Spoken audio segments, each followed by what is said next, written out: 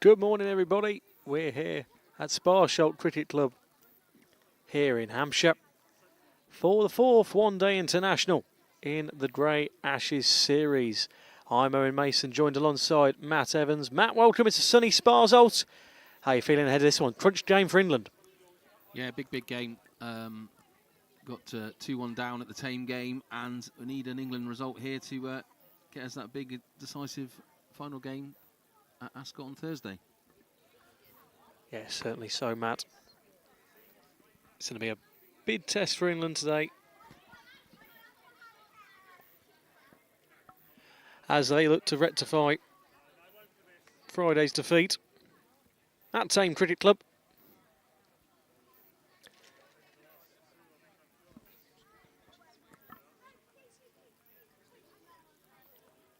Big crowd forming, as you can see here at Sparsholt. As school kids off on their school holidays now. Great crowd forming here in Hampshire for what will hopefully be a fantastic day of cricket. Morning and welcome here to Hampshire, sunny Hampshire, Sparsholt Cricket Club, and it's the fourth ODI. We know that England went 2-1 down at Tame. We weren't there for the game, but Owen?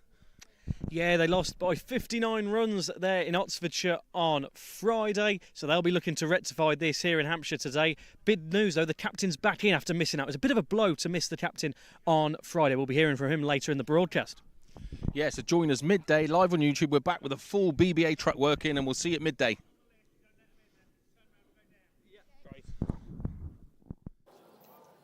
That was me and Owen when we arrived this morning here at this beautiful cricket ground, and just shortly after that we had a chance to get Rash out there to inspect the pitch. Well, Matt, Owen, thank you very much. Out here in the middle, Sparsholt Cricket Club. First thing to tell you, this is a hybrid cricket pitch, and I tell you what, it's in really good nick. And for those of you not familiar with what a hybrid cricket pitch is, it's a mixture of natural grass and synthetic fibres. It's meant to produce a more durable and resilient playing surface. If you'll just follow me down here now, Amy. Let's have a look at it. Nice covering of grass all over the place. But the thing to notice first off, it's rock hard. Not anything like we had in Cheadle-Hulme. When I did that, my knuckles disappeared. You come back up, Ames.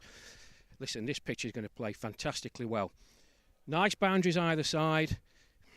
True bounce. Ball should come onto the bat. I think both teams will be happy. No excuses as a batter here. I expect a par score. I think you're talking about 280. Boys, back to you.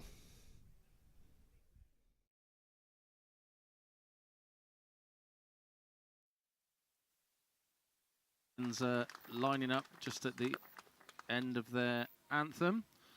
A fantastic crowd here with lots of kids as we hear the national anthem for the England team.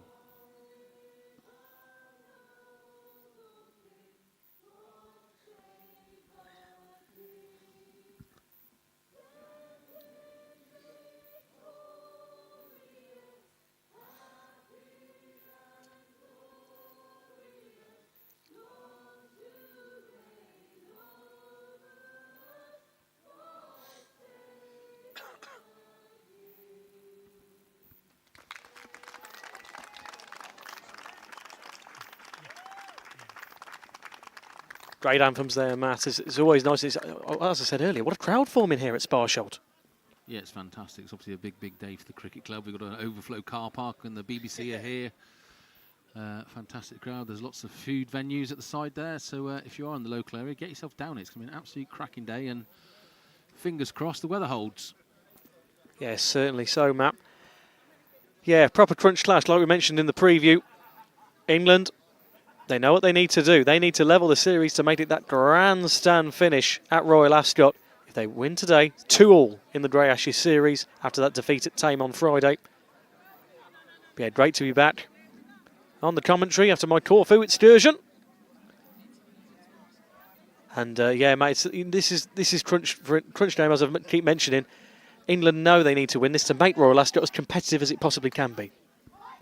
Yeah, if they don't win, there's a dead rubber at Royal Ascot. But we caught up with England captain earlier, Edward Gordon-Lennox, and Owen had a chat with him. So you join us here with the England captain Ed Gordon-Lennox. Ed, of course, an injury left you out of Tame on Friday. Are you all fully back to fitness now, ready for Sparsholt? Yeah, thanks, Owen. Very frustrating Friday. I had a forearm strain, which meant I couldn't hold a bat properly. It's much better now. Yeah, and we're ready for Sparsholt, which looks wonderful. They've done a great job here, the club, to set it up for us. Yeah, and just the final word on Tame, that 59-run defeat in the end. What did you make of the day in Oxford? Yeah, obviously a frustrating day. In fairness, the Aussies were better than us in most departments, but we're growing, and we've, Darren Smith played a magnificent innings, batted for 45 overs, showed us how to do that, and so yeah, we've learnt a lot, and today's a different day. Yeah, and unlike the time period from like Fairburn to Tame, that week and a half, obviously it's that quick turnaround now over the weekend. Of course, that final game in the series on Thursday, that quick turnaround, of course, needing to win today. How crucial is it to get that win over the line to build a grandstand finish for Royal Ascot? Well, that's what we hope for, and that's what we plan to do. So yes, it's all quite quick now, Owen, but not a bad thing really. Keep the momentum, keep building, and let's hope we give it to them today. Great stuff, Ed. Best of luck today. Ed Gordon-Lennox, everybody. We'll join you from midday. Yeah, great to catch up there with Ed Gordon-Lennox after that injury. Prevented him from being at Tame on Friday. He was itching to be back. He was glad to be back here at Sparsholt today. And, we get both sides. Australia also today, obviously, they can win the series. Here's Peter Judd with Matt Evans. You join me here at Sparsholt Cricket Club with Aussie captain Peter Judd. We weren't there at Tame. Peter, just talk us through it briefly. Well, when you turn up to a ground that conditions were great, that looked like fast outfield, pitch looked good, your obvious thing is, gee, I'd like to win the toss and bat, so managed to tick that box, and then you hope your batters do their job, and we ticked that box with 284, so then it was a case of just hopefully the bowlers could bring it home from there, and so you sort of say everything went to plan, but it wasn't as easy as it perhaps looked in the end. They were in front of us after their first 15 overs, and then we managed to pull them back and take control. But yeah, it was close still. And that man, Darren Smith, 100 runs and 4 wickets. He's going for man of the series, isn't he? He's in real good touch. He's always up for man of the series. He is in very good touch now, for sure. And obviously he's a very important key in our side, and we hope he can just do it for a couple of more games, yeah. So you got to have a look at the wicket. It's a hybrid wicket, very firm. What was your initial thoughts? Again, it's another beautiful day. It looks like a fast outfield. The pitch looks good. So I'd be very surprised if either captain didn't opt to bat first. And obviously a big game today. If you win this one, the series is done 3-1. So how are the boys feeling? Well, we're excited about the possibilities, but the job's still ahead of us. Obviously, England have got everything to play for, being 1 down with 2 to go. So they're going to come at us hard, and we have to be ready for that and hopefully perform under pressure. So that's Peter Judd, the Australian captain, well up for today's challenge. Join us at midday. Thanks, mate. And that was myself catching up there with Peter Judd, the Australian captain, ahead of today's crucial clash here at Sparsholt Cricket Club. We've got school children waving flags, a fantastic, almost a festival atmosphere, Owen, down here in Hampshire. And as we said, the sun is shining at the moment. They are predicted to be maybe a little shower around 3 o'clock, but fingers crossed that'll pass us by. The Aussie players have ditched the jackets, and I think we've now got the toss live with Rash out in the middle. Out in the middle here at Sparsholt Cricket Club in Hampshire, this 4th one-day international between England and Australia. Australia courtesy of a victory on Friday, 2-1 series lead. I'm out in the middle with the 2 skippers. The toss has just taken place behind me. Turning to my right, Peter Judd. Peter, you win the toss and you're going to have a bat. It's almost Groundhog Day, isn't it? I mean, the pitch seems very similar to Tame the other day. Outfield seems similar. It's a real cricket ground. So we thought we'd have a bat again. Super. Playing on Friday, you played yesterday as well against the South Eastern counties. Bit of a reversal of fortunes from the tour, but I don't think that's necessarily a bad thing. You're going to expect some blips now and again, but everyone fighting fit. No changes from your side from Friday. No changes. yesterday's game, those boys we played yesterday were really up for it. We wanted to win, no question about that, and they pushed us and they defeated us. So, you know, what we take out of that is we've just got to lift our game a bit more again. We can't take any opposition lightly. Obviously, we don't take England lightly. And it might hopefully have been just a little kick in the backside that we needed.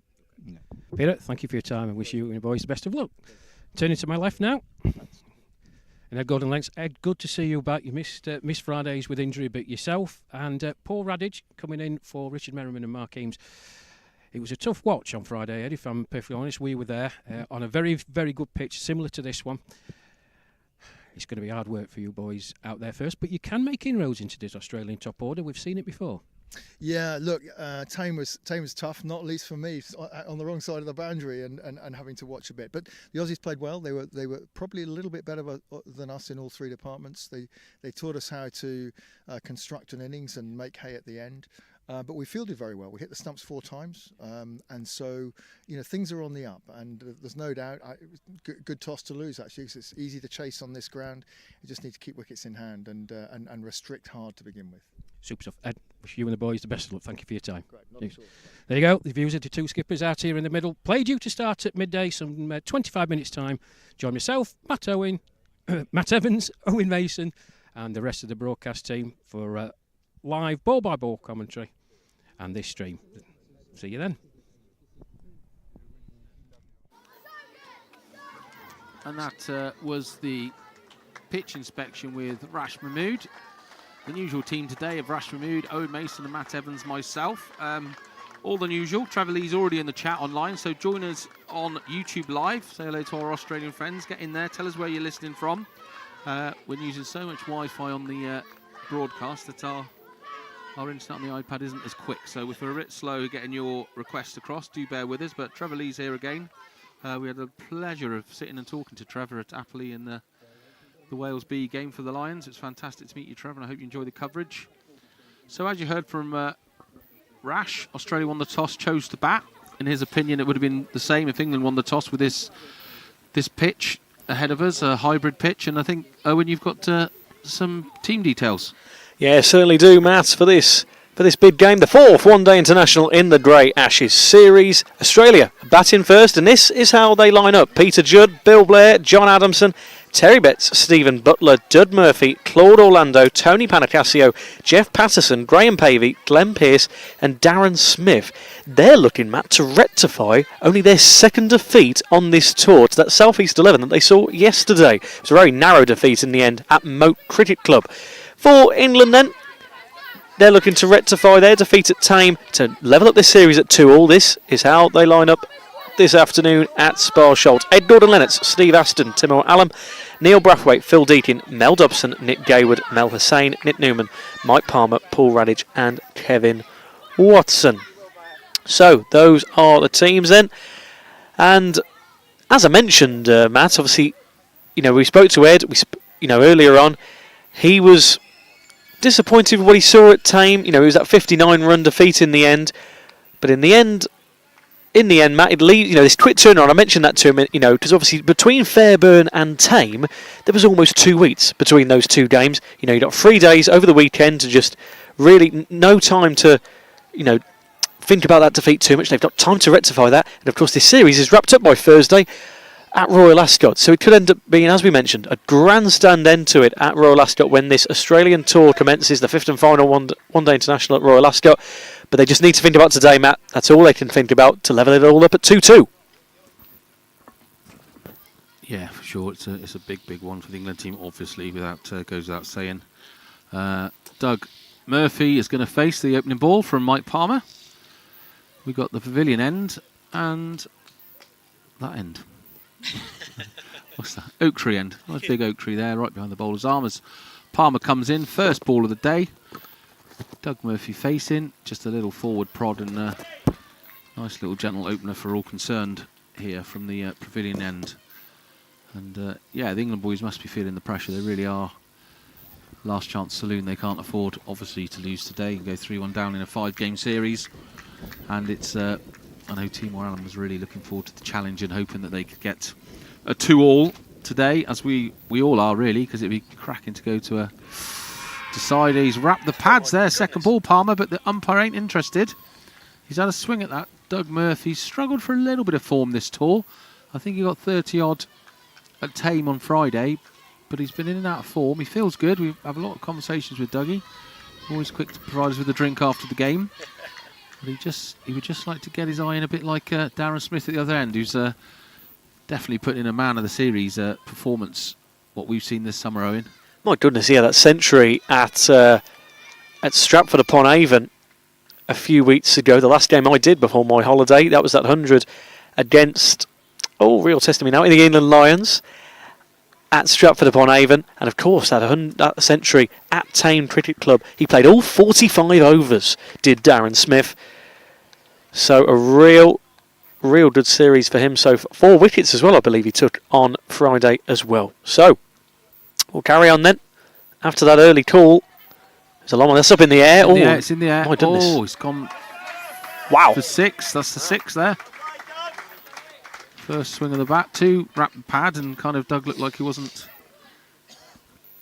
That had some hand time in the air, didn't it? Because my goodness, if anyone was on that far side, my goodness, it could have been good night Vienna there. But no, it's the first sits. Sometimes we have to wait for a sits, but we've got one within the first over here at Sparsholt.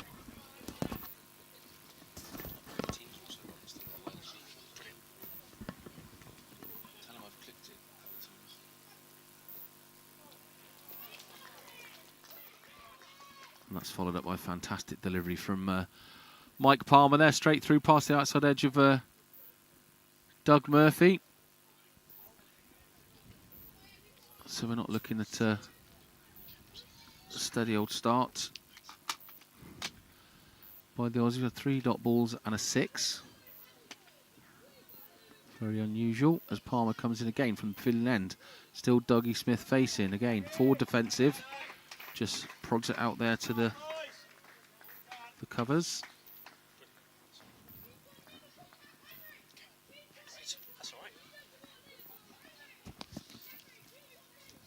There you go. As you can see, the score, it was Doug Murphy with that sits. Off his sits deliveries then for that first over. As it will be Darren Smith then, the number 88 on his back, to take in this second over.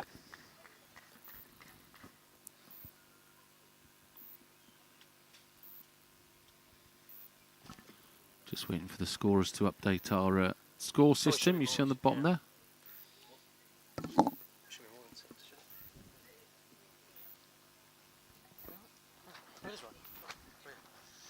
The bowler's name will come up as Smithy looks to face his own mark, and it's going to be Mel Hussain, second to come in and bowl from that oak tree end, and Darren Smith to face. That was not a bad first over. What's it, 5 dot balls and one boundary, so just a loose one which Doug Murphy clipped away leg side quite easily. It was in the air for a little bit, like Owen said. That's probably the shorter boundary there from the filling red on the leg side. It was very airborne, and the England fielders looked interested for half a minute, but it was well over the fence for the first boundary of the innings, and obviously Smith looking to just adjust the sight screens behind the bowler's arm there, and he'll be hoping to carry on his superb form this summer, Owen. Yeah, certainly so. Yeah, I was just mentioning at the oak tree end, as we've christened it. Might call it the sponsors end. There's a few sponsors on that back fence. But yeah, the sight screens, just what we're waiting. Here we go then. Be Mel Hussain. In for Darren Smith. Oh, goodness. He's had a little fish at that outside off stump and completely missed it. Straight through to Steve Aston, is it? Beyond the stumps today, I presume? Yeah. As Mel Hussain comes in for his second ball. He just drives up there, back towards the bowler there for Smithy, just getting his eye in. That could have been an interesting start if an early wicket had fallen there. Yeah, we saw it at Fairburn 2 weeks ago, Matt, where, it was... They ended up being 0 for 1, didn't they, Australia, after Doug Murphy's dismissal?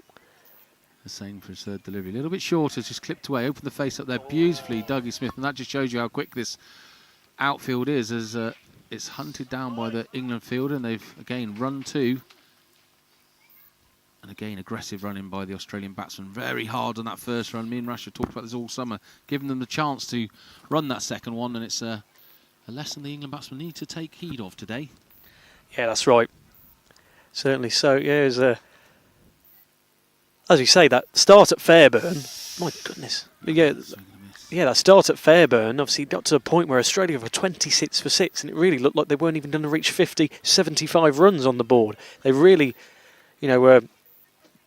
picked themselves out of a hole on that occasion 2 weeks ago. Still ended up losing the game at Fairburn a fortnight ago. Yeah, and there's a couple of little dodgy opening swings there by Darren Smith. Everyone said the pitch is pretty flat. It's like batting on a road. Yeah. As Rash said, it's a hybrid pitch, so I don't think there's been any movement with those shots he's swung and missed at. So we're hoping to just get his eye in a bit better than this. Yeah, we spoke to the England seniors media man Harrison. I say it's the first time I've seen a hybrid pitch. He was quite surprised to see this at like a village pitch like this. Is it quite a common thing nowadays, these hybrid pitches, then, Matt? Yeah, I mean they're all over the Premier League in football, so it just kind of makes it more sustainable and wearable, and it lasts longer. It's kind of a half synthetic grass sewn into the normal grass. Certainly weren't around in my day when I was playing, but apparently they're quite prominent now in cricket pitches. As we finish the second over there, it's 8 for no loss for Australia. Mike Palmer taking the first over, Mel Hussain taking the second over, so we're going to see Mike Palmer again from this pavilion end. And the batsmen haven't swapped ends, so it'll be Doug Murphy facing Palmer again. A little chat there between the two batsmen early on in the innings. Yeah, for their, for the Australians, they want something similar to what they saw at Tame. Obviously, Darren Smith played out all 45 overs, and I've got to say, I don't think that's been done this. End up playing the whole. Good obviously, there's go trickle towards the boundary for a 4. Yes, it will. Oh no, just about. Say, well done. Stopped on the boundary there by Timor Allen, was it? Yeah, no, mainly because the Aussies have done this rotation of 35 balls and retire your bat, which has looked like a superb idea because they're all in good nick, they all look in good touch, and they've all had a little bit of time at the crease. As Murphy just clips off his hips for 2 runs, so he moves on to 8.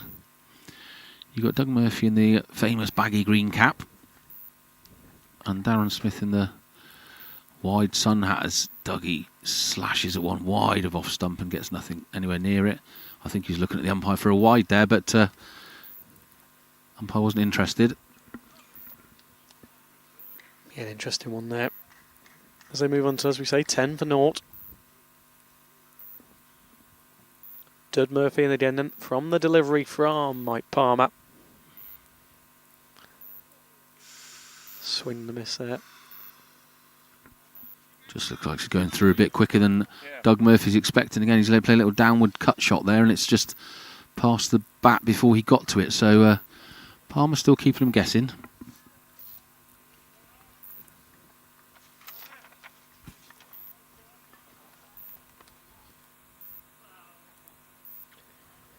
Yeah, and speaking of Mike Palmer, he got 3 wickets at Fairburn 2 weeks ago, so he'll be looking to continue that form. As we mentioned, that red hot start from England on the bowling. Stittled Australia to 26 for 6, and obviously it was about 72 for 8. Good bounce back from Australia to reach 172 in the end. Of course, England got to 176 for 5 and levelled up the series 2 weeks ago. After, of course, 3 weeks ago, Australia won by 44 runs at Littleborough. And as we mentioned, Tame Cricket Club saw Australia go 2-1 up in the series, and that's where we are today. Oh, early call again. I think there's a bit of bat on that. Dougie waving his bat in the air, saying I clipped it a little bit. As Palmer's definitely getting through here, though. Dougie's still guessing what the ball's doing and what speed it's coming down at. Australia move on 10 for naught in the third over. Palmer's definitely asking a few questions of these Australian batsmen.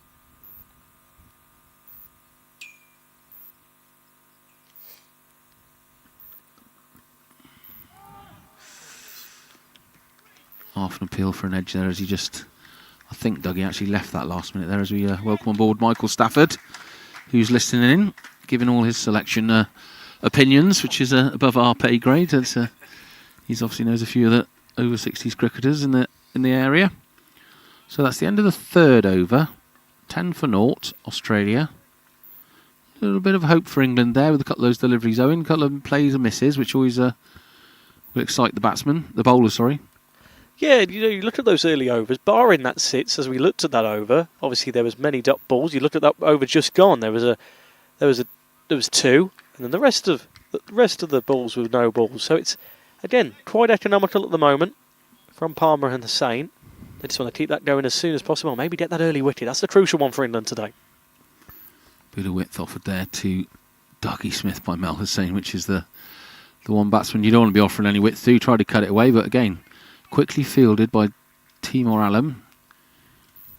And Hussain comes in again, a second delivery, third over. Smith facing, just prods that away again to point where Timor Alam's very sharp in the field to get that back.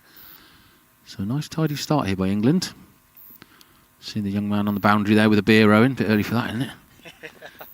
It's only just on midday. What's going on? Darren Smith to face it again then. That's better from them. And they'll get another run out of it. Stop the rotter top balls, Matt. Yeah, you've got to be careful with this Aussie side. Their quality, and most of the team we spoke to about Tame was saying they started off very slowly, but then it got away with them back into the innings. So you've got to stay on your A game for the whole 45 overs, but I'm sure the England team are more than capable of that. Some very steady bowling so far, keeping the run rate down. Dougie Smith just having to adjust his glove here, which is delayed the fourth ball of Mel Hussain's second over, and he's just straightening up Ed Gordon-Lennox in the field there.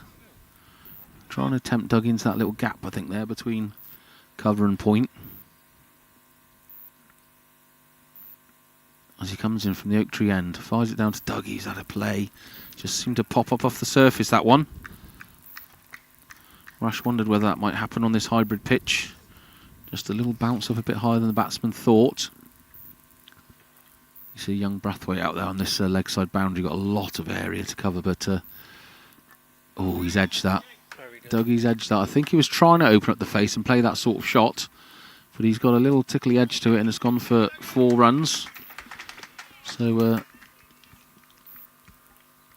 only Dougie can tell us whether that was fortunate or not, but it was defo edgy. When he gets him another boundary. Yeah, it certainly was, Matt. You're right. They say fortunate, but he'll only be the judge of that. But yeah, we had a good word with Timor Alam about Tame. You know, it's good to hear from the players. Good to get different perspectives from everybody. You know, he's done really well. What a good hit even he had at Tame. You know, in defeat, he's had a really good run of it. You know, especially in that Lions game. That's why, obviously, he was picked 2 weeks ago at Fairburn and did well at that in that game as well. Yes, Dougie just pushes that out to the leg side, and that's again that big chase for Brathwaite. But if you want anyone out there for England, it's certainly Brathwaite. He's electric in that field and so fit and athletic for a 6-year-old. But again, cracking running by the Australian batsman, getting in 2 there when they really shouldn't have done. And it's end of the 4th over, 17 for no loss. He doesn't half cover some pace, does he, Neil Brathwaite? My goodness me! We've mentioned before how incredibly agile these players are, but he's throwing himself on the floor, preventing those boundaries left, right, and centre, which is what you want to see, really. You know, as we mentioned, we keep mentioning it, but it's always stuff that's stuck in our mind. We look back at I think it was the game at Dunnington where Richard Merriman almost jumped into a crowd. Razi Ahmed did the same to prevent the boundary, ended up going into a wall. So that's where you see these players. That's the standard we're at, where every run matters, and we know that's the same for the Australian team. Yeah, it's. I mean, just to give you a picture, if you're not picking up your pictures, Neil Brathwaite, when he's on the offside here, facing Smithy he's batting at the oak tree end. You've got third man, and he's the only player. I know there's the fielding restrictions, but that is basically the only deep fielder is Brathwaite, all the way around the whole pitch till you get to kind of a deep backward square leg. So looking to stop that ball getting out of that inner circle, really, the England bowlers, because there's a lot of gaps in that field. We know the fielding restrictions kind of dictate that, as Michael Palmer throws down a dot ball.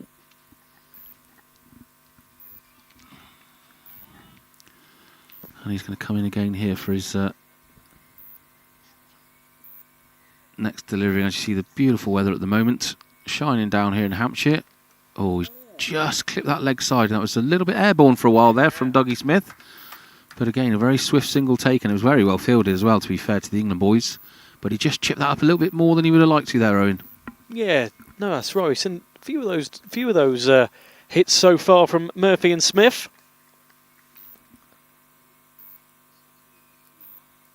But yes, for Australia, they want to build this opening partnership. I know we say it to death, really, but that's all they can do, because an early wicket lost, and that's it's a decently fielded as well. And that's even a word. Well fielded, I'll say. Decently, what a word.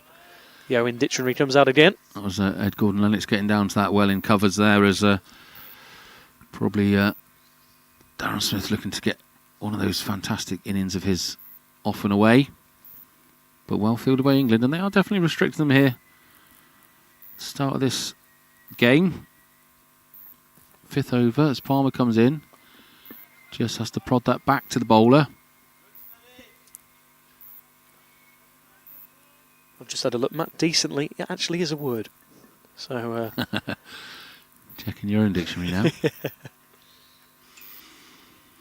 Well, a couple more balls and I shall be off for my first little break, and Rash Mahmood, who we've lost for a couple of minutes, is going to be joining Owen Mason. He was actually there at Tame, Owen, so you'll probably be able to get a bit more insight off him and how the boys are fielding. I mean, again, none of these games have been walkovers, and they felt the England boys, it could have gone either way. And just that back end of the innings of Dougie Smith staying in, really, 4 wickets and 100 was the difference between the two teams. Other than that, not a lot between them at all, really, and they were very pleased with their efforts, and are more than confident that they can get 2 all after this game, as Palmer comes in for his last delivery of this 5th over, facing his Dougie Smith, charges in from the pavilion end, throws one down, and Darren Smith just prods it back for a dot ball. So that's 5 overs gone. Australia 19 for naught. thank you, Matt. Yes, he'll be back shortly as we'll rotate through the overs. But joining me in just a moment will be, of course, Rash Mahmood. And Matt made a great point there.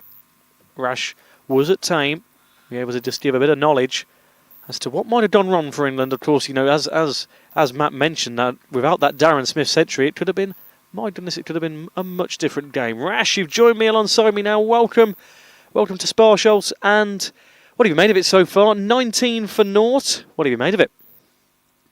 Well, thank you, Wayne. Good afternoon to you. Good afternoon, everybody, wherever you may be. Well, there's a couple of deliveries from Michael Palmer bowling from the pavilion end that didn't get up at all. But as to your question, England,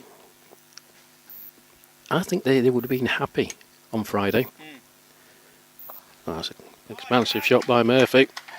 Just for 4.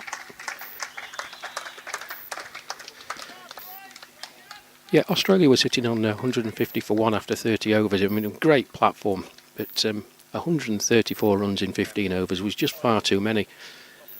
Having said that, at one point it looked like the Australians were going to get north of 300, possibly even 320. So, on a very, very good batting track and with a talented England lineup, they would have fancied their chances, but the wheels just came off a touch. But by some very, very good fielding by Australia, I have to say. We know what they're all about. They really put the squeeze on. And ultimately, England fell, I think, 59 runs short. Something like that. It's imperative that they try and limit these 2 opening batsmen. Don't let them get away. It's a good start so far. Yeah, certainly so, Rash. as we say, 19 for naught. Dud Murphy after that boundary, 15 off 16 deliveries. And that'll be another one to head towards the boundary. Oh, just about stops, is it? Yeah, it's gone. Oh, it does get there in the end. Another 4 for Australia. Yeah, and this is what Doug Murphy can do, folks. We know all about it. He got off the mark with a 6 over mid-wicket. Back-to-back 4s. Got to try and limit this Australian opening pair. Yeah, that's the crucial element of it. 23 off 18 deliveries from Murphy now as it just updates itself. Really good return from him so far. 4 off 14 for Darren Smith. But we mentioned actually, me and Matt Rash, where at points in this tour, Doug Murphy was struggling for a bit of form. You look at 2 weeks ago, it was that first, almost that first delivery. Always up in the air from Murphy, and I'll go towards another 4. Fantastic from him again. Really, really good. But yes, now he's sort of really hit that form at quite a crucial point in this series, Rash. I think that's a good thing for Australia. Well, he's an incredibly talented batsman, Owen, first and foremost. We saw that down under in the first 2 games. A late call-up, and he took his chance, and he cemented his place in the team. And what he gives you, of course, is the attacking capabilities, because he can score runs very, very quickly indeed. When you've got someone like Darren Smith at the other end, and we saw it on Friday actually, a very uncharacteristic innings by Smith. At one point he had 18 runs from about 45 deliveries, but he ended up accelerating and getting a century. His second century against the England side, having scored 100 not out at Stratford. But Doug Murphy, yeah, he's took that away as well. It's a long chase for Brathwaite. He's not going to get there, so expensive from Hussain this. 4 4s. The over. 16 from that Mel Hussain over. And this will be, even in the early stages, 6 overs gone, 35 without loss. This is going to cause some consternation for the England skipper returning today, Ed Gordon-Lennox. Yeah, we just mentioned, Rash, how, in terms of those early overs, I think we saw a 4 in the opening over. The rest were dot balls. We saw a 2 in one of the overs. The rest were dot balls. As you say, an expensive over there from Mel Hussain. And that's all it takes for this Australia side, because look at this now. You're coming up to 6 overs in, 35 for naught now. And that's all it takes. And as we've mentioned before, Rash, they really go for every single run. And as you mentioned, at that 30 over mark at Tame, they almost doubled their score, which is quite extraordinary with 15 overs left.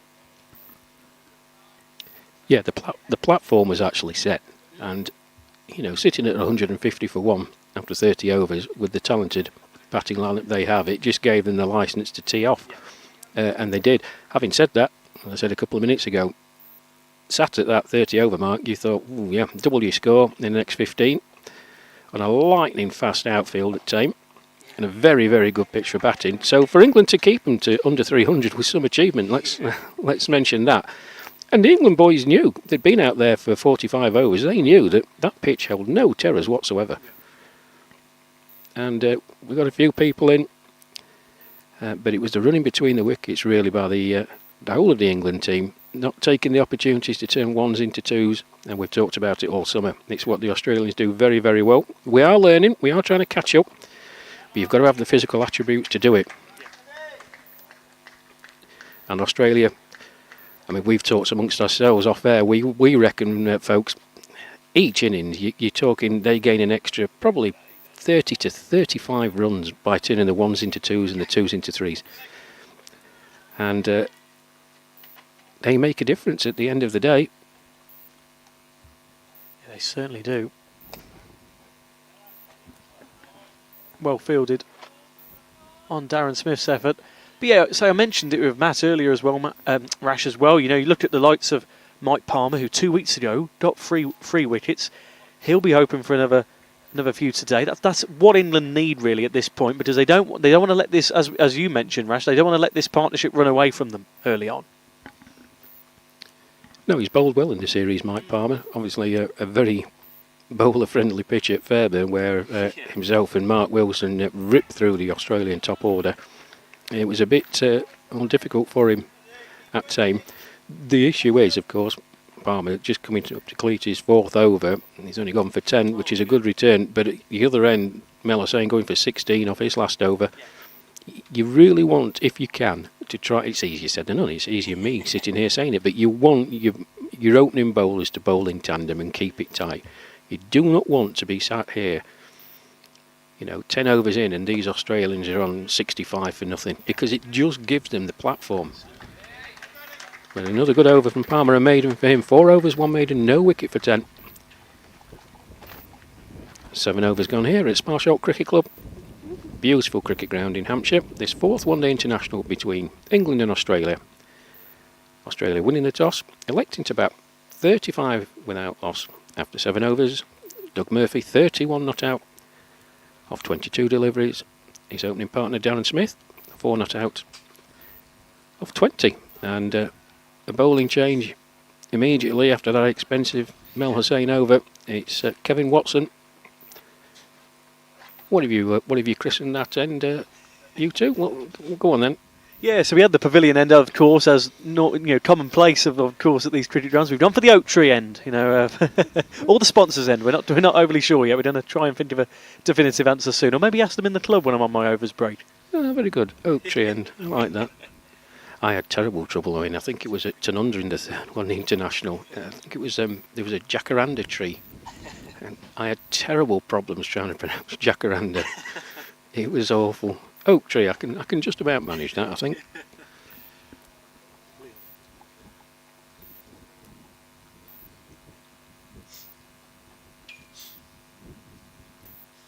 Yeah, lovely. What a crowd forming, of course, helps with the school holidays, as we saw the kids earlier welcoming both sides onto the pitch. But even for 12:30 on a Monday afternoon, fantastic crowd building here at Sparsholt. If you're in the local area here in Hampshire, beautiful part of the world. Well worth the 20 past 5 train this morning, Rash, I'll tell you that much. That's heroic effort, old boy. Well done. Well, these Australians played on Friday, of course, in the 3rd one international, but they also played yesterday, Owen, against the South East County Representative 11. Oh, and beaten. Good start from Watson. As Murphy just prods forward, ball beats him outside the off stump, well taken by Steve Aston. And they had a loss. And from speaking to some of the Australian boys, who were very forthright, listen, tiredness and fatigue took its toll. Oh! Well, mistimed drive from Doug Murphy. Kevin Watson unable to hold on in his follow-through, and he's taken some full catches during this series and fielded very, very well. Hit back. Just got his left hand to it. Couldn't hold on. Chance though. Yeah, very, very close there. That could have been a early breakthrough for England. 7 overs in, as you can see. You just tell that difference when Kevin Watson's just come in. How he's been really impressive over this series so far. But even so, Rash, you look at that, and we've said it before about this Australian tour of how many games they are having to keep themselves fresh, keep themselves match fit, especially for these games in the grey ashes. It can, as I just mentioned, it can keep you fit, but at the same time, as you said, that tiredness and fatigue. You look at Friday to Monday; it's their 3rd game in as many days, and you think that's, when you look at it now, and you think it was a close run defeat in the end. But as you say, it's a good test, but one they were quite frustrated about when we spoke to them earlier on. I think it's 2 things, Owen. One is the physical aspect. Listen, these are senior cricketers, but they're in incredibly good condition. It's a gruelling tour, and to play three matches in 3 days, 2 of them one-day internationals for the Grey Ashes, it's not just physically tiring, it's the mental toll that it takes. And as Murphy just angles his bat, 2's the shout, and she'll get there quite comfortably. There's Mel Dobson, does the fielding. 2 more to the total then.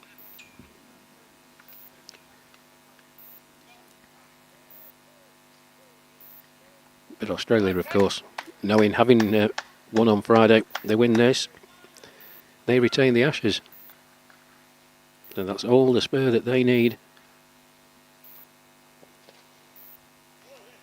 Another good effort from Doug Murphy. Will be well fielded again by Dobson on that far side.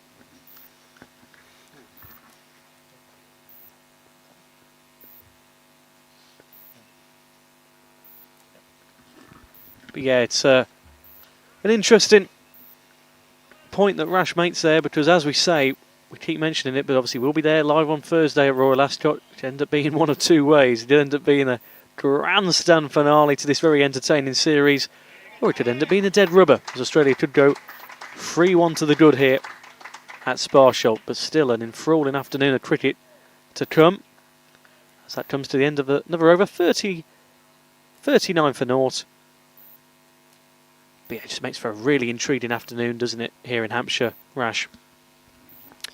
Yes, it does. I mean, did my pitch report. It's a hybrid pitch. It's a good pitch. You know, good for batting. We've just seen a couple of deliveries, particularly from the pavilion end, that Mike Palmer is continuing out. Just keep a touch low.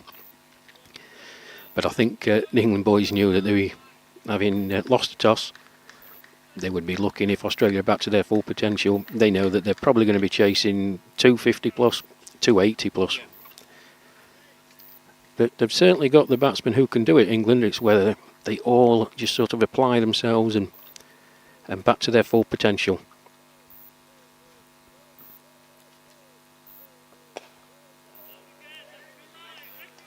Yeah, nice dot ball to start the over then from Mike Palmer. Nice partnership building early on then. As we say, that 40 runs coming in just over half an hour for Dud Murphy and Darren Smith. Murphy well on his way. Bit early to say, but well on his way to that half century if he keeps doing at this metric.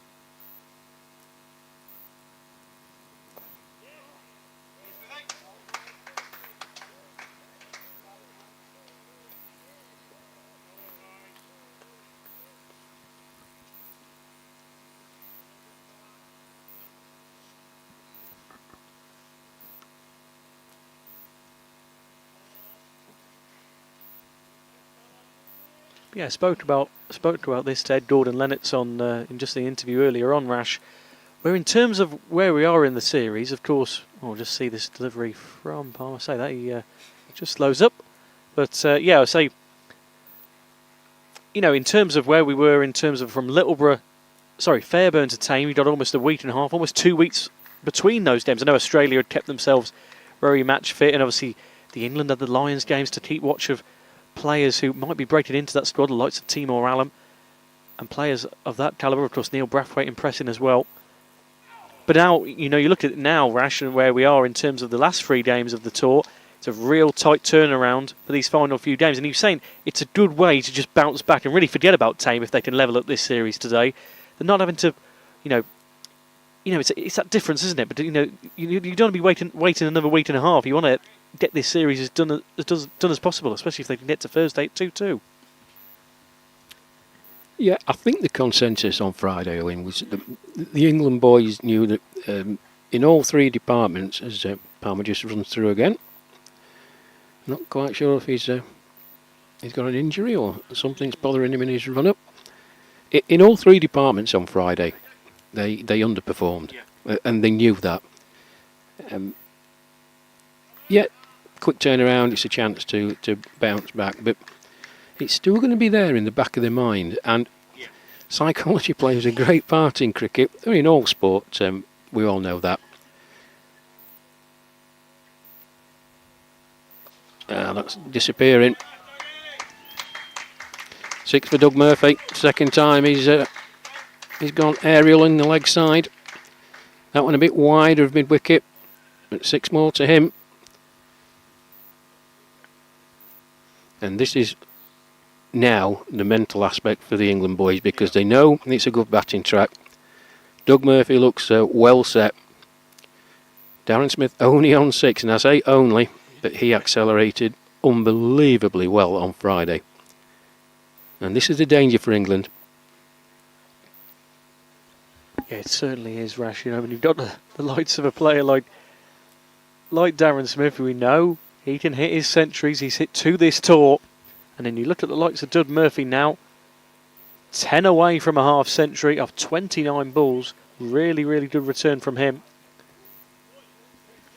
And that's where Australia are dangerous all the way down the batting order. We keep mentioning it, but you see the likes of Bill Blair, Terry Betts to come. You know, my goodness, the batsmen they have quite extraordinary.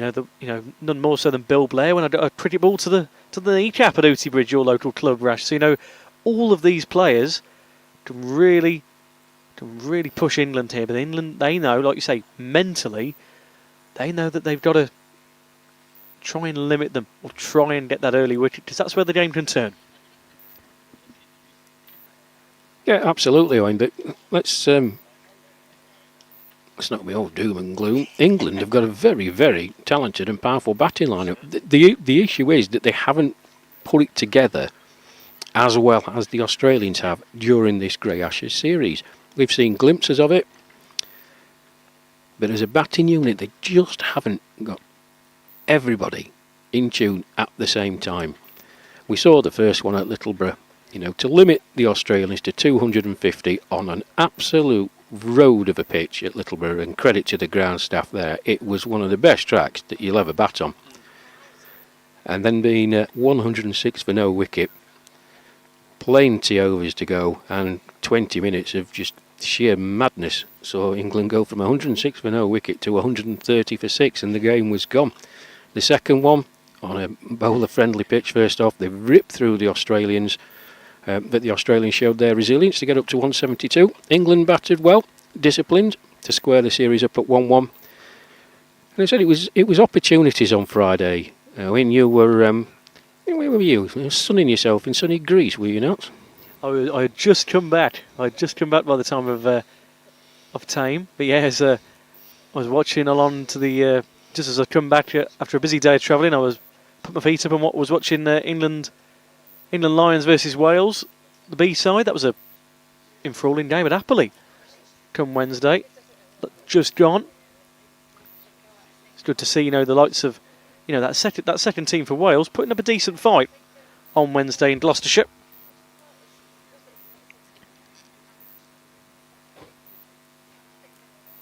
Shows that in terms of for them, Rash, that shows that that Welsh side is improving. They've got the players, like you mentioned in recent years, these home nations are really Scotland just most recently becoming a professional side, and you look at this now and you think, my goodness, it's a great metric when it comes to the World Cup next summer. It makes for that tournament to be quite a fascinating one come next summer in Canada. Oh yes, the home nations are improving, and more exposure to the better teams in the world will only help them improve. And having Australia, it's obviously going to bring the game on great experience. They played at St Helens Ground, wonderful old stadium, last week. So I think, I don't know if that's a replacement ball, because there's the great and the good of Sparsholt are disappearing through a little gate with that hedges, and they're trying to find the ball. I think that's a replacement ball. So, Mike Palmer. In he comes then from the pavilion end. Oh, that's tucked away. That was nose from Palmer, and Murphy just helped himself. Swinging down the leg side, and Doug Murphy just helped himself to another boundary. That's the Australian 50 up. Just 39 minutes.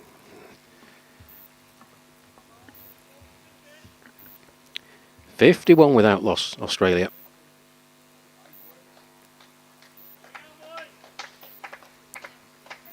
Yeah, very decent return, that, Rash. As he said, in just hitting 40 minutes on the clock. As Palmer comes in again. Ooh. Oh, that one just spat up a touch, but we'll just wait for the signal from umpire David Lloyd, standing in the pavilion end, and a leg bye signalled. Yeah, it's nearly coming to run a ball, Owen. I mean, that's 52 off, 54? Something like that. 9 overs gone then, as I said, 52. And now this will be a big concern for Gordon Lennox. I said it a couple of overs ago, but the way this is going, England have got to find something, and they've got to find something quickly. You cannot let these two get set and just play their natural game. Try and get them out of their comfort zone. And it's look, we know it's a good batting track, and the bowlers are going to have to put some hard graft in to make inroads. They're under no illusions of that.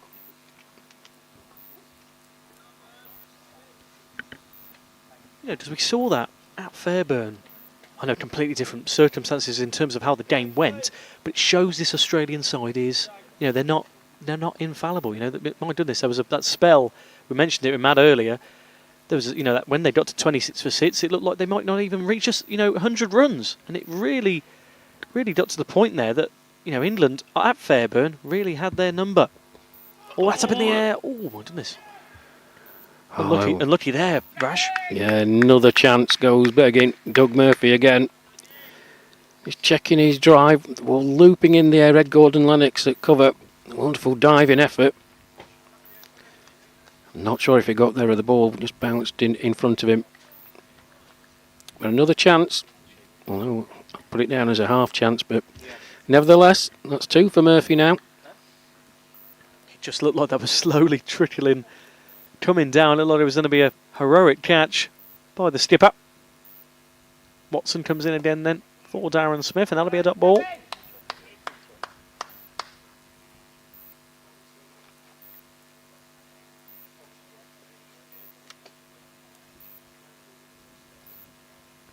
One thing I will say though, is that although Australia have made a very, very good start, someone just completely oblivious to what's going on, walks straight past the side screen at the oak tree end. Well done. They've just got to do the fundamentals right, make sure the fielding's on point, try and cut off the running lanes. We know what the Australians like to do, folks. You've heard myself, Owen and Matt say they do like to put pressure on those fielders in the ring. The 30-metre ring, you can see the white disc, hopefully on your pictures.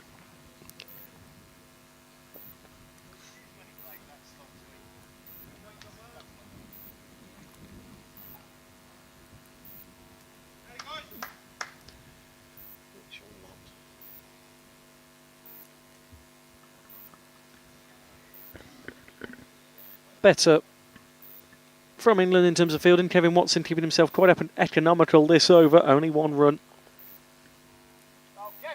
conceded so far.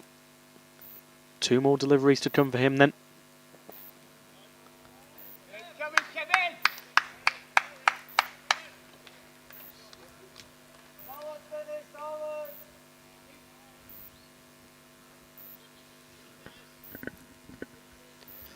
Yeah, if Kevin Watson can produce a dot ball from his final delivery of this over, hopefully.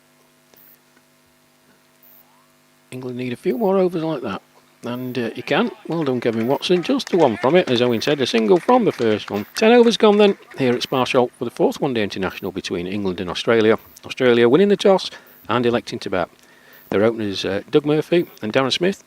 53 partnership between them. Murphy on 45 off 32 deliveries. Darren Smith 6 off 28. Owen Mason's going to be taking a break. Thank you, Owen. He'll be back shortly. And in his place, it's a very good afternoon to Matt Evans. Yes, good afternoon, Rash. Quick old start with the Australians, especially Doug Murphy. Yes, we were talking about it. We knew it was going to be tough for the England boys. We know how Doug Murphy plays.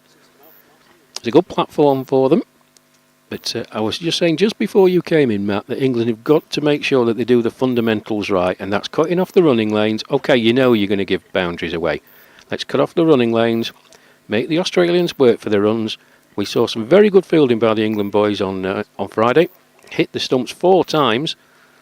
So they've got it in their locker. Yeah, and a little half chance put down by Ed Gordon-Lennox. I know it's a bit of a big ask, but that's the sort of chances that the Aussies seem to snaffle up on this tour, Rash, and it's the ones that England have got to start taking if they're going to be victorious here today. Yes, it was a difficult chance, Matt, but they do come your way. You've got to try and do your best. I mean, Ed Gordon-Lennox did his best, but yeah, we seem to not hold on, and the Australians do. But that's cricket. You make your own luck as well, of course. Well, it's a big old pitch again, isn't it, which kind of suits the Australian fielding prowess, and like you say, they've got to be on the ball here. The England boys, don't let them run away with it here. I just wonder whether Dougie's had a bit of a change of tactic in his batting with a couple of low-scoring innings on this tour. He looks like he's maybe gone, I'm going to be a little bit more aggressive. I don't know if you spoke to him at Tame or anything, or it was that case down in Tame. He just played his natural game, Matt. He was very annoyed with himself because I think it was Nick Newman who got him out LBW. He was trying to... We know how strong he is through the leg side, and he does like to just shuffle across his stumps, give himself a bit more room to play through mid-wicket. We've seen there, that's turned around the corner, it's going to be runs again. Should be 2, and it is. And as is his wont, he just shuffled across a bit too much, and he ended up actually facing Nick Newman. Ball hit him on the pad and given the umpire a very simple decision, but he's a very, very good batsman. We've seen glimpses of it. We saw it in the first one at Littleborough, how powerful and destructive he can be. But he's got all the shots in his locker, and he can play any type of game. He's a very, very good player, and I enjoy watching him, and not so much the England boys. I think they're sick of the sight of him. And his opening partner, well, by Kevin Watson, that reared up. It's bounced off the Astro pitch, didn't it? It did, Matt. Yeah, well done, Kevin.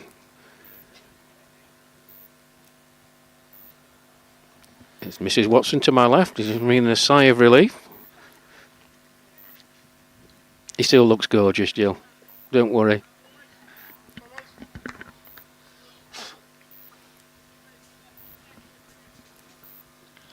That's a matter of opinion, Rash, I know.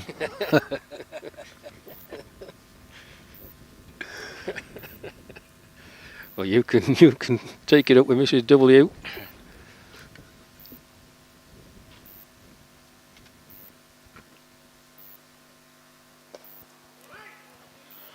And this is that sort of period I think England have got to jump on quickly, Rash. This is where, if this was an Aussie spell, you hear them saying, find a way, find a way, find a way. Don't just tick along here letting the Aussie score. Find a way to make something change, make something happen. Let's force a wicket out of this. And I think Ed Gordon-Lennox has got to be on top of that today, especially as, they can't afford to lose this one. No, but it was a good over from Kevin Watson, the previous one, Matt. Just a one coming from it, a single from the first. This one, just 3 from it. Yeah, and a couple more overs like this.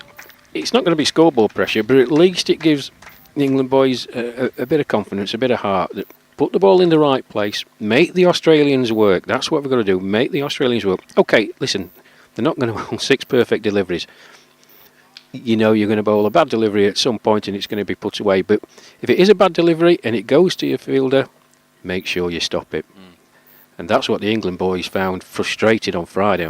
They played some very, very good cricket shots. Technically good, very proficient, but straight to the fielders. So start of the 12th, 56 for naught.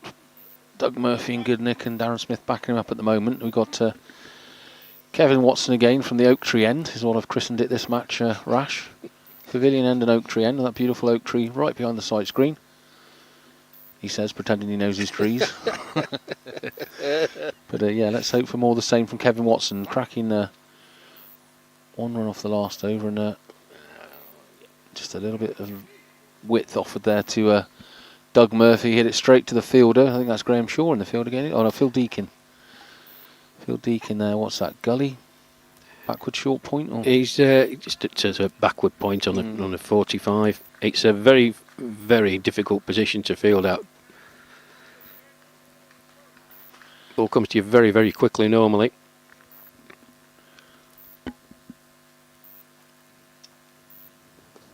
Oh, very similar shot. Just got it past Phil Deakin there. It's run down there to third man. And again, for me, Rash, I'm not, don't get me wrong, I'm not any cricketing expert at all, but there just seems more gaps in the field when, this is the first 10, 15 overs of this innings and you'd want the pressure on. I know a few players we spoke to said we've got to put more pressure on, but there just seems to be more gaps than when the Aussies are piling the pressure on in the early innings. Any reason for that, or do you agree or disagree? For me, it's a difficult one. You set the field according to the bowler's requirements and what you've talked about in the changing room, but you've got to be fluid as well, because the batsmen aren't going to just roll over and let you tickle the tummies. But it's risk and reward. If you're going to try and limit the ones and twos, this is a high-scoring ground. If you're going to limit the ones and twos, then you need them in. There are gaps, and there is the opportunity. It's a bit betwixt and between for me, I'll be honest with you. Agree. And this, again, the Aussies start, they have a slip or two. They're all in close. They seem to go, right, we're going to make you play. If you get off to a start, we'll drop back. Whereas here, again, another England innings without any slips in place, and Dougie Murphy's played a couple of those shots already, just nudged it away. Do you just think Ed could be a little bit more attacking and put the batsman under pressure? Don't give him the space to get this kind of swift start.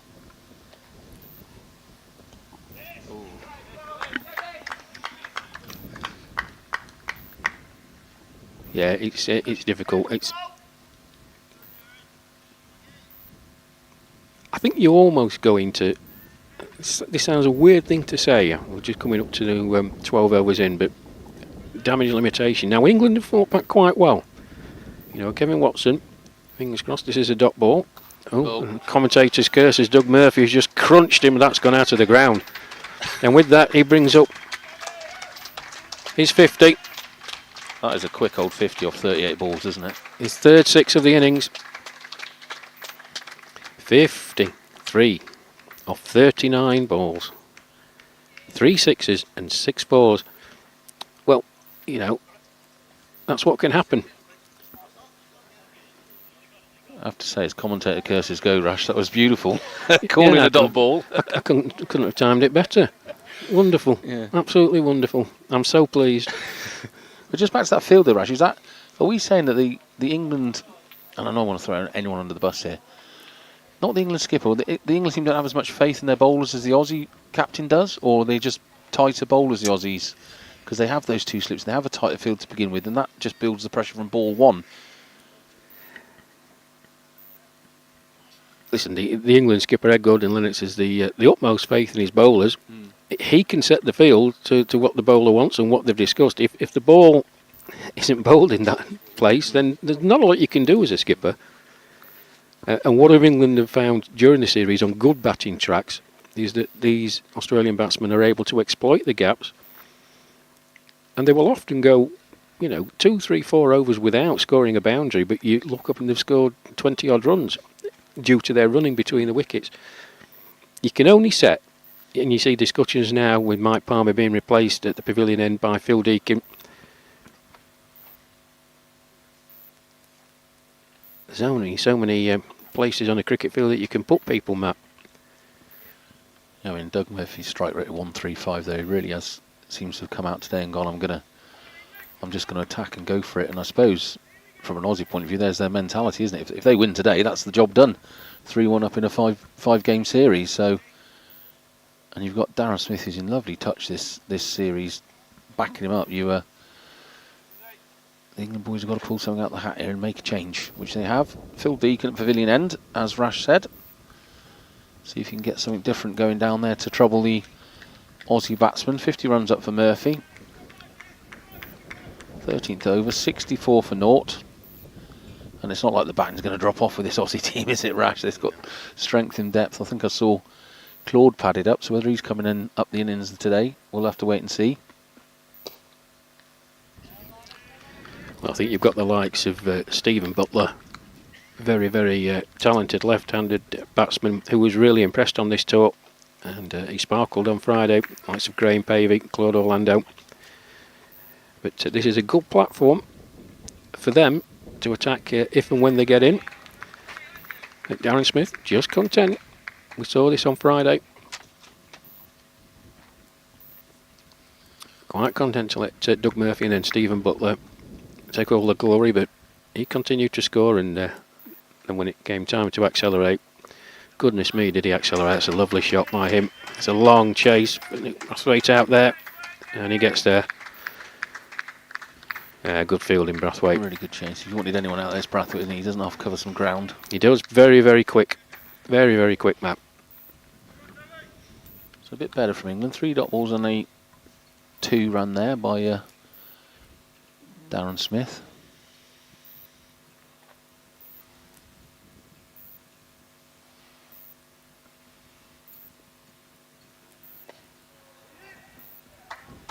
And again, that's the epitomises Australia this series. Just a cheeky little single when there didn't seem to be a run on.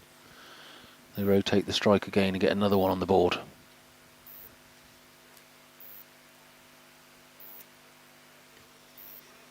Well, they were smarting. I've been speaking to the boys. They were smarting from that defeat against the South East Counties 11. It's worth just mentioning that when England toured Australia, they were undefeated against the state sides. Won all the matches bar one. The thriller in Benalla, and a tied game there.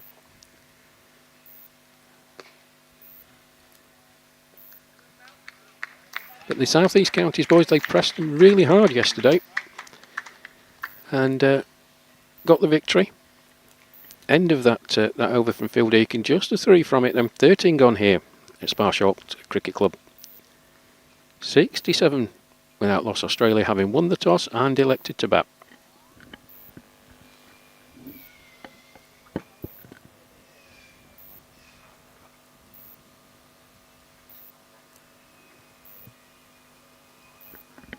It's also worth noting that our overall record against Australia is a good one.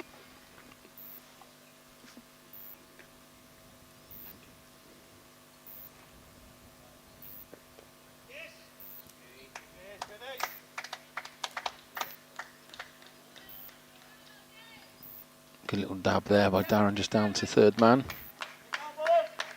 Yeah, they have the upper hand over the Aussies on the overall record, don't they, Rash? Yeah, they do. 40 odd times they've played, going back to 2009, I think, in the seniors.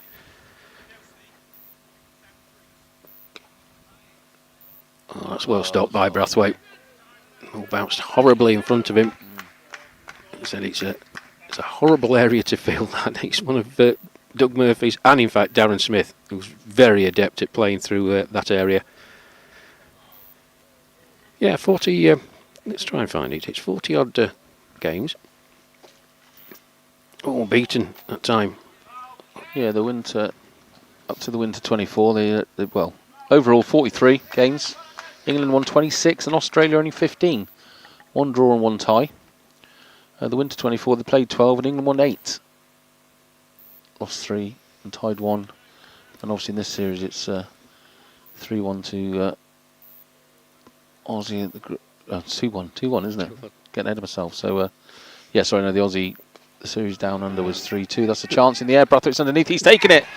What a good catch that was. That was looping over his head. Dougie's gone for like a backward cut, just top edged it. Doug Murphy's got a walk on 53, and Brathwaite's taken a fantastic catch there, Rash. Well, he's one of the most dynamic fielders in the England side, Matt, and he made that look very, very simple indeed. It wasn't a lot of ground to cover to his left, ball going over his shoulder, but made the ground and took a very good catch in the end. And that's the end of the dangerous Doug Murphy. He's out for 53 off 43 deliveries. England make the breakthrough. 68 for 1. But I'm sure Doug Murphy will get a good round of applause from his teammates and the substantial crowd that are here at Sparsholt Cricket Club. A vital breakthrough for England.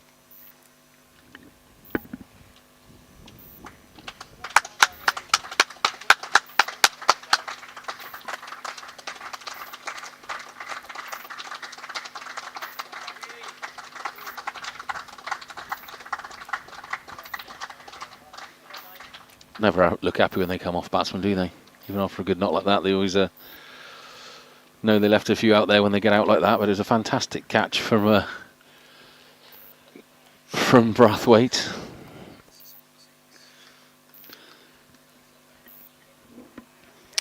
And while the new batsman's coming out, thank you to the Australian over 60s who are sponsored by GTM Global Travel Management, Kingrow Sports, Exotic Cricket Tours International, Solomon's Flooring and National Towers. On behalf of everyone associated with the Australian over 60s, thank you for your loyal and continued support. There's Graham Pavey, the new man in, number 16 on his back.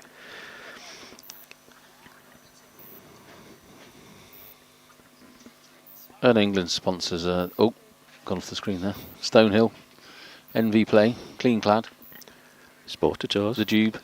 We're trying to remember it now. It's not on our screen, but yeah, thanks to all those boys as well as Watson will be pleased. He's made the first breakthrough, and you're saying Graham Pavey out there now, number 3 for Australia. So a good aggressive knock by Doug Murphy. But a nice early-ish breakthrough for England, so that'll get their tails up, Rash. That gives them a bit of hope. It does, Matt. Yeah, new man in at the crease. Darren Smith's still there on 11 off 39. You know, he'll be telling Pavey about the pitch and this, that and the other. We know how Graham Pavey plays, of course. Puts maximum amount of pressure on the fielders by turning ones into twos, but he went a bit berserk on Friday, I've got to say. It seemed like when he pushed the go button, every delivery he hit went for 4. And England didn't have an answer for it. But he can be a bit of a nervous starter first off, Pavey. As Deacon comes in from the pavilion end and Smith just plays that out to Mel Dobson. Short cover and there's no run.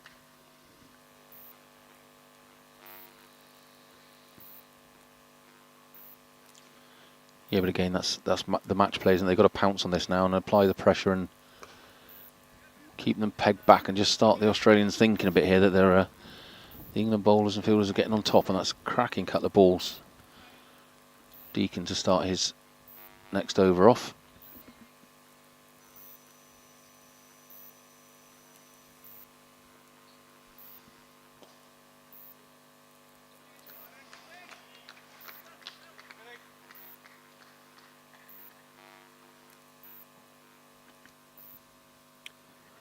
Well, 3 more deliveries of this Bill Deacon over, and then it will be drinks at the 15 over point.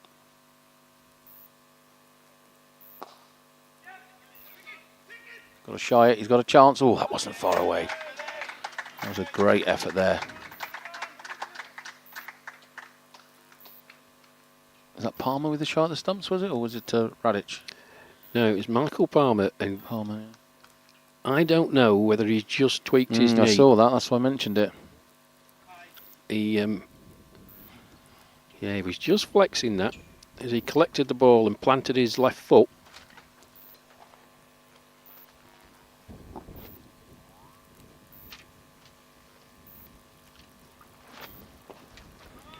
He definitely stretched down and grabbed that left knee there after that fielding, didn't he, Rash? He did. We're just watching him now closely. He's the fielder nearest to us, Matt. Doesn't seem to be too much pain. So the final delivery of this over, and then drinks will be taken. And I'm going to take my leave and have a wander around the ground and chat to the great and good. I'll leave you with Matt Evans, and he'll be joined by Owen Mason. As Pavey just prods forward for a defensive on that last delivery of the 15th over at 69 for 1. Doug Murphy lost his wicket at 68 for 1. The Australians started well, but a fantastic catch by Brathwaite looping over his shoulder there to take the first wicket. And young Mason is back. Yes, Matt.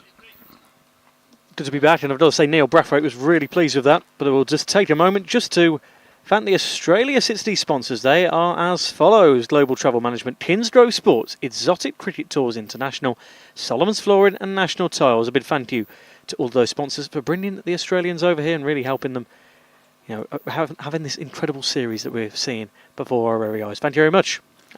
And England sponsors are Stonehill, Sporter Tour, NV, MacTech, The Jube and Cleanclad. And I think we've got a small video here from Cleanclad, who have really supported the boys well on this cricket tour.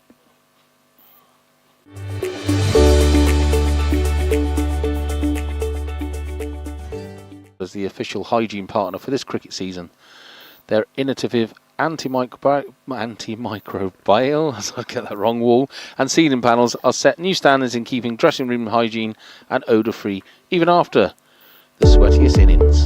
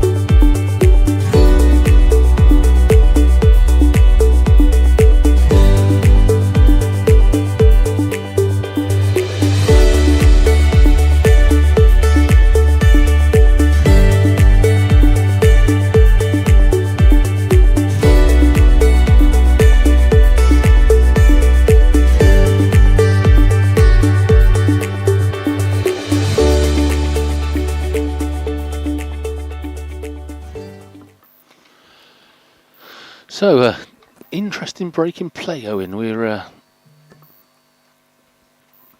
certainly. 69 for 1. England just making a break and having a real long huddle here and a chat with Ed Gordon, Lennox, dishing out some information. Darren Smith and Pavey are having a little chin wag in the middle. There's the players' break, and what's your feeling so far? Yeah, I've got to say, Matt, that wicket come at quite a crucial time. Just as I took my overs break, it got to the point where Dud Murphy and Darren Smith, obviously Dud Murphy, I believe, had hit his half century, hadn't he? Yeah. And in terms of that, it really got to the point where Australia really could have run away with that opening partnership. And you can see how happy Neil Brathwaite was on that far side to get that opening catch. And he threw it up in the air in amazement. He was very pleased with that indeed. But for England, that's been took at quite a decent time, and they'll be hoping now that they can just really upset the apple cart when it comes to Graham Pavey. And Darren Smith now had a slight word to Peter Judd.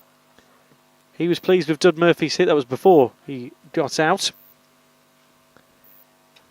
And as Rash mentioned, Darren Smith, we know what he can do.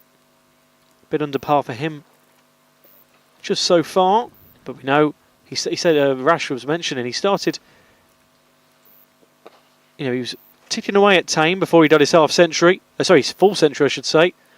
So we know what he can do. We've seen 2 centuries from him, Matt. We know what he can do with a bat.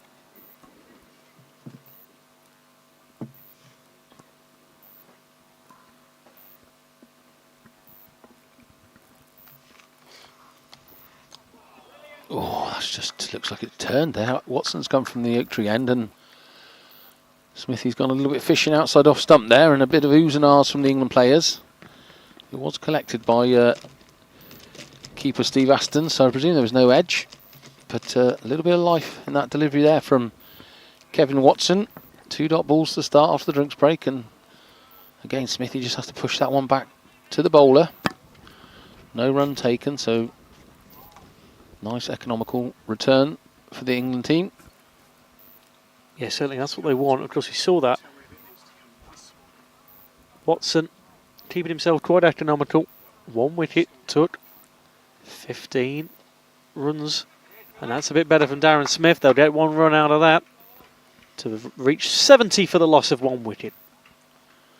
And this is the areas that worry me. That's another backward cut to third man. They've run a single, and I'd love to have the sort of technology that Sky TV have and see how many runs Australia have got from that point, because I've counted kind of 10 already, and that's where Aussies have the 1 or 2 slips and or even a deep gully just to stop those easy gaps which England don't seem to plug and to pile the pressure on. And as we just said, wicket just taken, you'd think they'd want to kind of keep the foot on the neck, taken 1 wicket, and allow them to put the pressure on.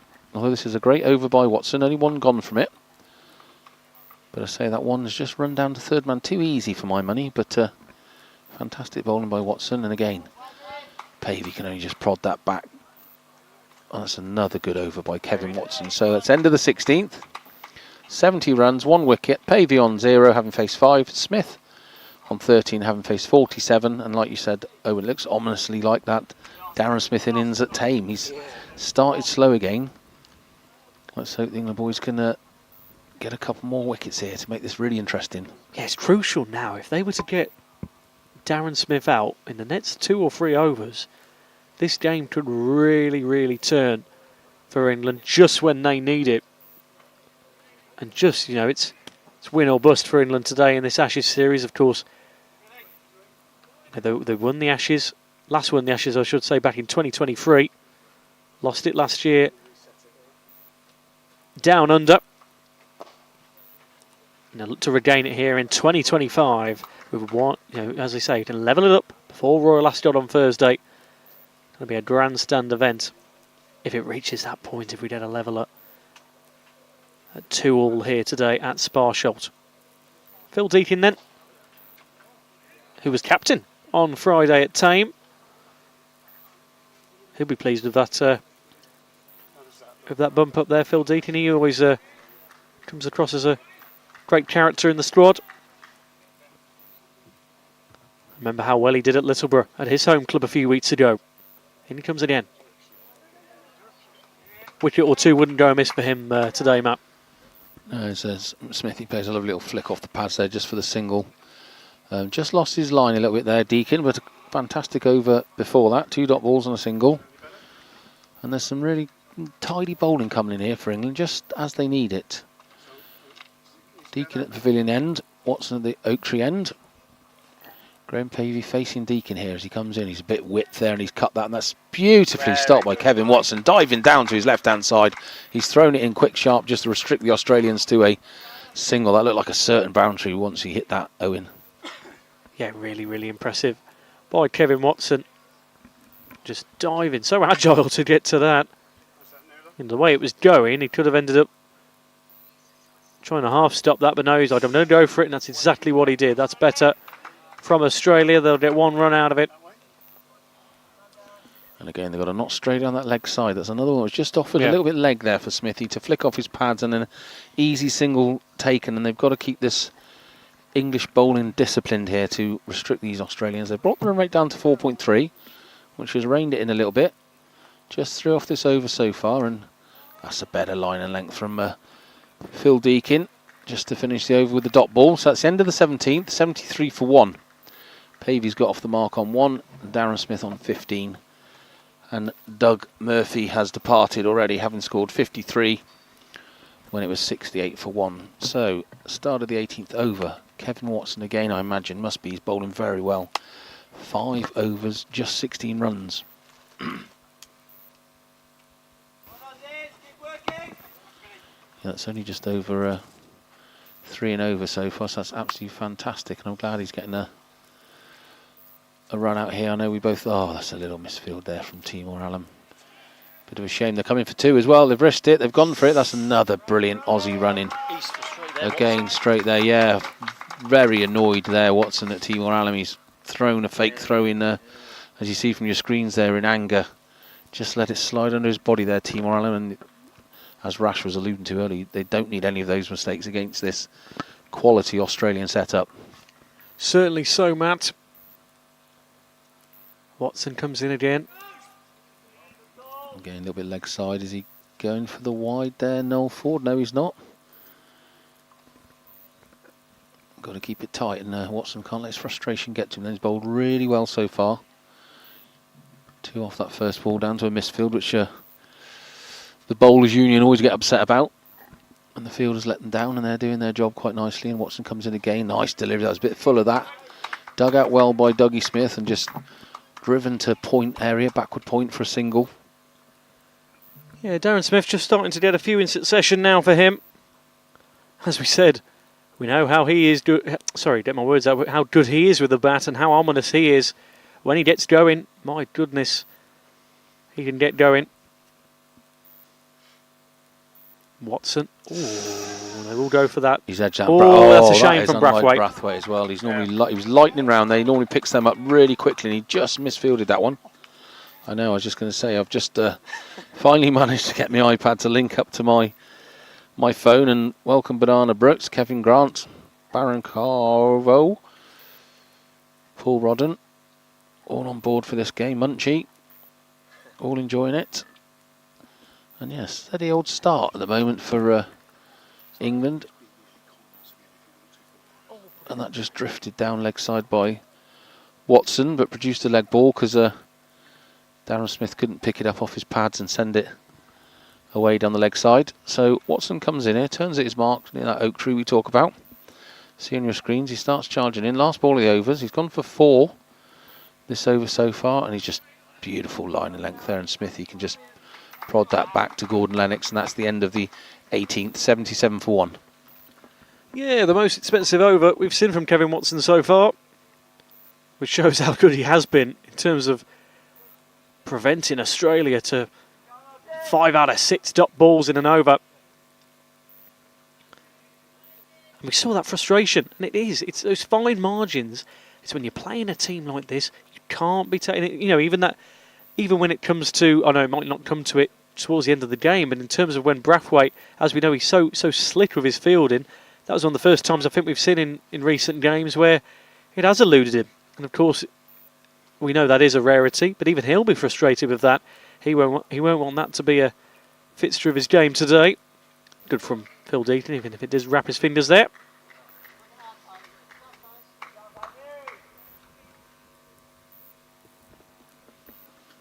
You see Doug Murphy just having a stroll around the boundary after his cracking innings of 53. Got the pads off, shorts and flip-flops now. Just surveying the landscape. I'm sure he felt there was a lot more runs out there for him today. It was a similar shot to how he, a few shots he had, and he was fortunate not to get out earlier on. I know it was only few and far between those efforts from Murphy. The rest of his innings was fantastic. Oh my goodness, and I almost went for that. Graham Pavey. Yeah, Rash was saying he's sometimes renowned for being a slow starter, and he certainly missed a couple of opportunities so far that wrapped the pads, but there wasn't any appeals from anyone, so I think it was a heading down leg, and Deacon certainly tightened up the bowling here. Very good spell by him. He looks to drive that one straight to the field if they're quick off the marker. That's a great little bit of fielding there. Couldn't see who that was with the back to us. He's picked that up very quickly, shied it. Just actually, from the replay, you can see it bounce straight over the top of the stumps there. And some brilliant backing up there by Timur Alam in the distance. Good fielding by England. They seem to be on it today, Owen. Certainly are. That's where they want to be. And you look at Phil Deakin. We'll just get another run there. Unfortunately for him, as you can see, he just bows his head down a little bit there. But that's another single then to add to the total for Australia. And we'll update in just a moment if we will get our...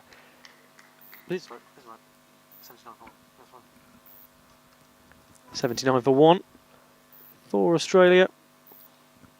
That loss of the wicket, 68 for 1 of Doug Murphy. If you've just joined us here at Sparsholt, welcome. A little bit edgy that one, and again, cut the deliveries down the leg there for Deakin. He's got his hand on his hip there. I thought I was sat next to Stevie Wonder there, Owen, sporting the new shades. Finally got the prescription glasses. It took them ages to come.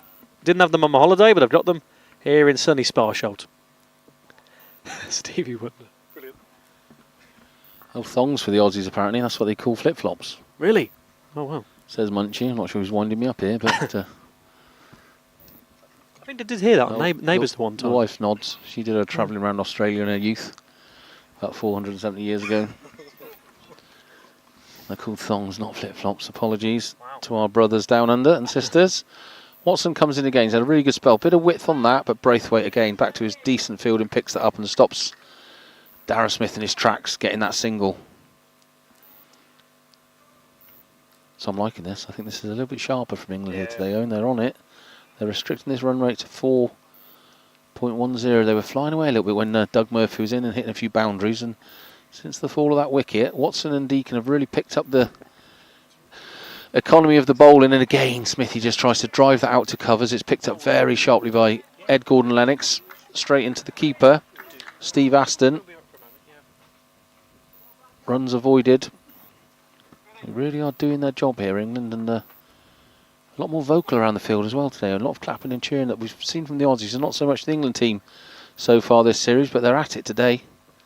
Oh, that's a little edge there from Smithy, and again, that was a bit lucky. He was looking to drive that, maybe open the blade up and knock it through covers, but he's got a little tickle off the edge there and gone for a 4. And I don't want to keep banging the same drum, but slipper or gully there, that maybe gets stopped. Yeah.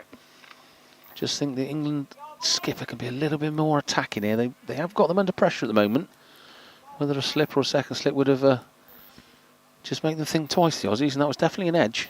Yeah, you mentioned just earlier, a few overs ago, Matt, you've been keeping an eye on that area of the field, and a few crucial runs have been lost there for England. They don't want that to become a... They don't want that to continue. As we say that, similar again, almost running towards that boundary, but well fielded in the end. Yeah, too much width that time by Watson. Just offered it too much width, and Darren Smith isn't going to turn down those opportunities. And as we're heading towards the end of the 20th over, we've got 2 deliveries to go. I'm going to be replaced by Rash Mahmood in 2 balls' time. But I'm quite happy at the moment as an England fan. We really are restricting these Aussies to keep the run rate down. I just feel they've got to apply a bit more pressure to the Aussies. And again, just an easy little single nudge through point there. Rash will tell you I was banging on about it before he had his break, but again, that 4 down through the gully slip area can just be plugged up a little bit, I think. I'm sure you'll have a comment or two to say about it. So it's Watson's gone for 7 this over. That's down to that boundary as he comes in for his last delivery. To Pavey, who's driven that beautifully, but it's just cut off there by mid-off and well fielded. Had another shot at the stumps. They're really keeping these Australian batsmen on their toes here this morning. And that's 86 for 1, 87 for 1 at the end of the 20th over. Yeah, and just like that. Thanks very much, Matt Evans. He'll be back in 5 overs' time. But, you know, as we mentioned with Darren Smith, as Rash Mahmood rejoins us, as we said, a slow start from him, but we know what he's about because now he's on 26, Rash. Thank you, Matt. Afternoon, Owen. Afternoon, everybody. Ominous is the word I have used during this series, and it's ominous. He's played the anchor role, played it on Friday, but we just saw in that over, just starting to find his feet a bit more. He can play both roles, of course, we know that. But England have fought back pretty well. Australia were rattling along with the dismissal of Doug Murphy. A fine half-century from him. But you know what you got from Graham Pavey. He's going to push the singles. You've seen it in the last couple of overs. But Phil Deakins bowled pretty well. 4 overs, no maidens, no wicket for 9 from the pavilion end as he continues. That's an appeal for LBW. Oh.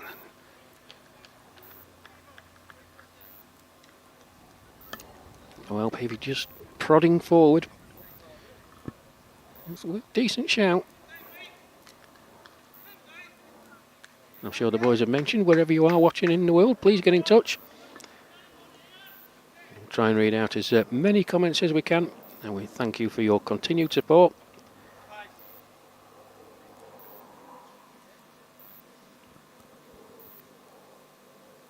Yeah, as we mentioned, Rash, that wicket did come at a good time. Oh my goodness me. They've gone for those, haven't they, in recent overs. Rash, they've been fairly close to hitting those stumps as Australia go for that single. You know, a few times now, very, very close to getting that second wicket. But for, you know, for Australia, Rash, you know, in terms of, you know, at the moment, Phil Deakin has limited Australia to anything. I say that as they get another run on the board. But even so, try and get 2. Darren Smith wanted it. Prevented to the 1. It will come on to 88 for 1. But that's what they needed, really, in similar fashion to how, you know, the likes of Kevin Watson, despite he had a bit of an expensive over, but the likes of Watson and Palmer have really shored things up in the fielding. Deakin's done more of the same, Rash. Yeah, you've just got to be accurate and disciplined. You know the bad balls are going to come, and you know what you're going to get with these two running between the wickets. It's about when the ball comes to you, as we saw in the, I think it was the couple of overs, Timor Alam stood at mid-off, balls hit straight to him, misfield, they get 2. You've got to cut those things out. You know, it's a simple bit of fielding.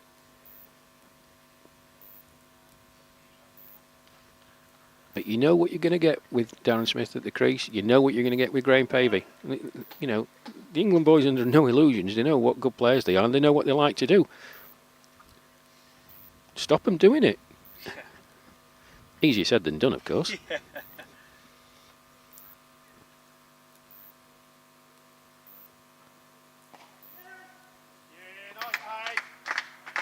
Oh, and lucky there from Brathwaite. Looked like he'd got that so securely, and it's rolled through for a boundary, Rash. Well, as you can see, Mr. and Mrs. Evans talking to Cheryl Blair. Very uncharacteristic from Neil Brathwaite, who's been outstanding since he got into the England setup, first with the Lions, now with the senior team. 95 for 1 then. 21 overs gone. As daft as it sounds, I think England will be pretty pleased with where they are at the moment. They were really struggling when Doug Murphy was biffing the ball to all parts of the ground. losing a cricket ball over that hedge at the far side. But they have fought back well.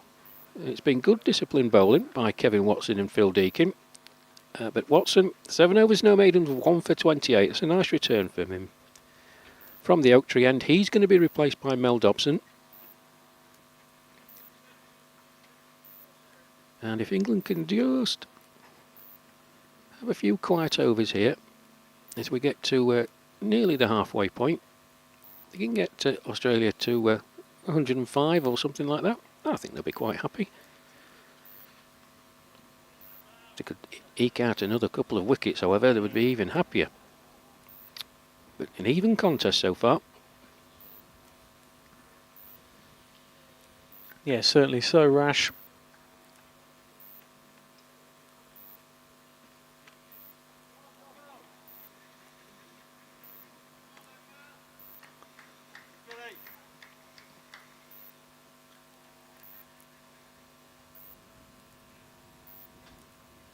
Yeah, a few comments.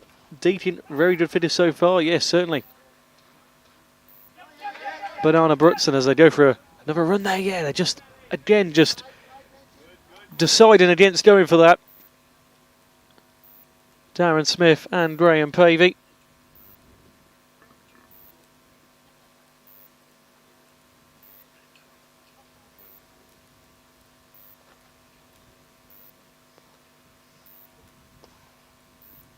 Well fielded.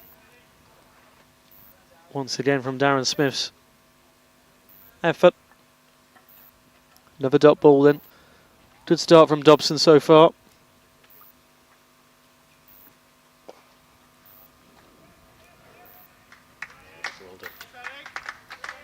Good run there. To add to the total, 96 for 1. Well, it was a good bit of fielding, I mean, by I think it's Ed Gordon and Lennox there at the covers. Saving a certain boundary, managing to deflect the ball to the right. Good run there. To add to the total.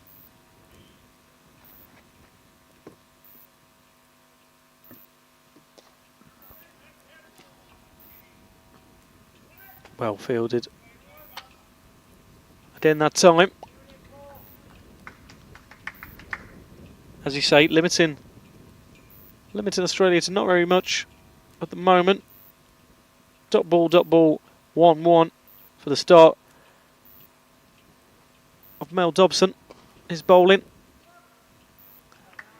We're pleased with that. Another dot ball, and he has one more delivery to come in his first over. He wouldn't be too unhappy if he just limited Australia to 2 runs here. I say that, there will be 3 runs. Good effort from Darren Smith, he'll move on with another single to 29 off 68 deliveries, Rush. Yes, he won't be bothered how many deliveries been out there. Yeah. Big scoreboard at the pavilion, he can see exactly what he's doing. Just provides you with the platform. And it's going to be a double change. And Nick Newman replacing Phil Deakin from the pavilion end. And we saw earlier on in this Australia tour, and it was at my home club at Outerbridge, the England Lions, when Nick Newman and Mel Dobson bowled in tandem. 18 overs between them. 4 maidens, 2 wickets for 30, and that's what England need now. Control, get your fielders in the right place, make sure the fielding is absolutely spot on, and make the Australian boys work. And since returning to the side, Nick, he's bowled pretty well.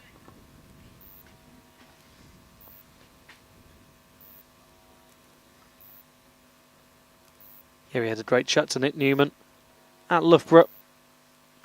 Before that, Midlands 11 took on Australia just under 2 weeks ago at Loughborough Cricket Club, at Loughborough University, I should say. Fantastic facilities he's got there.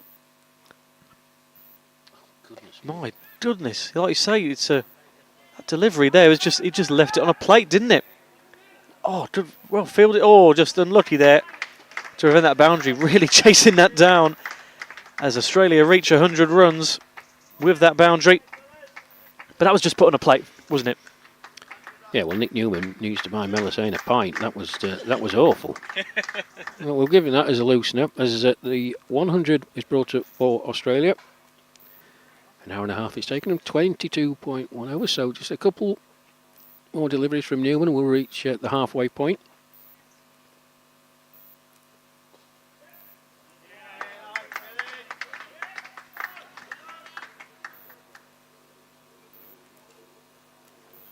And with that boundary, Darren Smith moved on to 33. He'd just taken a single there. 34 from 70. His partner Graham Pavey, 12 from 21.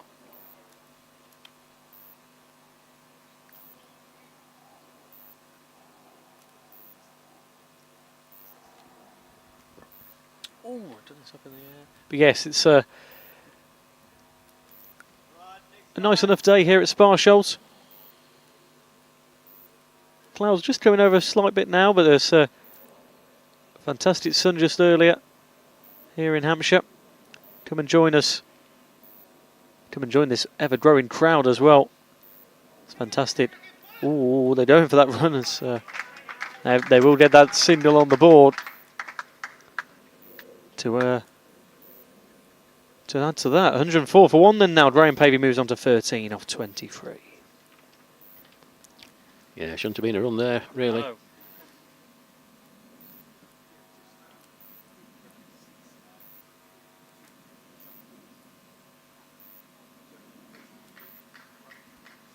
Yeah, just a word on the crowd rash. We just briefly spoke to Tony Panicasio just before the game kicked off, and he spoke on how much the village clubs he's been to on this tour. Just break off as Newman comes in. And a dot ball to end his first over. But yes, he spoke about how much he's been impressed and how blown away he's been by the outpouring of just support and how big the crowds have been at these village clubs. He's just been really pleased. That's one of the highlights of his tour so far, Rash. Well, you often find that the village cricket club is the centre of the community. It's the heartbeat of the community, along with the local boozer, of course. And Sparsholt's no different. Great support from the locals here. We saw the school kids earlier on. That was funny, actually. Tony Panicasio, TP, was asking one of the school children, well, you want to come and visit Australia? She went, oh, no. And he went, why not? Because it's a horrible country.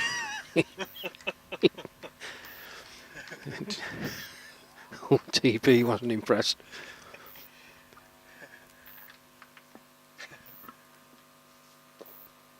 I can assure you it's not. We were wonderfully well looked after when we were there in the winter. But it's a great thing, and we've mentioned it before, Owen, it's so prestigious for these clubs as Pavey just turns that round the corner. Nick Hayward. Yeah. He's annoyed with himself, just set off a touch late. It was well hit by Pavey, but Nick Hayward out there. Deep square leg. Just a fraction late to reacting over this very, very quick outfield. Stuck out his left hand, but wasn't able to prevent the boundary. 108 for 1. Graham Pavey moves on to 17. Yeah, such a prestigious thing to have, Australia at your local cricket club. Yeah, that's a shot from Pavey. Well, he's starting to warm up. England will be more than wary about what he can do. As I said, he went absolutely crackers on Friday. It seemed every delivery he was dispatching to the boundary for 4. So back-to-back boundaries for him.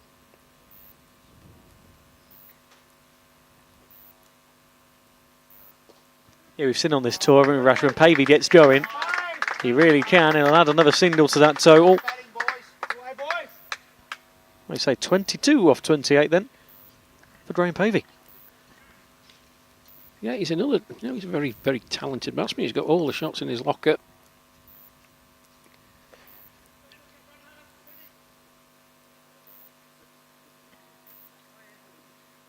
But he combines it with being very, very quick between the wickets. So, 10 from that Mel Dobson over. 24 gone here. Australia winning the toss, electing to bat in this 4th one-day international. They've reached 114 for 1. Man out, Doug Murphy. Caught by Neil Brathwaite, a good catch running away to his left. Ball going over his shoulder. Off the bowling of Kevin Watson, having made a half century. Good little fight back by England. The last couple of overs, Australia just starting to accelerate again as Nick Newman continues from the pavilion end.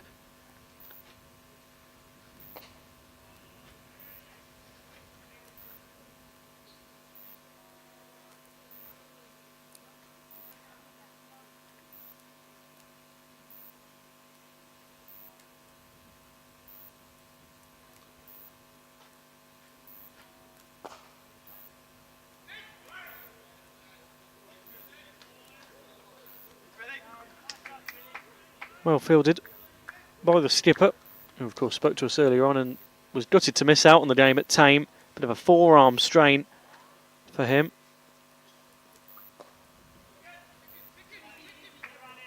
I know it's quite foolish to say this. Obviously, Phil Deakin was in for him on Friday. But do you think they missed the presence of the captain in game on Friday, Rash, or do you think was that not a factor? Do you reckon?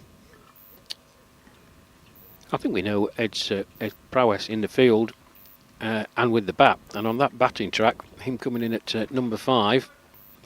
Yes, you know, a player of his calibre, you're always going to miss him. But Phil Deakin did an admirable job in the field. I know it was a very, very proud day for Phil and his family.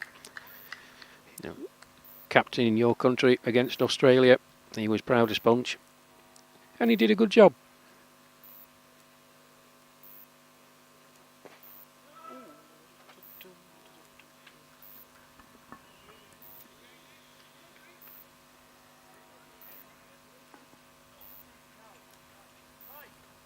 Yeah, better second over from Nick Newman.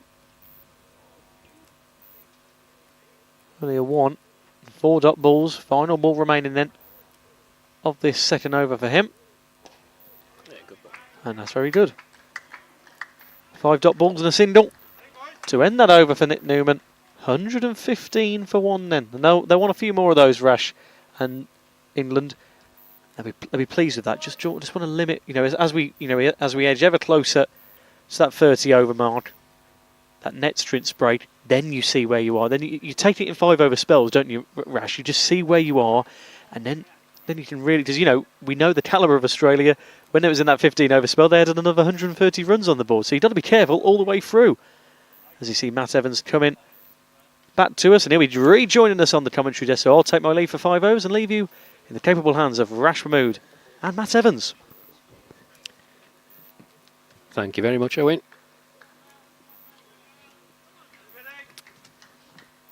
Yeah, you're working 5 over blocks. Australia will be looking to get north of 150 by the time it ticks over 30 overs.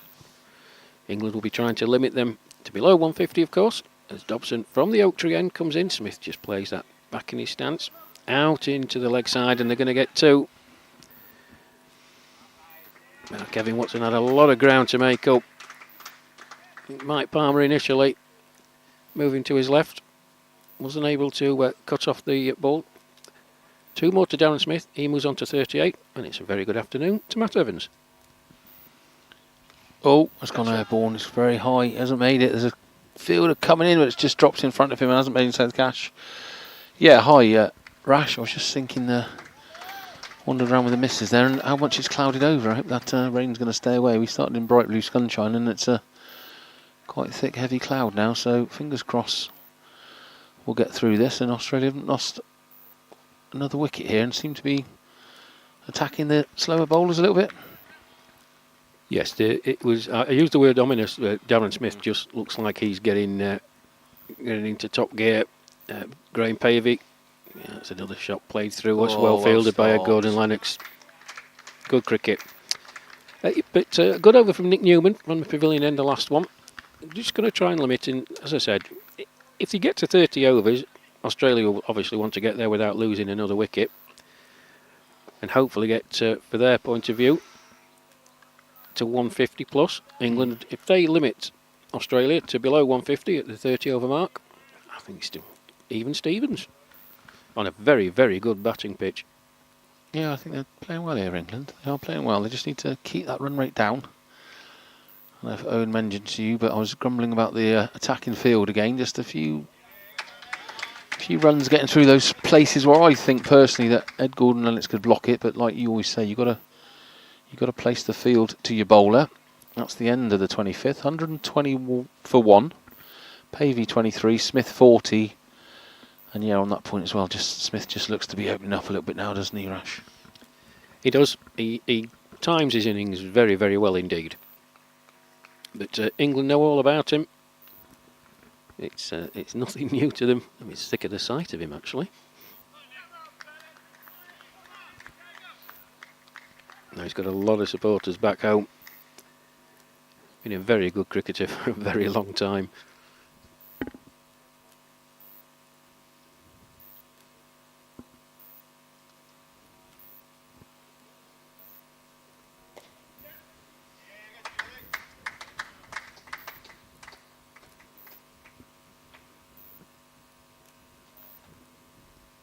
Just found that gap again there. Smith, little cut shot, gets a single, puts Pavey on strike.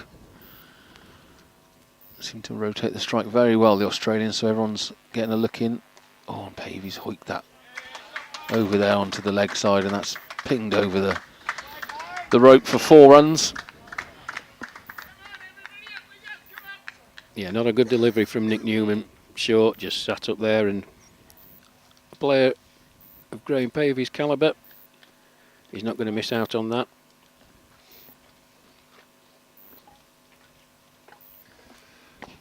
He's another big swing there, but that's just stopped there at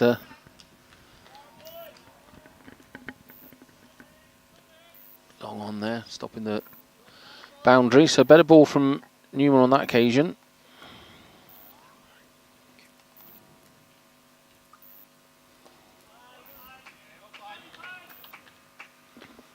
Yeah, not doing a lot wrong here, are they, England? They're bowling well, they're fielding. They seem to be more at it at the field for me today, Rash. They are a lot more clapping and cheering going on today from the England fielders, like we hear from the Aussies every match, and they do seem to be at it. They're really sort of learning that they've got to be stopping as many runs as they can. Oh, we're not going to stop that.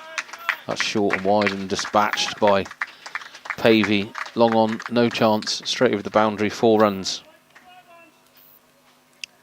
Well, this partnership is at 60 plus now, I think, Matt. Wow. Doug Murphy was out on 68, I think, 68 for 1. Where's Owen when you need him with his university? 68 for 1. Where's Owen with his university degree? His maths. I can't work this out. It's 60 plus, isn't it? And both of them going well. It's what they seem to do, though, isn't it, Rash? You think they're just knocking the odd single, running the odd cheeky one like that, which for me that's sloppy England. That they've just let them have 1 run. Not a lot happening, and before you know it, I mean, Pavey's shot up to 32 all of a sudden. He was on 1 when I went for a walk around the boundary. They just seemed to tot up the runs too easily, really. Well, there were 2 bad deliveries from Nick Newman in that over, Matt, and they were both dispatched to the boundary. And we were talking, myself and Owen, look, you're not going to bowl 6 perfect deliveries. You've got to accept that there's going to be a bad ball now and again. And what they seem to do is cashing in on that bad ball. They find the gaps. England have just got to concentrate here. Try and keep it as tight as they can. Yeah, crucial spell now, Rush. You're absolutely right. They've just got to get back to that tight fielding, tight bowling. Not let them get in a groove here and get away from them, the Australians, because that's where the match can be lost. I know it seems early in the day to be saying that, but if they get their eye in and start wielding the willow as we know they can, and again that one was a bit short, he smashed it through covers. It's well fielded out in the deep there by Timo Allen. Great throw in as well, really on it there, Timo Allen, to get that back in and just restrict them to the single. But they have to stay on their toes here, Rash. This is a crucial part of the game. It is, Matt, but that's you're talking about Ed Gordon Lennox, a very good fielder in his own right, but for me, he's offering up that opportunity to play through the covers. You know, Mel Dobson's got his field. Neil Brathwaite, long chase for him. He'll get there though. That's well done, Neil. He's a quality fielder, Neil, isn't he? He's all over the place when he's out there. But I agree with you. I think there's too many gaps. I mean, these Aussies have proved to be sublime at driving through covers, and there's 2 massive gaps on that side. You've only got Ed Gordon Lennox between what? Long off and deep backward point. In fairness, though, he is an off spinner, so the ball is going from off to leg. So that's where you've got your midfield again. Yeah. You've got 5 fielders on the leg side. Bowl to your field, but it's difficult because you're asking Mel Dobson to bowl to that field, and if he's just slightly off, it gives the opportunity to get on the front foot and drive through the covers. Yeah, don't get us wrong. It's easy sitting here, isn't it, Rash? It's harder being out there, and they are bowling to a quality outfit that's going to pounce on anything just not quite right. That's the first dot ball there for Dobson after 3 singles. Then he drops one leg side, and Brathwaite's not going to stop that. He's tried to slide there with his legs instead of diving, and that's popped over for 4. And that's what he can't do, Dobson. He can't be dropping anything down that leg side because Darren Smith's going to pounce all over that. Yeah, 3 singles and a dot ball, as you say, Matt, and yeah, another loose delivery, put it that way, but it was pounced upon, and suddenly what was looking like a decent over, maybe. 7 have gone from it. Oh, Graham Pavey, he's in trouble. No. Oh, that is terrible. They've got it. Those are the chances they've got to take. Pavey screaming back at Smith. He's saying he was halfway down. Pavey didn't quite fall, but he slipped. He turned back, and Dobson was right behind the stumps. It wasn't the best of throws, but he didn't pick it up, and that really should have been a run-out Rash, shouldn't it? Well, will England rue that? Nick Gaywood, as you said, Matt, Graham Pavey was about a quarter of the way down the pitch. He appeared to stumble. Clean pick up by Nick Gaywood. Recognising the situation, he just has to compose himself and throw it out to Mel Dobson, who was right behind the stumps at the bowler's end, and Pavey's gone. And those are the chances that you wouldn't. I don't think you'd see Australia turning down those chances, and maybe that's the difference. But a worrying amount of wickets in hand here, Ash, as we get to the last third of the match, reaching the 30 over mark. Before you go off after the next over, have your break. You know, what's your assessment about this now? I think they've got enough wickets to start having a swing here, Australia, and put a real score on the board. Well, the England boys knew that they were going to have to grind it out, having lost the toss. It's a very, very good wicket to bat on. They were under the cosh the first 10, 12 overs, got the wicket of Doug Murphy, and then it was a good fight back, I've got to say. Next 10 overs or so, England did pretty well. But I was in commentary with Owen, and I used the word ominous, and I've used it a few times, but Darren Smith in particular just looked like he was starting to think, right, we need to just get a bit of a wriggle on here. You know, and suddenly he's gone from not very many, he's on 46. Pavey, 35 from 41. There's the acceleration. Well stopped by Timo on that. Yeah, and he's just starting to survey the field, isn't he, like a predator. He's just looking for those gaps, and he's swinging that willow a little bit more. And like Rash has, perfect word, ominous, the way Smithy's looking out there. You used the, didn't you say wily old dog or something? Yeah. Oh, that's short from Newman. That's too short. Oh, he's lucky to get away with that. Yeah, it was short and wide by Nick Newman, chopped into the offside by Darren Smith, straight to Kevin Watson, but Graham Pavey was on his bike again. Not a bad over so far, though, just one off it. Oh, that's down leg side. You can't be bowling there to Smithy, and he's not that over. That's going to be his 50 up. He's a lovely little sweep shot round the corner there. It's too far down the leg side by Nick Newman, and Smithy's just absolutely swept it around the corner, kind of wide. Fine leg brings up Darren Smith's 50, and he really is in good form this series, isn't he, Rash? He certainly is. 50 for Darren Smith off 89 balls, 4 fours. 100 not out against the England Lions at Stratford. And then another century on Friday at Tame.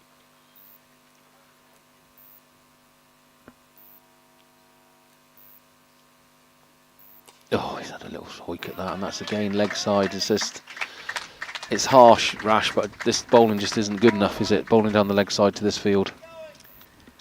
Well, that's just dismissive from Darren Smith. Again, it wasn't a particularly good delivery from Nick Newman, but Darren Smith, a couple of steps down the track and dispatched it very nicely indeed. But He's basically saying to Nick Newman, you drop it short, son, that's going.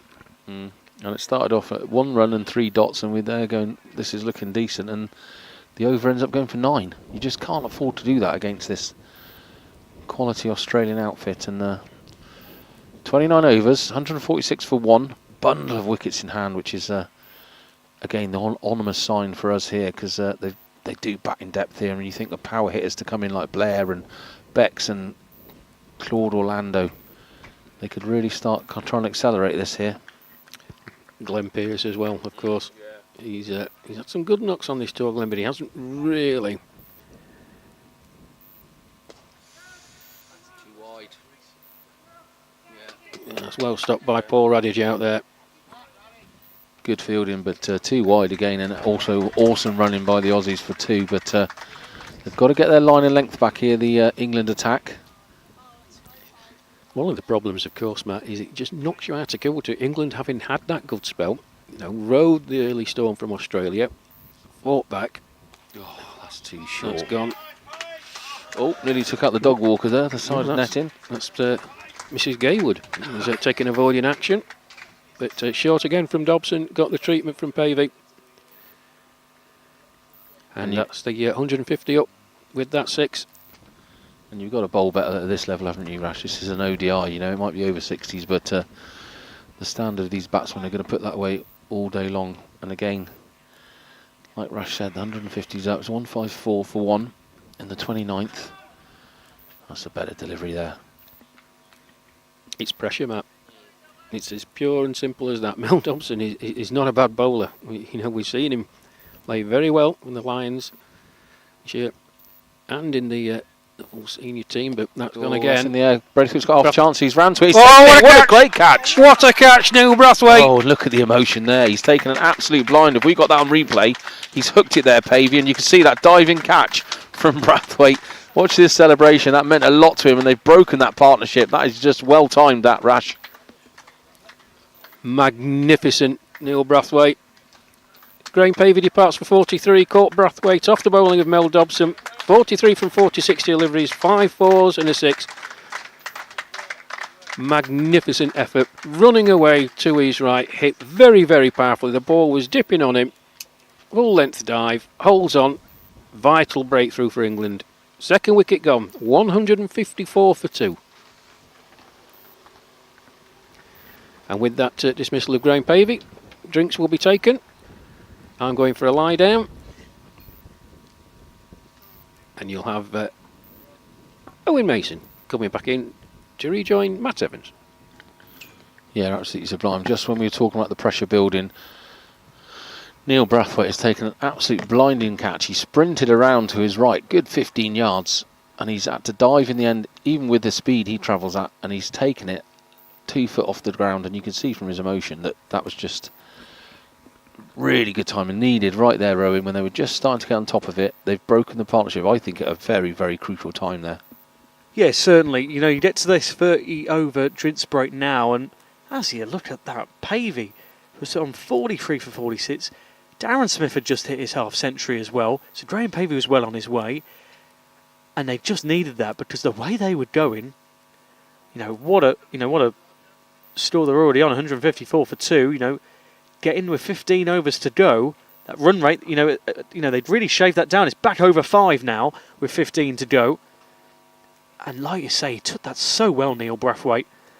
My goodness, he was, as we say, it's the second time today he's took that wicket, 2 wickets, caught by Neil Brathwaite. Fantastic. That was just really, as you say, he's agile.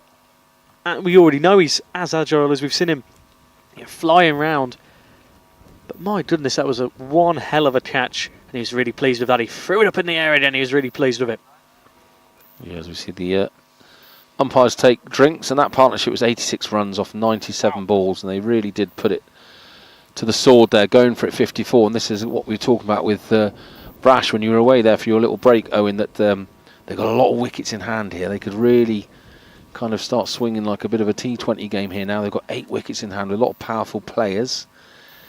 Glenn Pearce is going to be next at the crease, and he's not shy of hitting a boundary. Just in front of us there, the ominous figure of Claude Orlando with those shoulders on in number 28. he's still come to bat, and he can certainly send it around the park. But let's be positive from England point of view. That was a well-taken catch, just at a time when Australia were getting on the upper hand. Hopefully these bowlers can just tighten up these deliveries, get a couple more quick wickets, and it's all to play for still.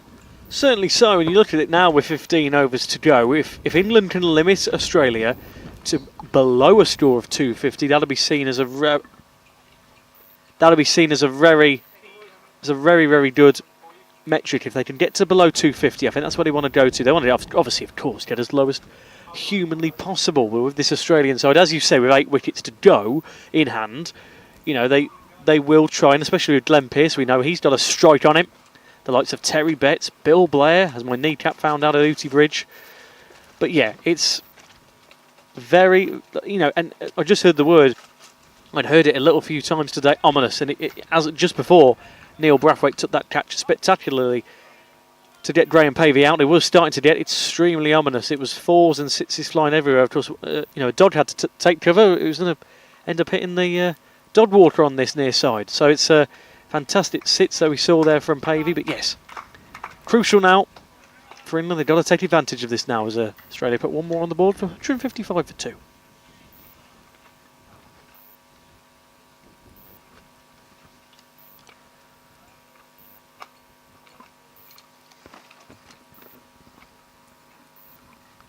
Dobson ended his over there. They took Drinks a ball too early as they just finished off that over there.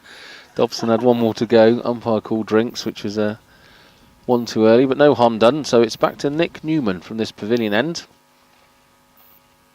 His bowling has not been too bad. 26 for 4. Couple of runs more than he'd want to go, but he's having a real survey here and picking his field out.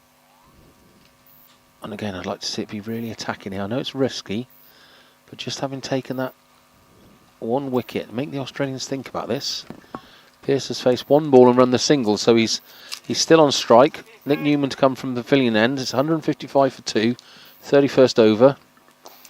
That's a little bit over pitch, but luckily straight to the skipper, Ed Gordon-Lennox, who prevents the run being taken.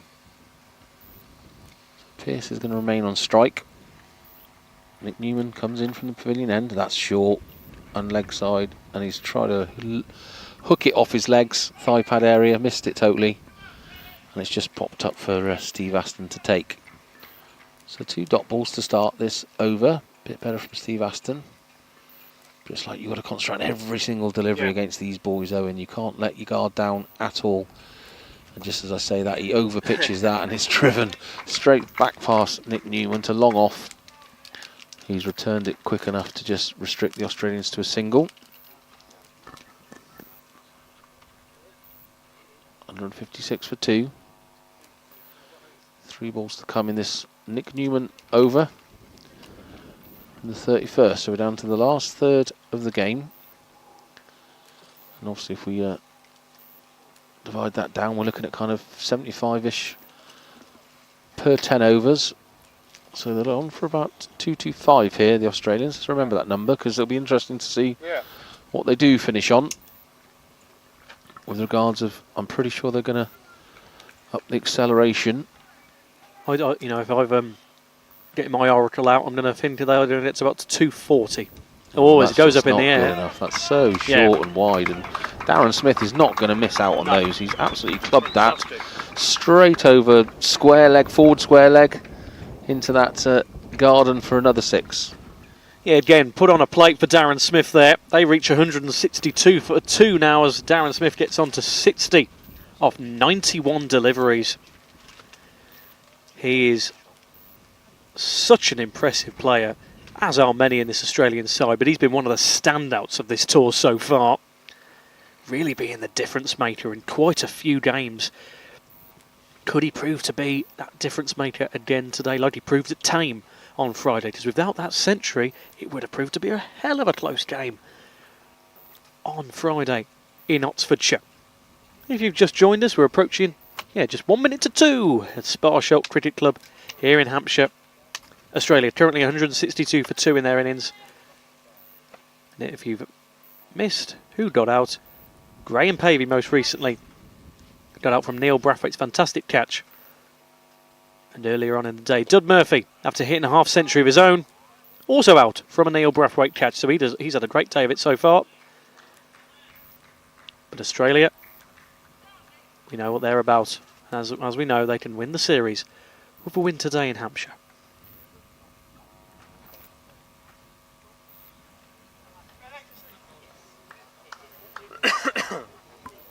And Kev Watson with another little dummy throw in the field. He's well up for this attacking field, is Kev Watson today, as he puts the frighteners up. Glenn Pearce again, looking to throw that one in. And again, fantastic scenes here at Sparsholt Cricket Club. The youngsters there with the cans of light refreshment going. Young lads under the scoreboard there. It really is a great, fantastic family field around here. Dogs and wives and kids abound as we finish the 31st over. Australia 162 for 2. Pearce on 2, Smith on 60. And once again, Darren Smith is ticking over nicely here. And let's see what the England skipper's got up his sleeve here. I fear we've got a bowling change, have we? Or is Dobson just behind the umpire there? Says Dobson on our screens. He's just got to remove his cap here. So yeah, it is still Dobson. Going to come in from that oak tree end.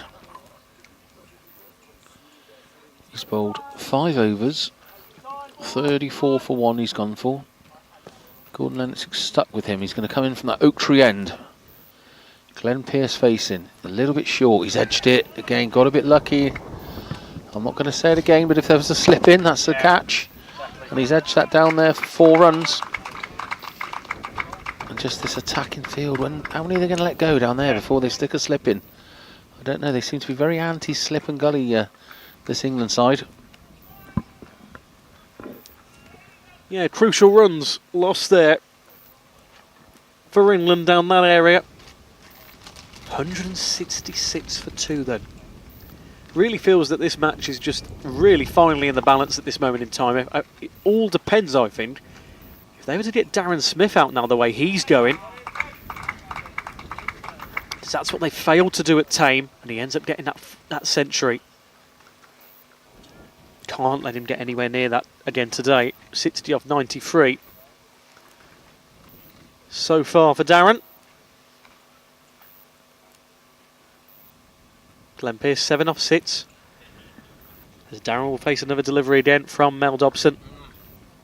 Oh, dot ball this time, well fielded. I think by the captain, wasn't it? Yeah. Ed Gordon Lennox, he's done well today, thrown himself about and fielding very, very well. Leading by example, Ed Gordon Lennox.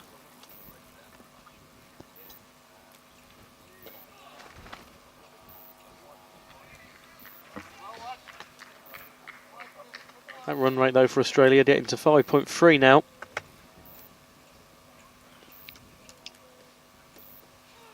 Oh, nice from Darren. We've done another single out of that. To move on to 168 for 2. Yeah, it's just creeping up and up, that run rate, which is what England have got to stay on top of. And again, you can hear that wind getting up, a bit ominous with these clouds building, that wind strengthening. Yeah, there was that 40% chance at 3 o'clock. It obviously almost a half chance then of rain. 4 out of 10 times rain comes down on a day like this. Hopefully not though, because it's an intriguing afternoon of cricket. We don't want any delays to this, Matt. It's a fantastic game that we've got on our hands this afternoon. As the applause ringing out tells you that's the end of the 32nd over. 169 for 2. And then Gordon Lennox having a bit of a chat with the umpire there. Not sure what that was about. As you see Nick Newman on your screens. Going to be bowling again as he removes his cap. And again, a lot of gaps in this field. I just find it very defensive. There's a lot of big gaps. And a lot of short runs on offer for the Australians. I'd like to see it a bit tighter. You need to restrict this batting side as much as you can. And we know, easy said than done. So we need some 6 good deliveries here from Nick Newman.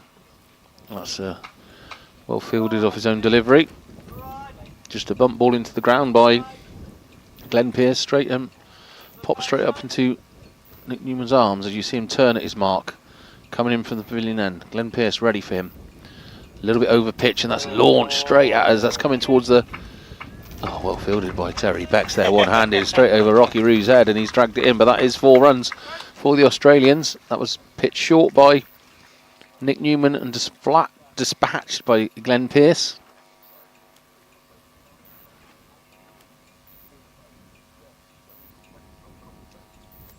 Oh, he's gone to cut that and missed it. He's not happy with himself there. That was short again, and there was a chance to put that one away, and he's not taken it. So we've gone dot for dot. Newman turns at the top of his mark again from the pavilion end. Charges towards Pearce, lets the ball go. Oh, he's bowled him straight through the gate. He's completely missed that there, Glenn Pearce, and that's just what the England team needed. Fantastic delivery. I think he just sucked him into that one. He's gone to swing. Too late, and the bails go flying. So that's Glenn Pearce. Takes a walk for 12 runs. Australia 173 for 3. Another crucial wicket there. Just as Glenn Pearce was starting to cut with gas.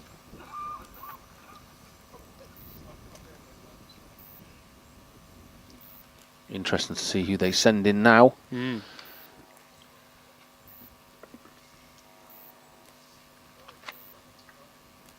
Darren Smith comes for a drink, working hard for the team. Is that round of applause there? He's come off there, Glenn Pearce, and said, no excuses, I just missed it. Which is fair enough. Yeah. That's how you bowl online, isn't it?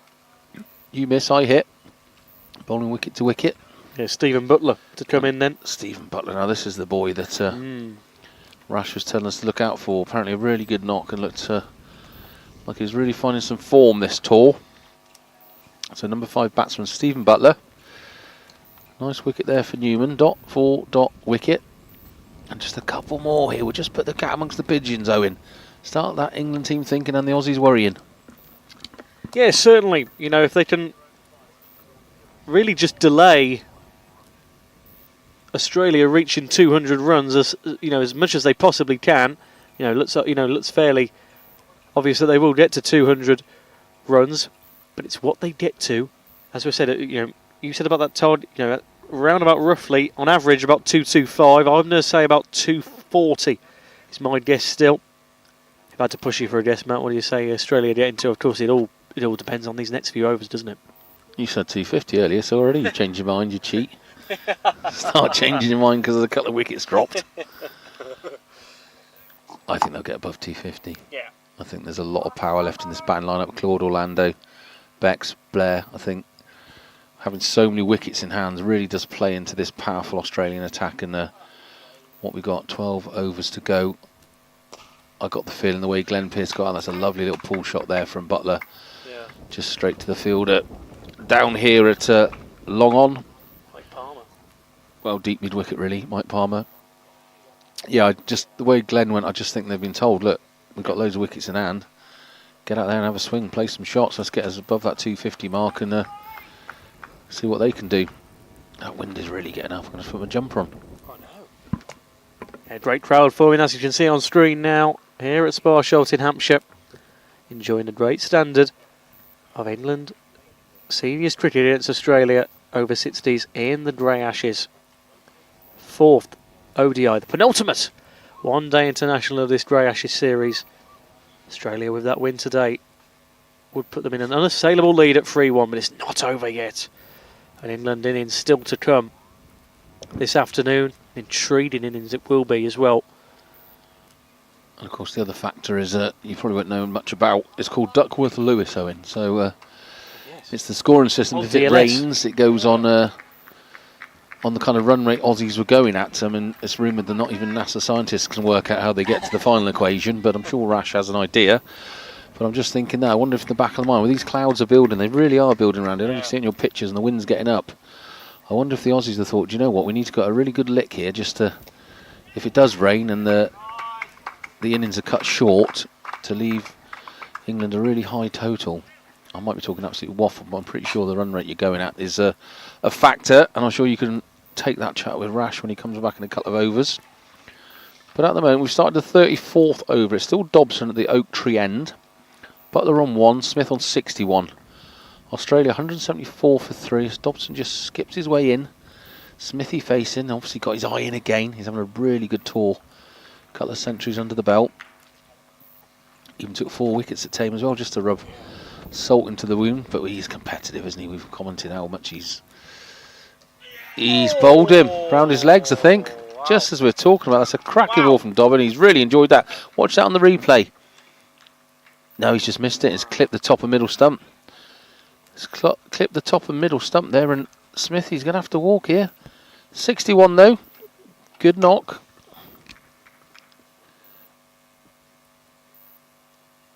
And that's a little bit of what we wanted there, Owen. That's 2 quick wickets. Australia now 175 for 4.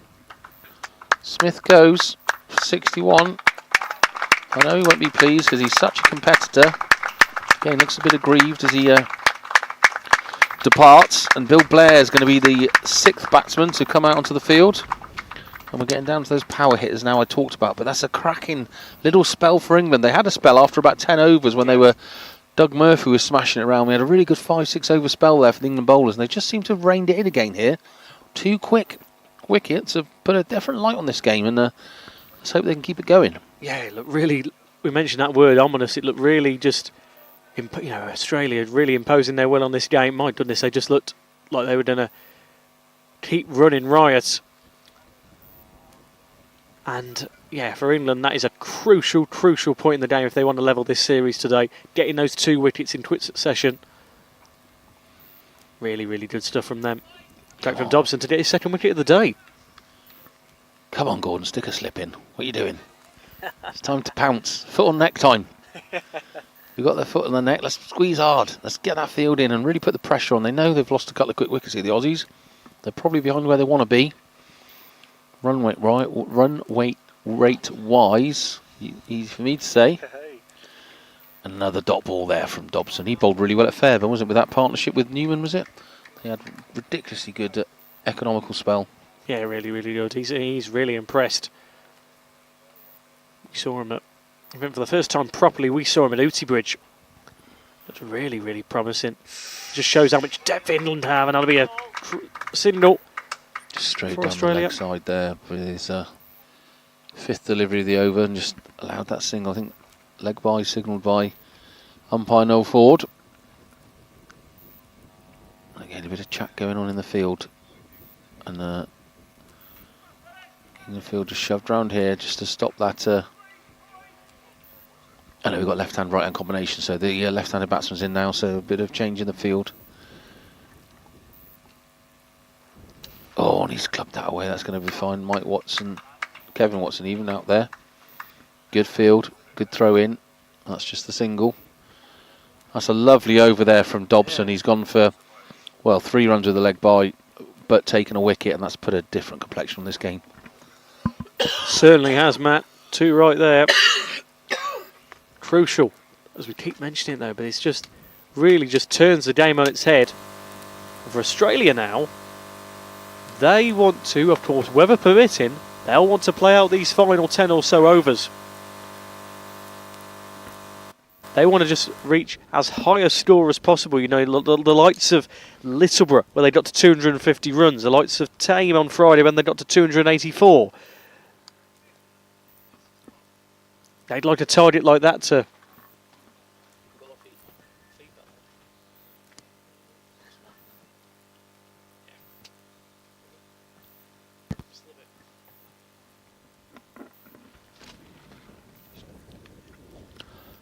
So the start of the 35th over, 177 for 4. Nick Newman coming in from... Oh, he's just absolute full toss there, and that's going to go for 4, and you just cannot be affording to do that against these Aussie batsmen. He just totally overpitched it, took it on the volley,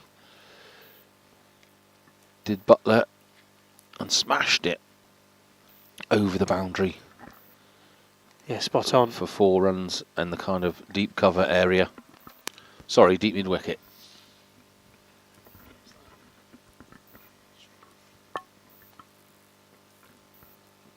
Oh, he's done the same again. Brathwaite's there again, though. He's got round quickly and stopped the boundary. Just for a minute there, Brathwaite looked interested in taking his 3rd catch of the match. But it wasn't quite far enough around for him to get to.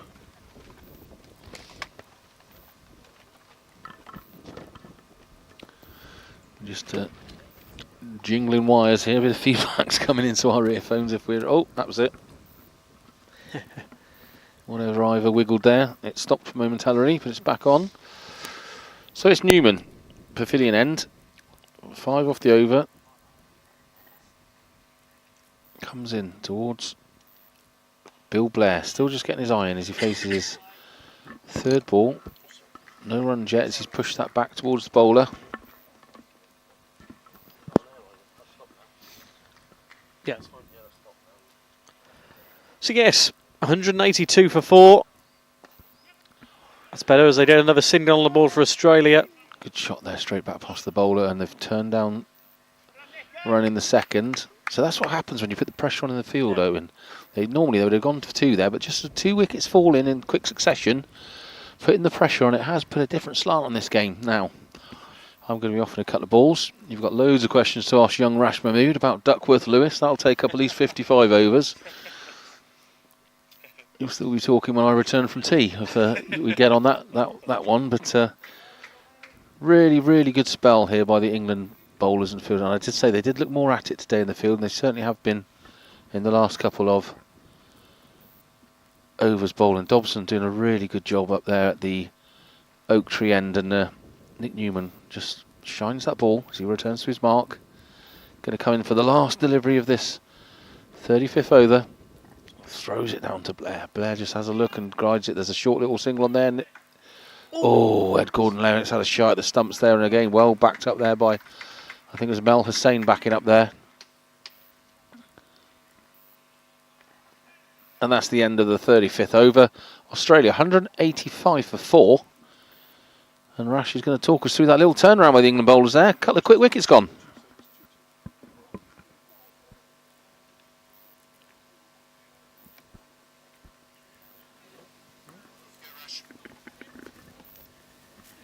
Thank you, Matt. Fight back. I think it all started with the Neil Brathwaite catch, and what a catch it was to dismiss Graham Pavey. The England boys were just looking a bit dejected in the field. A couple of sloppy misfields, but it was just the spark that they needed. And those couple of quick wickets, Owen, just checking the Australians. And England now need to press home. 10 overs to go. Australia sitting at 185 for 4. Can just winkle another couple of wickets out in the next 2 or 3 overs. But England fought back well. Yeah, really, really crucial. They got those wickets in succession. Rash, and yeah, it's a really interesting point now with 10 overs to go. Just can, we were speaking about a possible total in mind. You look at the likes of what Australia have got in their 2 games that they've won in this series so far at Littleborough and Tame, 250, 280, in and around that ballpark. I think you said in your, oh, that's up in the air. No one's going to get it though. Neil Brathwaite loses his cap as he races towards it. Goodness me, the pace on Neil Brathwaite is absolutely extraordinary, Rash. Like, you've seen it a few times on this tour now. He's just so quick, so agile. Yeah, it's like watching me in my prime. Yeah, sorry, as I was saying, Rush, it gets to the point now where, they want to try and get to that 250 ballpark again. But it's just this is that crucial point now for both sides, isn't it? Yeah, Australia will still feel with 6 wickets in hand, Owen, just shy of 10 overs to go, that they will get north of 250. England, as I said when I was last on, if they can keep him below 250, they'll be absolutely delighted. It's just the odd bad delivery. Going to try and keep it as tight as you can and force these Australians into something that they ordinarily don't want to do. But as I said, when I came back in for my stint on the mic, England were looking very, very dejected in the field. After that, he used the word onslaught, and it was a bit of an onslaught from Graham Pavey and Darren Smith. Things weren't going their way. Australia made a blistering start, folks, as those who've been following from the start will all be too aware of, but we have new people joining all the time. Blistering start from Doug Murphy and Darren Smith. Murphy completed a fine half century, 68 when he departed, and then the partnership between Pavey and Smith, 89 I think it was, before Pavey was out to an absolute worldie by Neil Brathwaite. Running from his position at deep mid-wicket, running to his right and taking a catch low down. And then England, it's just the breakthrough that they needed. You could see the body language. It's a complete change, and that's what happens sometimes in a cricket match. You just need something to go your way. And it went his way courtesy of a brilliant catch by Neil Brathwaite. And then 2 more wickets fell. The dangerous Glenn Pearce, he was really annoyed with himself because he missed a rank long hop outside the off stump from Nick Newman. It was short wide and he completely missed it.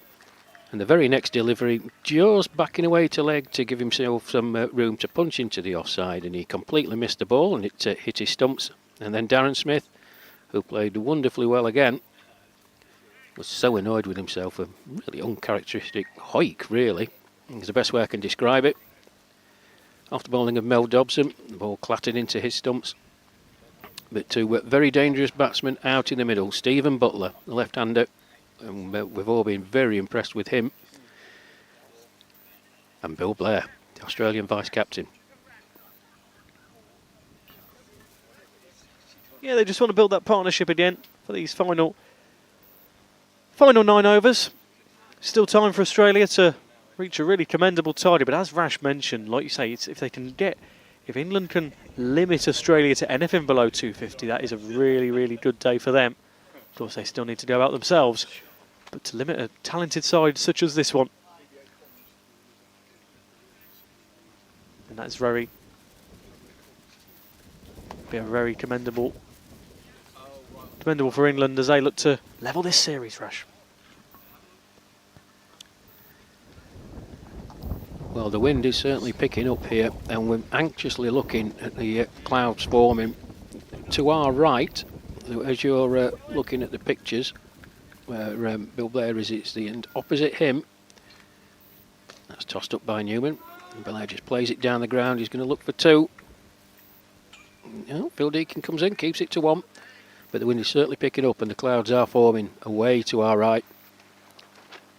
There is some rain predicted in the area, and I heard you 2 going on about DLS.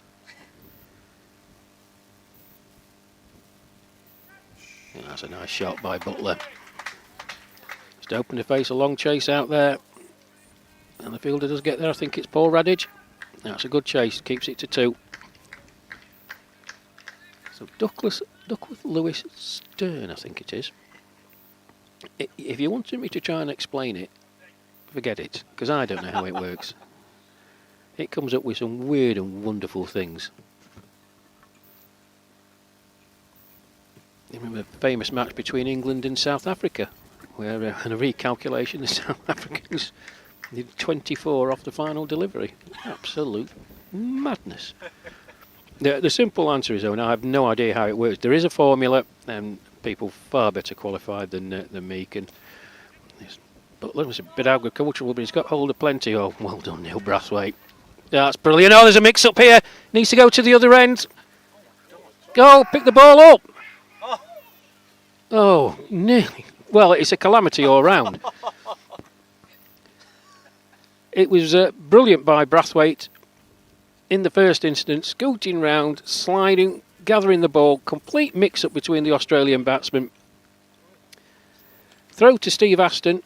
Bill Blair was probably shaking hands with Steve Butler at the striker's end. There was a throw to Nick Newman. He couldn't gather. The ball just seemed to roll around on the floor. Picked the ball up. And Nick Newman eventually did. Bill Blair well out of his crease. He goes for 6. Run out. Australia lose their 5th wicket, 193 for 5. So fortune for England. As number 60, John Adamson comes out.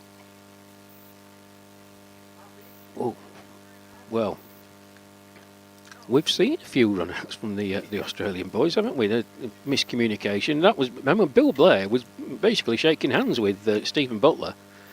But that shows the value of the fielding that Neil Brathwaite produced, because he never gave up. He slid along the ground, got himself up quickly, through to Steve Aston. It was a bit fortunate in the end for England, but they won't matter at all. Yeah, Darren Smith's just gone over to have a word with Ed Gordon-Lennox and the two umpires in the middle. But yeah, goodness me, Rash, that was extraordinary. I've seen some run-outs in my short commentary tenure of cricket, but my goodness, that was quite extraordinary, that. On both sides. Oh. 1 run.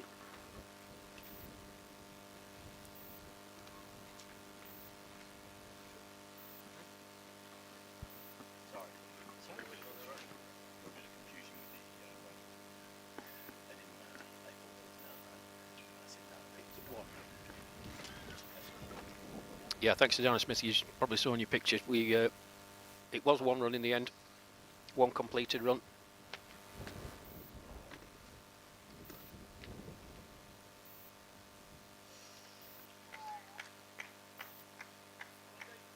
Well, end of that Nick Newman over.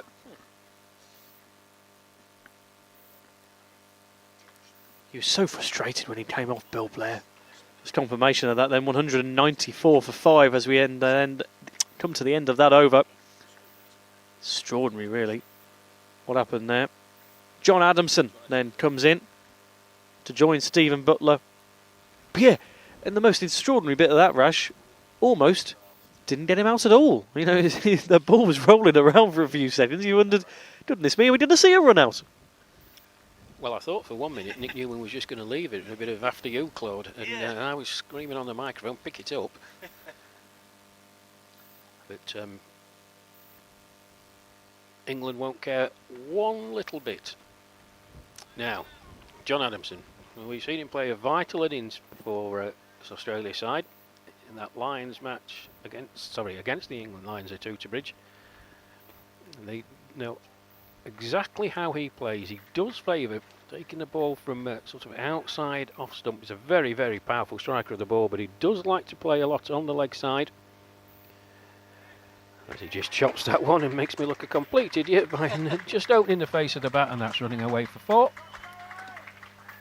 He gets off the mark. But he's a very, very powerful striker of the ball, and we saw it to great effect, didn't we, live a few weeks ago. Yeah, fantastic. I mean, just what Australia needed at this moment in time after that bit of a calamity, and just try and shore themselves up. Just try and play out your. Yes, they've got 5 wickets in hand. They've got time now to just be able to just shore it up. And as I say that, look at that then, Rash. Yeah. As you can see on the replay, wow. And let's say he likes to fetch it from outside off stump. There's a absolutely bang on cue. Big hoik, he missed. Dobson nice and straight, and umpire no forward. I think he had a relatively simple decision to make. Well, England fighting back and fighting back well. John Adamson, LBW off the bowling of Mel Dobson for 4. Australia 198 for 6. Brilliant spell from England as they just look to, just as we mentioned, if they can limit Australia to under 250 runs, then they have really got a good innings ahead of them. Claude Orlando then to come in with 7.3 overs remaining. Australia looking to stop the rod. England will be just hoping for more of the same. A cracking spell for England, Rash. Yes, Australia were sitting very tightly at 29.5 overs. It's 154 for 1. Wow. So 54 runs later, 5 wickets. And like I said, the catalyst for me was Neil Brathwaite's catch. Yeah. So, Claude Orlando.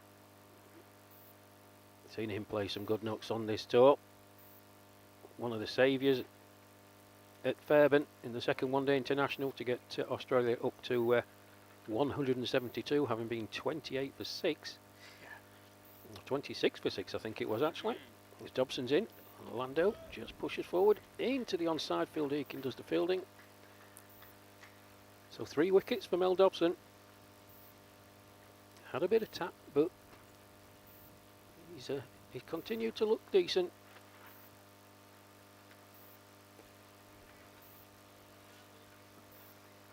Yeah, really pleasing stuff as he'll be coming up to the end of his overs. Mel Dobson, final delivery then for him.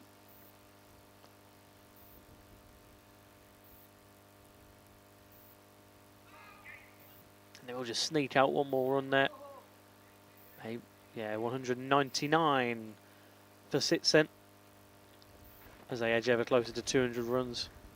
I'll say that, I think there might be one more. No, that is the end. I thought it was. 199 for Sits.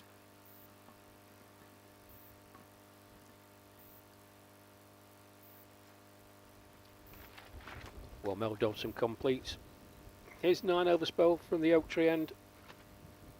9 overs, no maidens, 3 wickets for 52.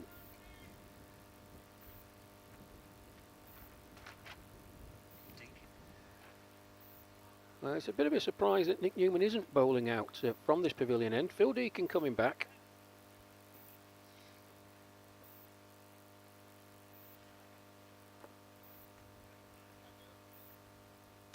Five overs, no maidens, no wicket for 17. So good first spell for Phil Deakin.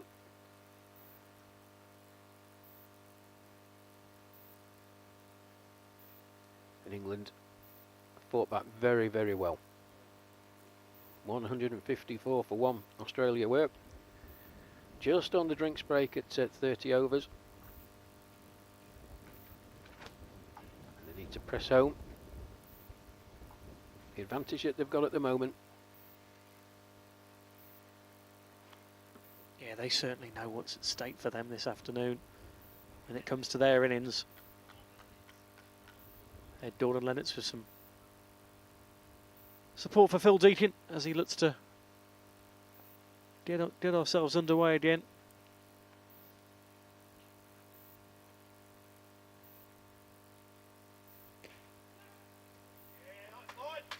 It's a nice hit that will get Australia onto 200 runs with that single.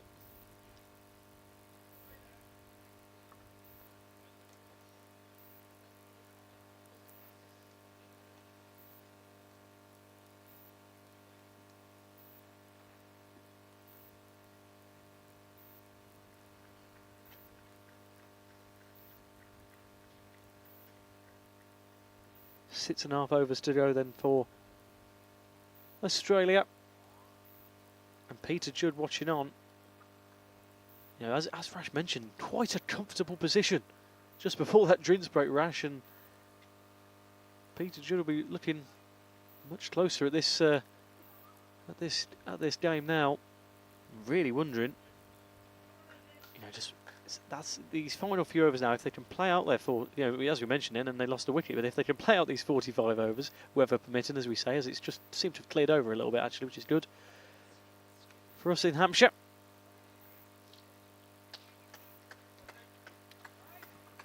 Yeah, I think Stephen Butler is the key. We know how quickly he can score. If England can manage to limit him, or even better, get him out.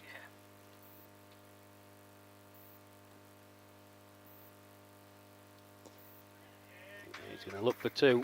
Neil Brathwaite is on the charge. Here we go. Oh, he was close. It's brilliant cricket from Brathwaite. There's no way with the angle that he was running at that you could throw it back to the end that Stephen Butler was running to. Recognised it immediately, ran in, clean pick up, throw to the bowler's end. He wasn't far off, hitting directly, and Claude Orlando was way out of his ground. But 2 to Butler.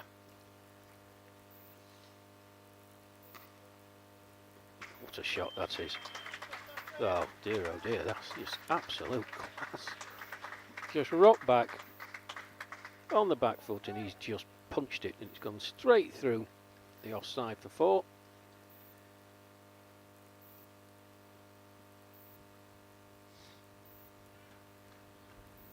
Should be on about 206, shouldn't they, Rash?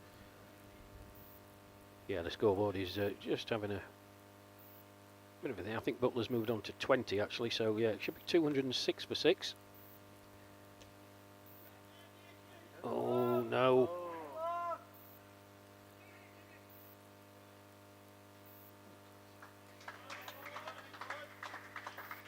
Well, I think it was, I'm trying to find the fielder who was out there who kicked the ball. It ricocheted, and Paul Radage, bless him, out on the boundary, had to do the recovery work. We're sending him his laundry bill. But 2 more to Butler. Yeah, he's the key for me, Owen. The 22 off 18. Got to try and stop him scoring somehow.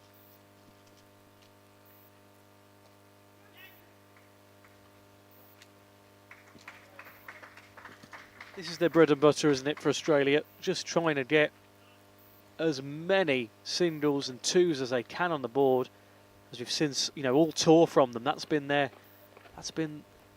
one of their main objectives of reaching a high target. Yeah, it's good running, and then you put away the bad ball, don't you? Yeah. I mean, that wasn't a particularly bad ball from Phil Deakin. It was just a wonderfully executed cricket shot by Stephen Butler through the offside, off the back foot. Didn't try and hit it, just punched it through. 10 off the over.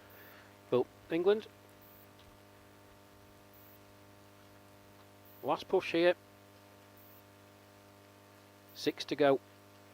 209 for 6. Australia having won the toss and elected to bat in this 4th one-day international. They hold a 2-1 series lead courtesy of their victory on Friday at Tame Cricket Club. And with Mel Dobson having bowled out from the oak tree end, Owen, it's going to be Kevin Watson to return.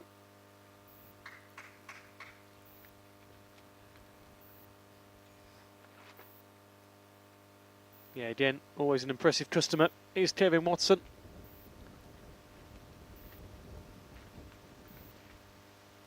The wind's still picking up here around Sparsholt.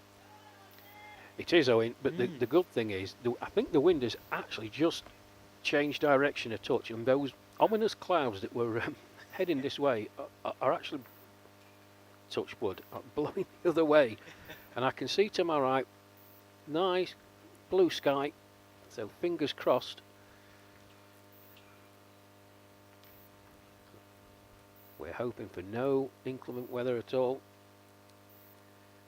So Kevin Watson, 7 overs, no maidens, 1 for 28 from his opening spell. Bowled very well indeed.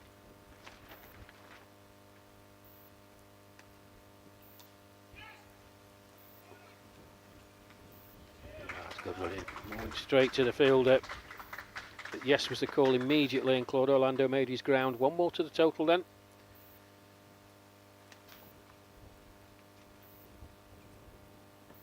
Yeah, I think if we just get past this 3 o'clock hour, just had a look at the weather report, 50% chance at 3. Other than that, 20% for the rest of the day, chance of rain there. So if we get past this hour unscathed, I think we'll be okay for the rest of the afternoon and early evening, Rash. Oh, no weather gods.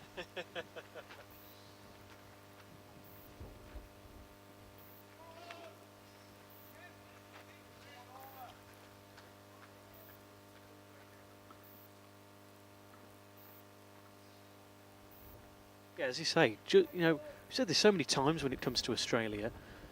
You know, you see where their runs are coming from. When they look like they're in a hole, then you see Stephen Butler on 24 off 20 deliveries, and as you say, he's that key, isn't he? He's that key to where Australia, they're just crucially where they want to be come the end of this innings. Yeah, from England's point of view, obviously they want to try and limit the scoring, limit the boundaries, try and get Stephen Butler off strike as much as you can. That said, you've got a very, very good player in Claude Orlando at the other end, so the challenge is there every ball. England just need to be a bit cute, recognise what they've got, and they've got themselves into a decent position. Butler just turns that out into the leg side, straight to Mike Palmer. Deep mid wicket. 1 more to the total, 1 more to Butler. But England have fought back to get themselves in this position, so you don't want to throw it away now. You've got to be mindful, of course, that the Australians will be looking to get north of 250 as a bare minimum.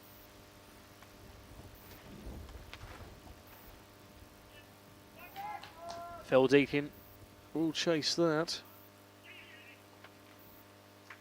Chase Willie does. Yeah, 2 leg byes. Bouncing off the pad of Claude Orlando, and nothing that Steve Aston, the England stumper, could do about that.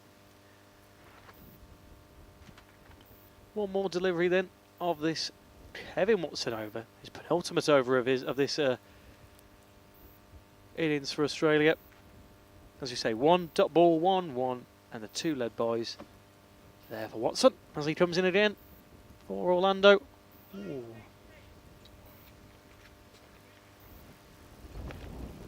Yeah, wide that time.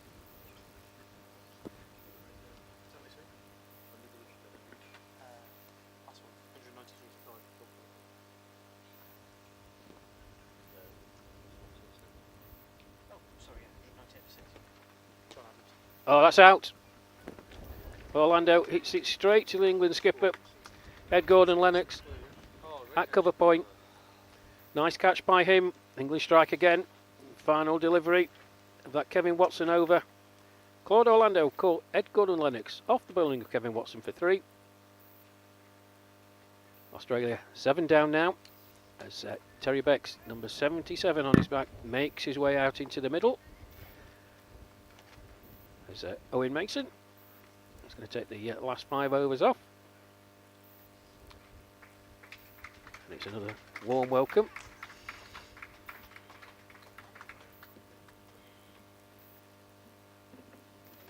To Matt Evans.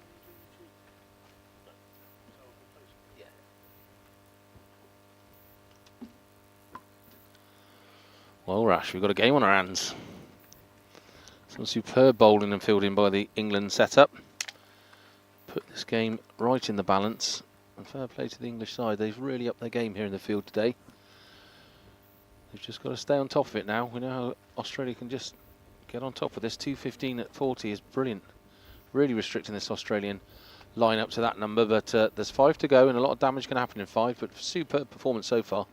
Absolutely, Matt. 154 for one Australia, who are just one delivery shy of the 30 over drinks break. So 6 wickets for 61 runs.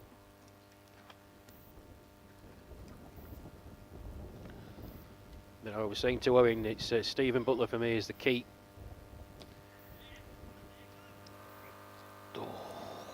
Bit hesitant there, Terry Becks, wasn't he, to start with? Yeah, Butler's got to stay in and be the glue to keep this going, hasn't he, to get somewhere near 250, so he's hoping to do, Australia. Yeah, and England will know that, Matt. They're just going to try. I mean, Terry Becks, we've seen him play some very, very good innings.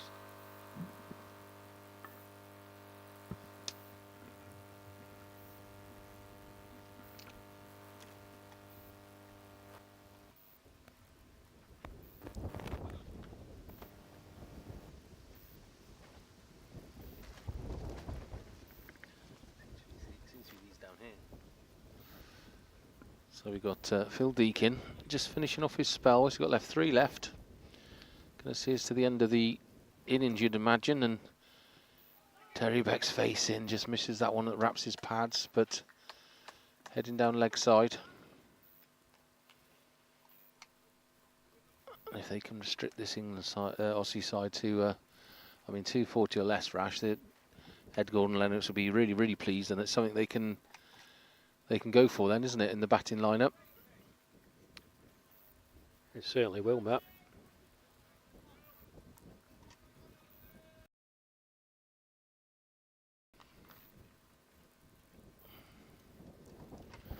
So Deakin just turns at his top of his mark at the pavilion end again. Runs in towards Becks. Becks has a swing, drives it past him, but that's good. Phil Deakin got down quickly there and got a hand to it. And that's been the difference today for me, Rash. Just those little stops and fieldings, they've really been keen to be right on top of the fielding and almost taking a leaf out the Australian book. Yeah, they're obviously getting better. You know, they recognise that they had to get better. There was just a period when Graham Pavey and Darren Smith were out there in the middle, Matt, that there was a bit of sloppiness in the field.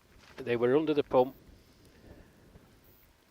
but they responded well. And I said the catalyst, of course, and you need something to spark life into you, because England were looking a bit sorry for themselves, was that unbelievably good catch from Neil Brathwaite. And on the back of that, it's going to sound absolutely ridiculous, Rash, but I think the celebration that went with it, his screaming and pumping his arms in the air like a footballer, he really showed the whole team what it meant to him, and almost kind of put a rocket up their backsides. And they needed it. Mm. You know, the game, I think you said the game was being taken away from them at that point. Another good delivery there by Phil Deakin, just for a dot ball. 2 off the over. That's a cracking over by Deakin. If they can keep bowling like this to the end of this innings, Rash, they're really going to have a makeable target here coming into bat second. Yes, I mentioned the psychological game and the effect of knowing what you should be scoring on a wicket that's very, very good. Your par score here, it's north of 280, Matt. Now, I'm not saying Australia won't get up there. It will take a superhuman effort to get there from here. But we've seen them score. If England can limit them to 250 and below, or even 260, they'll go in knowing that, listen, the pitch is holding no real terrors. They've got a good batting line-up. Bat sensibly. Fingers crossed they can level the series at 2 games apiece. Well, I just have to pull you up on that one, Rash, because in my break, I went in the back of the commentator's hut and had a word with Darren Smith. And he said to me, this wicket is doing a lot more than you think. He's saying one ball is digging in, there's a puff of dust off the surface. And then it's just not coming onto the bat. You threw your shot too early, and the couple of catches they've had, he's felt down to that. And then 2 balls later, one will bounce really hard and straight like we were expecting and really zip through. So I think there's a little bit more guesswork. I mean, Darren, again, I think he was a bit upset. He thought he was on for another century there today, but he just got a ball that dug in. There's a puff of dust, and it just didn't come onto him, and absolutely did him a kipper. So I think there's a bit more happening on this wicket than we know just sat here commentating. Oh, wrapped his leg. Oh, that's good fielding there as well by Mel Hussain. Well, that's a fair point, Matt. And obviously, Darren Smith was out. But you have to say, bowling and fielding wise, Rash, they've really done a number here, and if they can keep this down, I mean, 240 less will be absolutely phenomenal. And the bowling again here from Watson is just stopping this run rate getting out of hand and giving them something really achievable when they get out there to bat with the English batting lineup.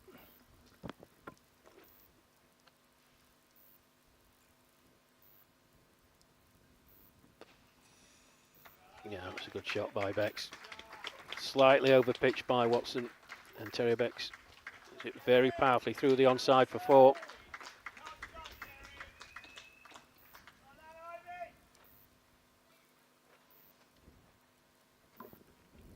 Darren Smith, the #1 cheerleader there at the sideline, shouting, "Come on, Aussie." He's such a competitive guy. Watson just adjusting his field here a little bit. One sloppy ball, just got to tighten it up and keep it there till the end of this innings.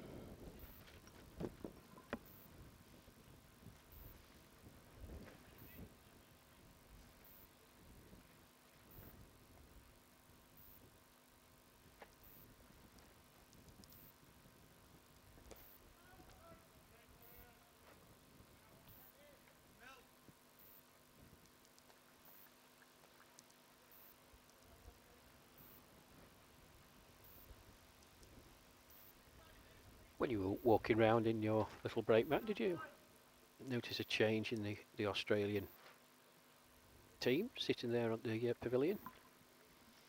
100%. That's why I came back my first line. We've got a game on our hands, is exactly the message I got from the boys.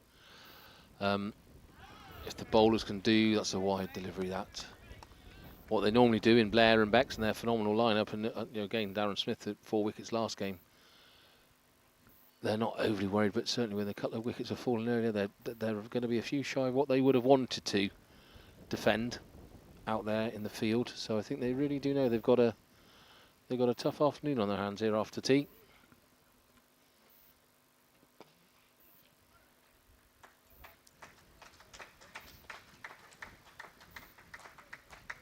So that single there just brings up the 225, which I circled in my book there, Ash, when we got to the 30th over mark and said They're going at 75 every 10 overs.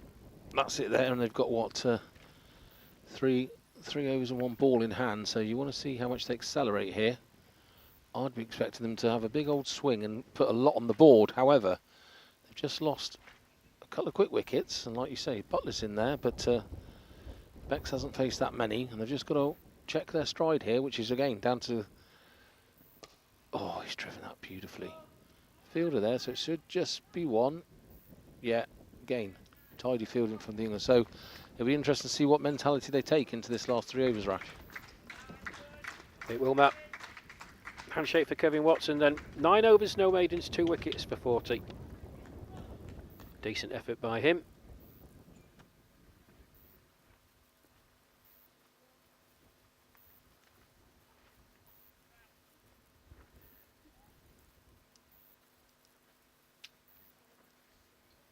So 3 overs to go here, folks. 226 for 7. Australia winning the toss and electing to bat. And the field's starting to spread. Trying to limit those boundaries, Stephen Butler having a good look. Now Phil Deakin will not want to give him anything outside that off stump, if at all possible.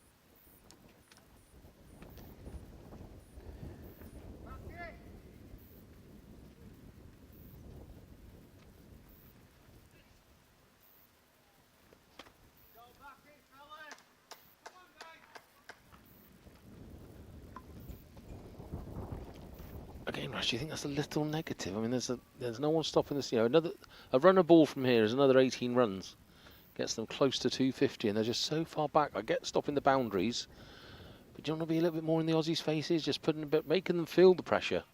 Tell them there's a game on their hands. Yeah, in fairness to Ed Gordon Lennox, he's making a big show of bringing the field in, so they're saying to Terry Bex, OK, if you want to go over the top, go over the top. We're going to try and take a single. We're going to try and put as much pressure as we can on you. Ooh, that's got to be close. Not giving. Umpire Lloyd shakes his head. Seeing the replay here, he's had a big old swing. This Bex missed it totally. And it is. It was low, wasn't it? Close, well, it hit his back pad and it was below the knee roll, and his knee was flexing. And I think that's a decent shout.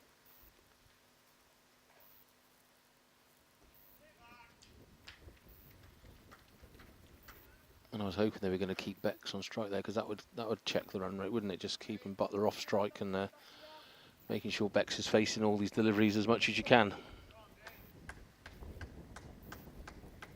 Well, he's a very good player, Terry Bex. I've used the word stoical. He's played a couple of really stoical innings for Australia at crucial times. But I think he'll be the first to admit that he's not in the same calibre as batsman as Stephen Butler. Oh, well, was advocating not to bowl outside the off stump, but he had a little chase at that, did Butler? I think Deakin just zipped that one through a bit quicker, didn't he, that delivery?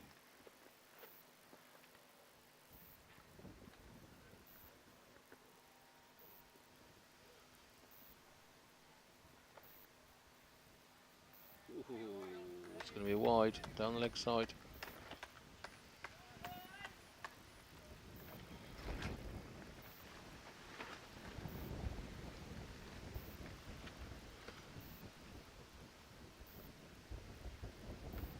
Wind is really getting up now, causing havoc with our commentators. Tend to the clouds have cleared a little bit. There's a lot of blue sky there. Well fielded by Brathwaite, looking for 2, but you don't want to take on Neil Brathwaite's arm. Straight into the keeper there, preventing the 2 runs and keeping Australia just to a single. Puts Terry Bex back on strike, which I think England should be really trying to do a lot here in this game. The more he can be facing, keep Butler off strike, more importantly, is going to restrict the total they end up with here. As they've hit 230 for 7. 1 more ball to come here from the Deakin over. He's done well though, he's only the wide 4 runs.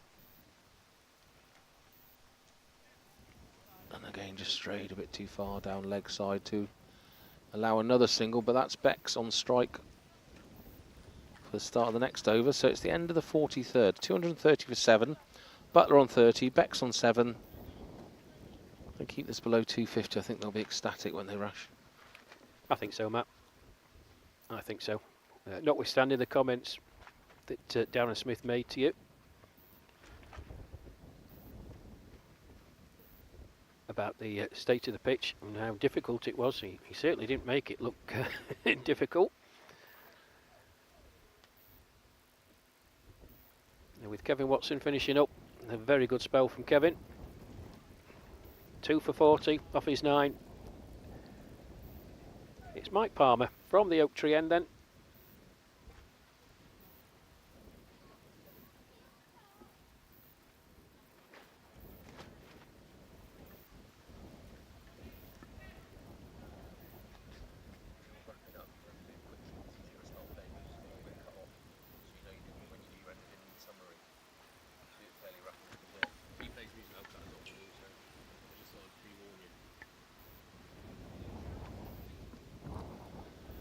Again, a good old shuffle of the field here for England, which I'm liking to see, Rash, because they know how important these 2 overs are. We've seen the Australians go for a smash around and put a good 40 on in 2 overs, so to keep this tight in this last 2 overs could be the difference here in the match. And to keep it below 240 would be amazing. 250 would be brilliant. But if Becks and Butler have a swing and put 30 on, that would be a little bit disappointing after how well England have played in the field here this morning. Yeah, just play smart cricket, Matt. You know Australia are going to try and go for it. Last couple of overs. Full and straight would be my advice. And if they're going to hit over the top, good luck to them. The wind really whistling around here as Palmer comes in to Beck. Oh, he's a little slow delivery there, and he's cheekily just dabbed that on the leg side there. Terry Becks for a single. And you just saw from the pictures there from the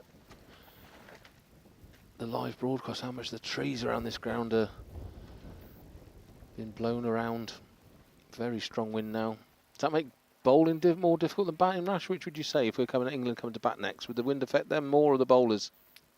Well, it's interesting, Matt, because I think the wind direction's changed.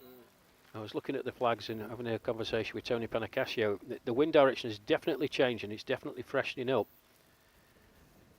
It'll be interesting to see which end the likes of Bill Blair will take, actually. And Tony Panacascio himself when he comes on to bowl. Big puff of dust comes up, but that was full. From Palmer. Good delivery. Nothing that Stephen Butler could do with that.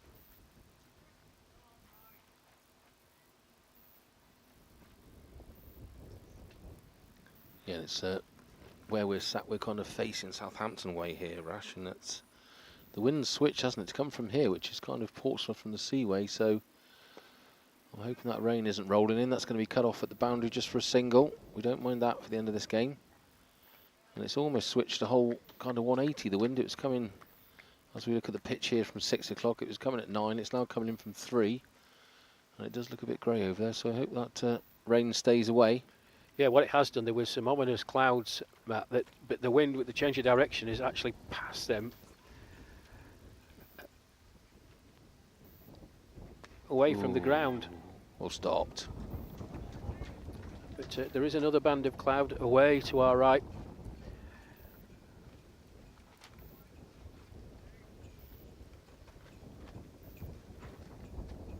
Feels like a rainy wind, doesn't it? When the wind gets up before the rain, it does feel like that, although we've got blue sky and sunshine at the moment.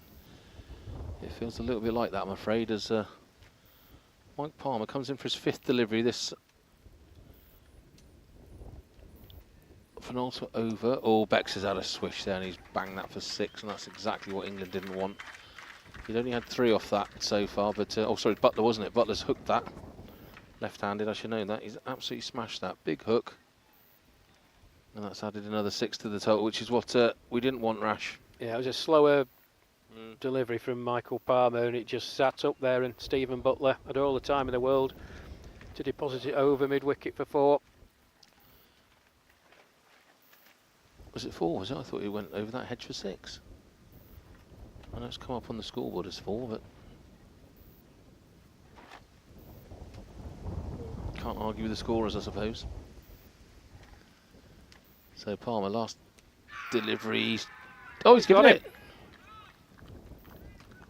I heard a lot of bat there for that to be LB. Well, Palmer, it's a very, very dangerous. Stephen Butler out for 35 LBW, the bowling of Michael Palmer.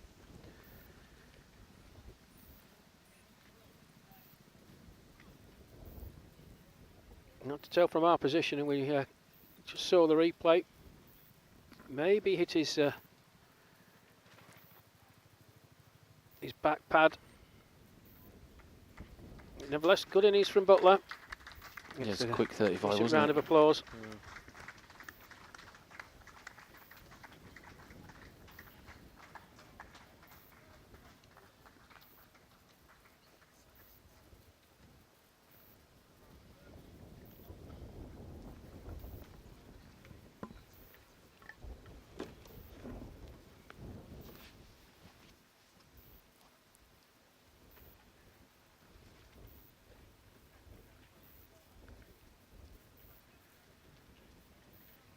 So the final over here then.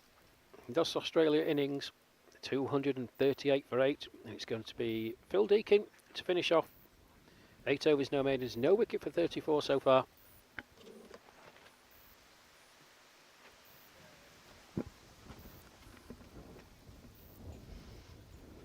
Okay. So, last over Rash. They want to keep this below 250. Who's coming here? Patterson to see Bex. And we've got some nice tight bowling here from Phil Deakin.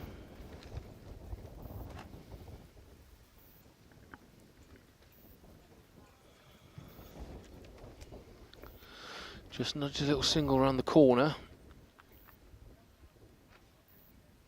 By Bex to give Patterson his first delivery. So what we got? 5 balls to go. Let's keep this nice and tight, England. Give us a fighting chance. Really could do with this going 2-all for a lovely decider down at Ascot on Thursday. Nice tight bowl in, Mr. Deakin. It's a little bit long. Fielder's missed it. Team are having a nice dive. Kevin Watson's on the ball though. He's got to get this in hard and quick, and he does. Prevents the 2. Really good fielding there. They've definitely been on top of it more in the field today, Rashwa. 100% they've been at the races. Yeah, they certainly have. They really do need commending these England boys. You know, the disappointment on Friday to lose that game at Tame. And then we're under the pump early doors. That's going straight catch down it. Straight Kevin Watson. Watson's throat. He's taken it. Taken Yes. Absolutely superb, and there's nothing better than stopping momentum than taking a wicket. Dropped a bit short, and I think it was Terry Bex, wasn't it? Had a big old heave at it straight down Kevin Watson's throat, and he's caught it.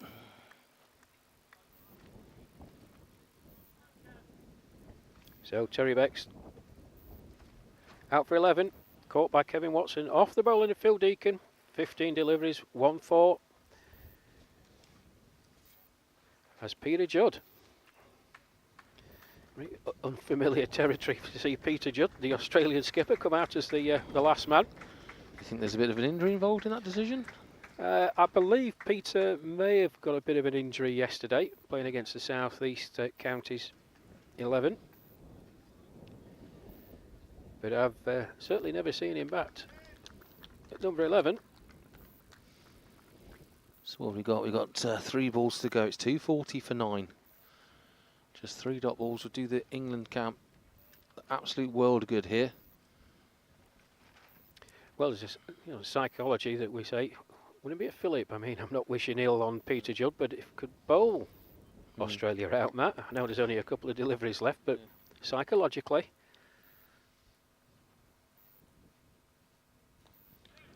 I was going to say exactly the same, Rash. The psychology of them not batting out their overs would be massive. With England now, they get to sit in that changing room. A couple of players said to us how often they've kind of,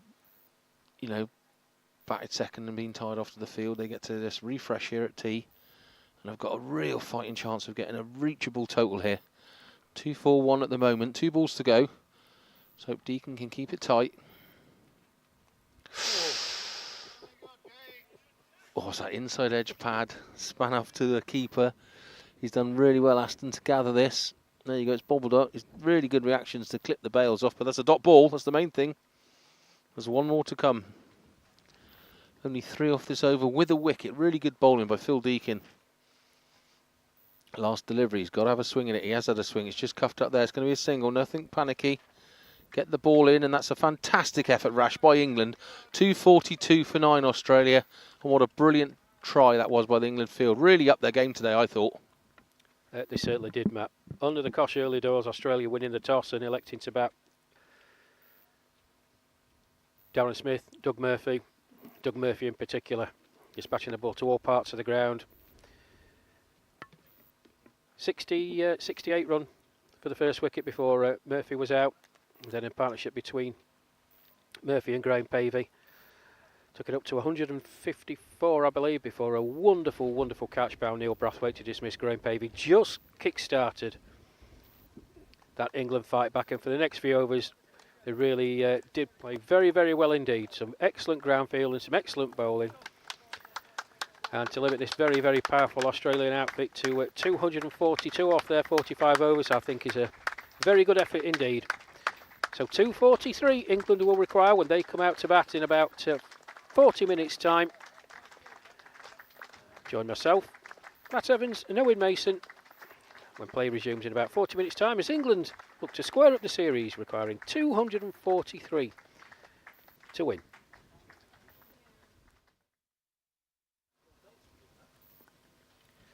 And as the players make their way off the pitch, big thank you to the Australian sponsors: Global Travel Management, Kingsgrove Sports, Exotic Cricket Tours International, Solomon's Flooring and National Towels. Thank you for your continued and loyal support.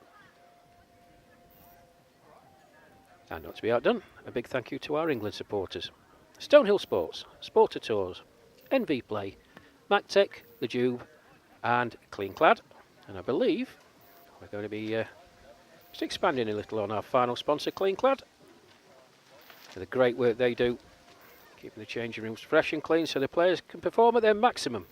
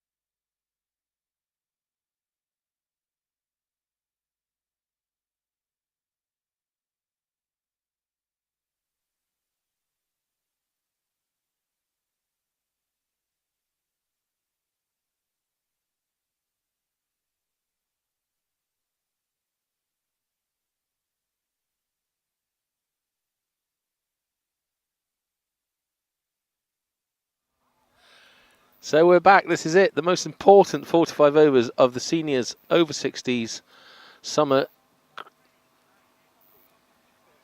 series. Owen Mason, what 2-4-3 to get? They need this to draw the series level. Yeah, as you said, Matt, this just feels heightened now. I think it was just the music was building a bit of a mood around here at Sparsholt Cricket Club. Thanks for joining us, everybody, for this second innings. As we say, England needs to hit 243 and opening up, Matt, we've got an Essex pair, haven't we? Yes, Mel Hussain and the Neil Brathwaite, the fielder. Interesting to see how he does. Who's facing first? I think it's Neil Brathwaite. Oh no, it's Sorry, Ken. Mel Hussain at the other end. Starting with Bullet Blair. He's produced As well, that these two open up for Essex as well. So they'll be looking to form. It's 2-4-3 on this pitch. We spoke to Darren Smith, didn't we? One, isn't it? To just see how, you know, towards the end he got 61 before he was bowled out. Yeah, it's going to be very, very interesting indeed. Yeah, Smithy just Owen alluded to there, just saying there was a bit more on this pitch than we initially thought. There was the ball was digging in, puffs of dust kicking up, and then the ball didn't come onto the bat, and then the next ball would just fire off this far surface and come onto you a bit quicker. That was his theory on a few Aussie wickets falling as Bullet Blair comes in from the pavilion end. First ball, Brathwaite, and he's driven it straight back to Blair, who misses it, but it gets through there to the backup fielders for the Aussies. TP on the extra cover. And again, the first thing that catches my eye is how attacking this field is. We talked about this. The Aussies straight away got a slip in, gully, tight field all around, just restricting the runs from ball one, which was a dot ball, just pushed back by Neil Brathwaite. Me and Rash did the maths at lunchtime, 5.4 and over needed. So there's no need to panic, even if a couple of wickets go. They've just got to... That's a well stopped there by Bill Blair, diving down to his left. They've got to nudge this ball around. They need 5 and over. Run a ball wins it for England, so a couple of singles and a boundary per over, and they're home and dry. And let's hope they can get the job done here to tie the series up at 2-2 as Bill Blair just shines that ball on the way back to his mark. Pavilion end behind him. It's gone quiet here. Music at lunchtime was fantastic. Food was fantastic, as we've experienced all summer. Third ball, that stayed low. That was outside the off stump, luckily for Brathwaite, but it stayed very low. Claude Orlando had to work really hard for that ball not to creep past him. And 3 dot balls to start with. Now we know how defensive this Aussie field and bowling can be. Despite there being no need to panic, they don't want to let the Aussies get on top of them here and keep the run rate really low. They've got to play some shots, and I think they've just got to be positive, Owen.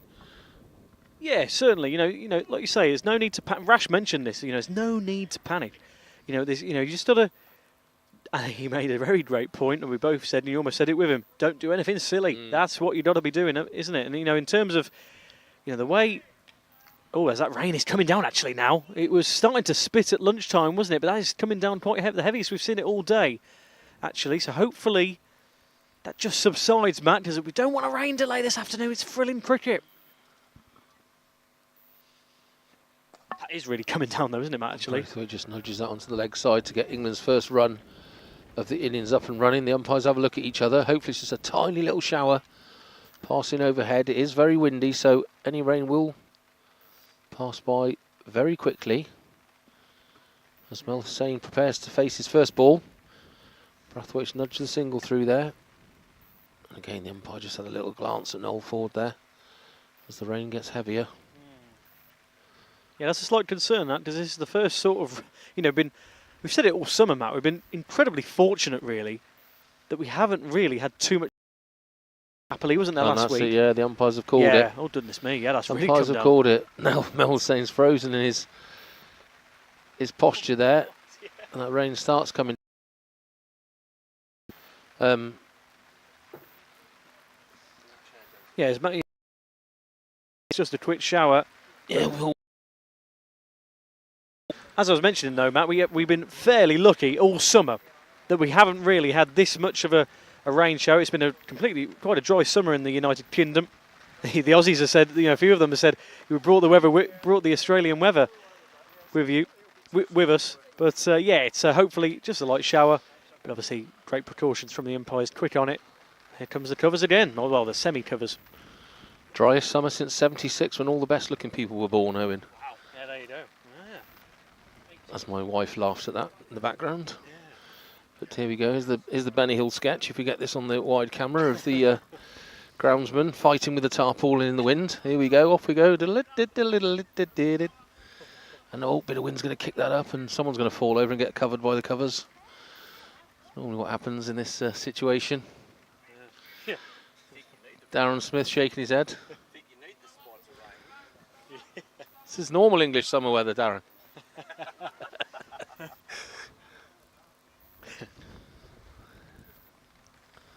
Yeah, just as Neil Brathwaite got the first run on the board. Just coming up to that end of the first over, Matt. Unfortunately, slight rain delay, and they're just standing over that tarpaulin sheet. So just look to hopefully get underway as soon as we possibly can. Weather permitting, of course. We were lucky to get our 45 overs in because those clouds were coming over, Matt. We wondered if it was going to be a rain delay earlier than we thought. Yeah, it would have been nice if it just happened in the tea break. Yeah. It's already subsiding. I mean, the Aussie fielders haven't even left the field. Skipper Juddy there, hands on hips, doing the double teapot. TP on the edge of the boundary here, just not going inside. Claude Orlando just holding his hat under his head, his arm, on the edge of the ropes. And they're all looking up because it has subsided, and like I said, it is windy, so it's going to pass over fairly quickly. Groundsman standing at attention out there at the covers. Wonder who's in charge of all that then. Who's the orchestrator? Guy in the blue shirt, I reckon. He looks in charge. Yeah. There we go. There you go. Nice shot there. Umpires are saying, take it off already, I think, maybe. Aussies are chomping at the bit to get out there. They're all still stood around us here, just by the commentary box. Obviously fairly confident it's going to pass over without too much drama. As they say in, is it Ramsey Street? Yeah. Ramsey Street. Get our quote of neighbours in for Owen every game as we do. Oh, I love neighbours. Which leads us to a big shout out for Kylie. Kylie Smith, Darren's better half.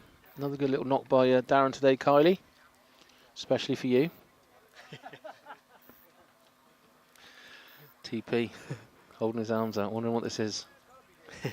Yeah, they haven't seen much of it, have they, this summer, as we mentioned? But yeah, it has been very dry for. As the wife will tell you, the schools broke up first day of the holidays today, so it's bound to rain for 6 weeks now. They had their nice weather when they were in the classrooms, hot and stuffy, and kids going wild. And now we break up for holidays. We'll have 6 weeks of rain, and it comes back out on the first Monday back at school normally. So.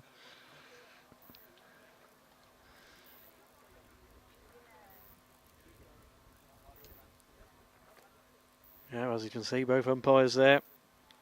Just having a quick word, that rain, as we say, not as heavy as originally.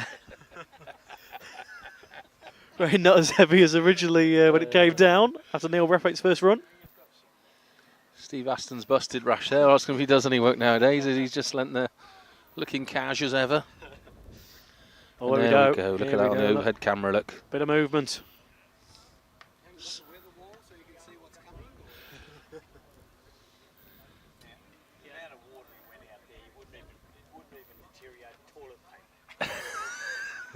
Smithy making his feelings known as the covers are whipped off by the Smithy umpires. wants to get out there, doesn't he? Yeah. You can tell. He's a competitive character. Doesn't rain over here like Australia, you know, Smithy. We're not used to this. I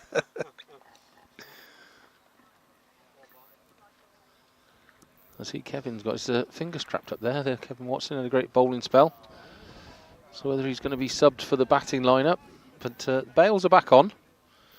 Umpire Ford sorting out the stumps at the oak tree end. These Aussie fielders are pacing around like caged tigers, ready to get this job done. They do. It's crucial for them, isn't it? If they get this win, as we say, it's an unassailable lead. If they get that win, as you can see, that flag waving about in the wind. 3 trees on that lovely purple flag there. But yes, yeah, umpire waves them back in, and the Aussies are out there keen as this. mustard. Like you say, they're ready for it. They want it. They want to win this series. They want to retain that Ashes, and they'll do so if they defend valiantly their 242 that they reached in this first innings. So, after a brief shower, it looks like we're ready to go in just a moment, Matt, which is positive. Oh, I just saw Miles. I was hoping he hadn't tucked into another scone and jam there that we had at lunchtime, which were beautiful, from the catering staff here at Sparsholt. And it should be back underway any minute now. 1 run on the board, 1 ball left to go in this first over. And as we said, it's steady away. There's been every game I think we've covered, Owen, there's been 1 or 2 silly giveaway wickets, going for shots you didn't need to, or a crazy run out, or things like that from England. So we just need to be decisive and make sure none of that stuff happens.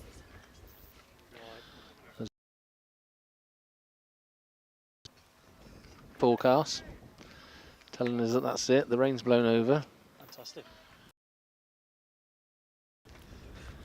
Large gin and tonic. Wife's producing the Mentos. Lovely. What are you going for, Mason? Pink or yellow? Pink. You would, wouldn't you?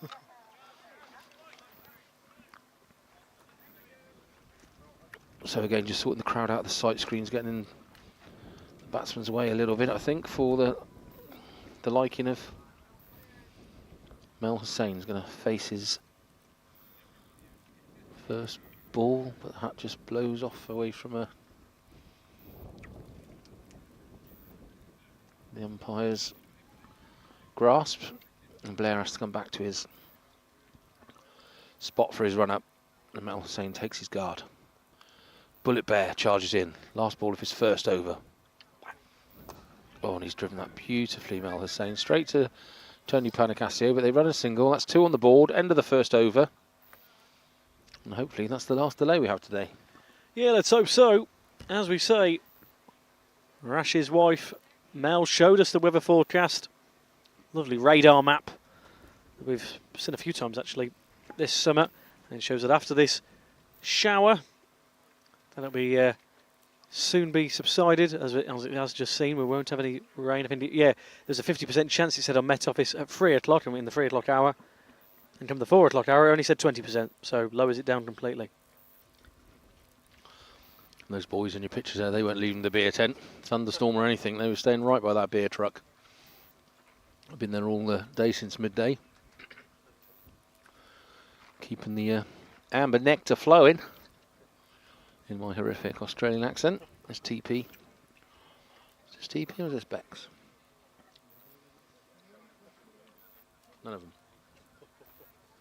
Patterson, isn't it? Patterson strolls out here to us. I wonder if we got that other end. That's Juddy, isn't it?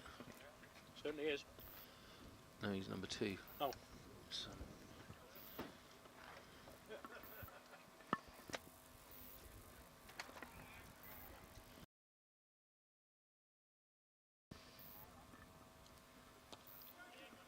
Oh, nudged away in the lug side. With this run chase ahead of them.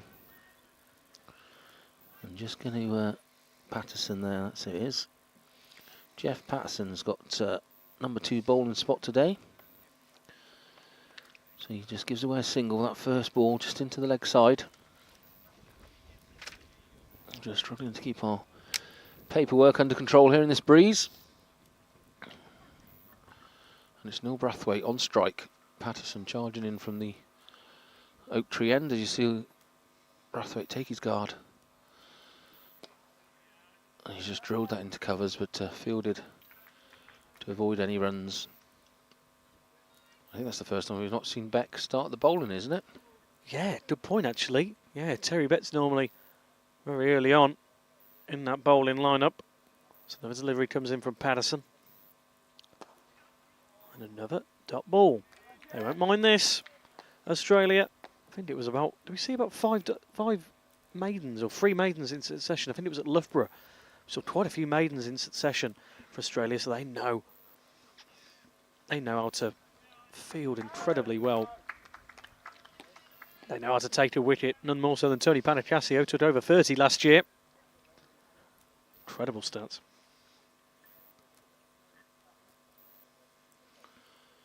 So just one from the over so far as Patterson steams in again. Brathwaite just prods it. 5.56 required run rate. With a good 43 overs in hand. And a bit of sunshine appears again. Shadows. There you go. Shadows on the cricket pitch. Bright sunshine as Patterson comes in for his last delivery. To Brathwaite. A little bit down the leg side. He's hooked that off his hip. Looking like a boundary. He's going to make it all the way there for 4. It's a great shot there by Neil Brathwaite to get the England boundary count off and running.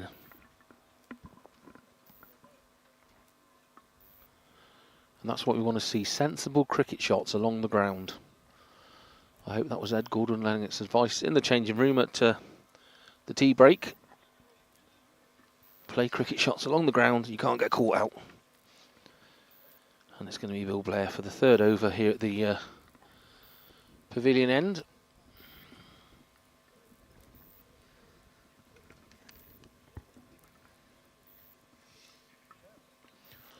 It's probably our fault that for not sitting down. We're standing up for the first time today. We must have cursed the start of this innings for England. Mel Hussain on strike. We slightly upset Mel, didn't we, at Oakham with his couple of comments about him coming out early. Didn't realise he was an Essex opener, so apologies to the Hassan household. We definitely need an opening innings from him here today to get this game wrapped up from an England point of view. Make the series 2-2. Be a brilliant pinnacle at the end of Thursday to end the summer for these Aussies. All the games they played, loads of games of cricket. As Mel Hussain nudges that leg side, he's going to go for 2. That's good. Really good. That's what we want to see. Some serious running like that. It's brilliant, brilliant, boys. 9 for 0 then. Yeah, really, really good. They needed that. So that's what they need to keep going for. Keep taking those singles when you can. Don't panic. At this point, you're very early on in the innings. Don't go for anything silly. And, get your occasional boundary when possible, as we saw from Brathwaite. That's all you've got to do. Build that opening partnership. Then see where you are at 15 overs, that first rinse break. That's brilliant from That's another brilliant. boundary Really there. good. Great shot off the hip again. Bill Blair just straying a little bit leg side. Hussain's picked it up quickly and just clipped it off his hip. Straight out there to square leg. 4 runs on the board. 9 for 0. And I'm enjoying the running because that's really, again, we haven't got the stats or the worm graphs that Sky Sports have, but the amount of runs that the Aussies add by just doing aggressive running is a lot every innings, in my opinion. I haven't got a number for you, but and England haven't quite been on it. But they do seem to have learnt, for me so far in this fielding display today, from the the Australians, and I mentioned no names, but players have commented how impressed they've been with the aggression of the Aussie fielding, how tight they are on the field, how tight their bowling is, how much they back it up, and how good they run between wickets. And certainly judging by that first fielding display by England, they've learnt a lot and they've been much better in the field. That's as good as I've seen them in the field this summer, Owen. Yes, certainly, because we said it. There was a time in that in that where 30, coming up to that 30 over rinse break, Australia had only lost 1 wicket. Ben was texting me, who was on the commentary desk with us at Stratford and Loughborough, and he said at that point it looked like Australia were going to run away with it. Then he tuned into the last 15 overs, and he's really, really impressed with how England limited Australia to anything. Took 8 wickets there in that brilliant spell. None more so than that bizarre run out. That was one of the most bizarre run outs I've ever seen. But from both sides, but yeah, really positive over from England. They're on 14 for the loss of no wicket. Looking good, England so far. Early days, but 5 from 12 for Neil Brathwaite. And Mel Hussain, 9 off sits.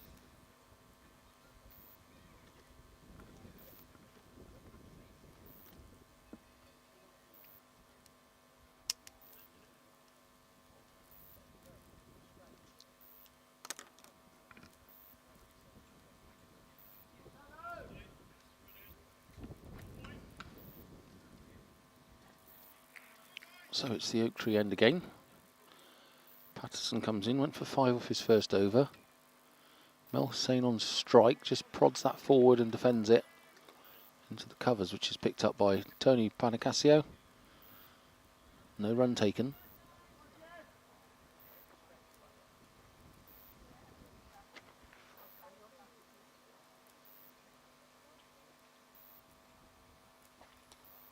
Oh, that's dealt with well, just on the leg side. I think it's only going to be a single. Went kind of directly to the fielder, so they run 1. But rotate the strike.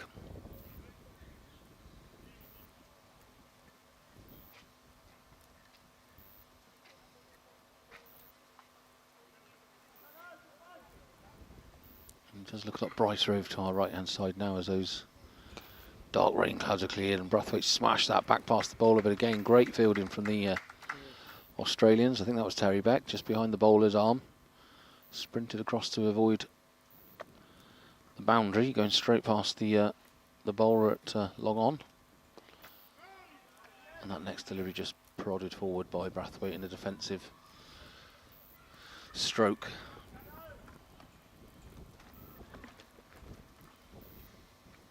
Yeah, not a bad over from Jeff Patterson. Top ball 1. It's a wide down the leg side. He's going to be given a wide. Yeah.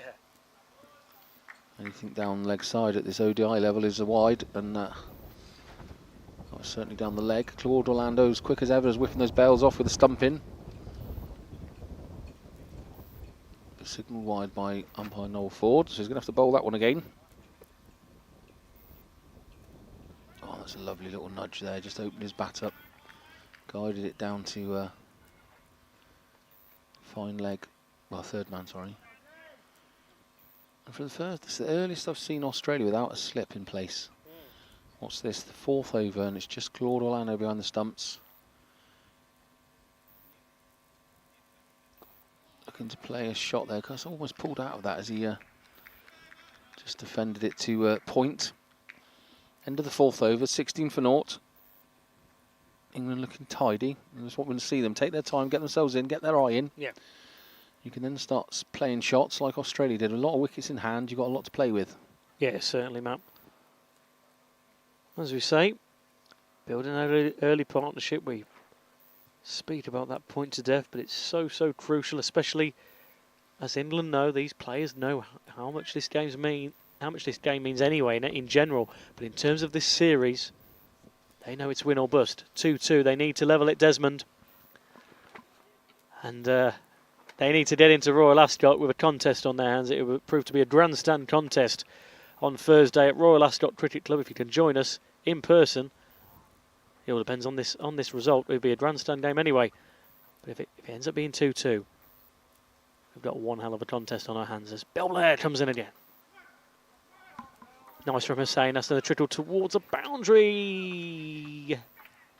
Oh, very well done in the end. Oh, nearly a bit of indecision on the run in there, but Yeah. lovely little push forward there by Mel Hussain, just onto the leg side.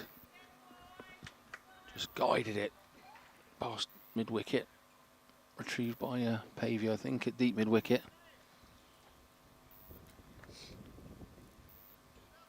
As Bill Blair comes in from the pavilion aid again, Hussain on strike. He's driven that straight back past the bowler. That's a proper cricket shot, that. All the way along the ground, straight back past Bill Bailey, 4 runs. Bill Bailey? Bill Blair. Another great boundary there. Great one to start off. 22 for naught then. 2 and a 4, slightly expensive for Bill Blair to start off his third over. Here comes it in. Good run in. Again, taking some really clever singles here. Very Australian-like run in so far. Yeah. And keeping that scoreboard ticking over. Rotating the strike. Brathwaite on strike now on 5 runs. Bill Blair's gone for 7 off this over. That's a lot for Bill Blair. And keep up this positivity, England, and get the job done. Yeah, he likes to keep it very, very tight. Normally, here he is again. Ooh. That's leg side again, isn't it? Wide ball, yeah. That's probably about as much as we've seen Bill Blair straight down leg side this summer as well. 2 balls in 2 overs.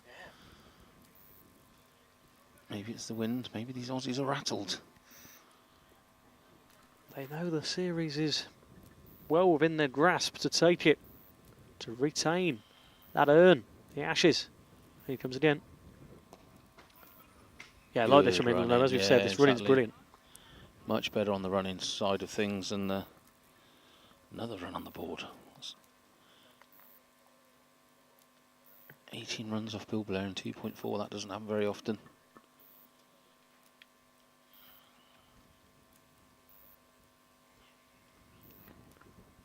Balls to go of the Bill Blair spell. Starts his run up in front of the pavilion. Ismail Hussain on strike. Throws himself at it, and Hussain just clips that off his legs, and that's gone over the boundary before anyone knew about it. You could hear from the sound off the willow that was right out the sweet spot. And that's a beautiful boundary by Mel Hussain. Taking England for 29 for naught. One more ball to come from Blair at this pavilion end.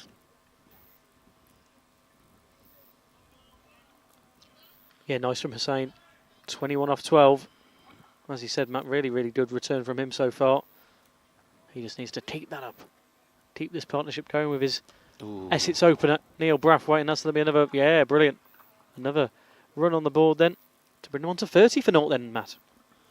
Yeah, and Mel Hussain keeps the strike there after 5 overs down. 30 for naught, Brathwaite on 6. Hussain on 22. And just exactly the start that England wanted. Nothing silly. Some very good cricket along the ground. Some very good running between the wickets. As we welcome back Rash Mahmood.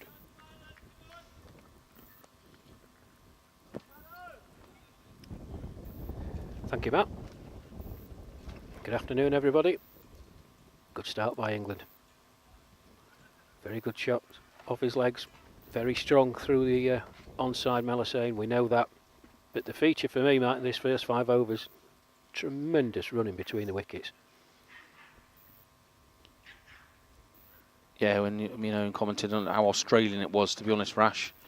And already that run rate's 6 and the run rate required 5.3. It's early days, I know, but we haven't seen that very often from the early England innings against this Australian attack. But exactly what we spotted. Great running, really aggressive running, taking everything they can. And I guess the point you were, yeah, that's another boundary by Mel Hussain. Really good shot, just snuck under the fielder. A really good point you made, telling us that they were normally the Essex openers, so they know each other well, and that running can be a lot easier when you're with someone that you've played with a lot before. Yeah, really good point, Matt. These two have batted for many, many years. They know each other's strengths. They're both quick between the wickets. Instant call, instant run. The Australian fielders in that circle.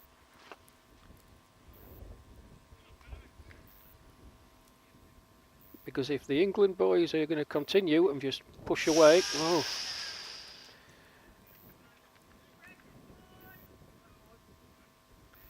Claude Orlando was just demolished the leg stump. He's ripped it out of the ground. Sure, the groundsman won't be very happy about, as he's put it all back. Looked a bit leggish, to be honest. I was waiting for the wide signal myself. Yeah, not given by umpire Ford, but good old Claude absolutely demolished the stumps. Yeah, but I was just, as I continue, it's just going to concentrate the Australian fielders in this ring. That they've got to be absolutely on point. We know what a good fielding unit they are, but you can put them under pressure. And that's what the England boys have done so far to good effect. Let's hope they can continue in that vein. As Patterson comes in for his final delivery. Completes his 3rd over. And he's just played back down the pitch by Brathwaite. There's no run. 6 overs gone here. England 35 without loss. Chasing 243 to win. Yeah, and on that point, Rashford said it's the earliest I've seen the Aussies drop their slips. 4th over, and they'd already got rid of the slip in the gully, and it was just called Orlando close up behind the stump. So whether that's already a backward step by Australia, you don't know. It might have been their tactic, but certainly they're making them think. And it'd be nice for England to be positive, which it looks like Mel Hussein is, just trusting his own ability and being positive and playing those shots and making Australia get on the back foot and be not so attacking in the field as Judd already has a word with, I think it's Terry Beck coming on now, isn't it? Already from the Yeah, it is. Yeah, pavilion early end, so change then. that says a lot, doesn't it? It Bell, does. Blair off that Blair. early, yeah. 3 overs, no maidens, no wicket for 23, going at 7.7 runs and over. Terry Beck's to replace him. One thing I did notice, Mike, in the first 5 overs that I sat out, I don't know if you and Owen picked up, and if you did, forgive me, but the first over from Jeff Patterson had Darren Smith at his usual position at point. And what we've seen Australia employ throughout this series is a man right on the 45, no more than about 6-7 yards from Darren Smith. On this occasion, there was no fielder there, but Peter Judd was very, very fine.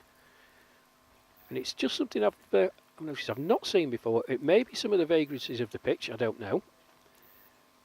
But they normally have 2 players in close proximity to each other. Orthodox point and one on the 45. As Terry Becks comes in from the pavilion end, his first delivery. And I say, just watchful, plays it back down the pitch as the wind starts to blow again. Very windy now, Rash, very windy. Difficult for the bowlers when they jump up and getting that to the delivery stride. Still bright over there, down to our right-hand side where the wind appears to be coming from. Bright skies and a bit of blue over there. Oh, Hussein doesn't need to do that. He's got a couple of swinging that, hopefully. Yes, Mel Hussein trying to show his intent to Terry Becks off just his second delivery. A very wild swinger, just needs to compose himself. England have made a decent start here. And we say working 5 over blocks, they'll be delighted with the first 5 overs.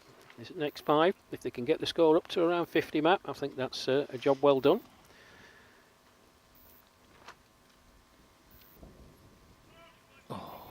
Ball that just flashes past the off stump.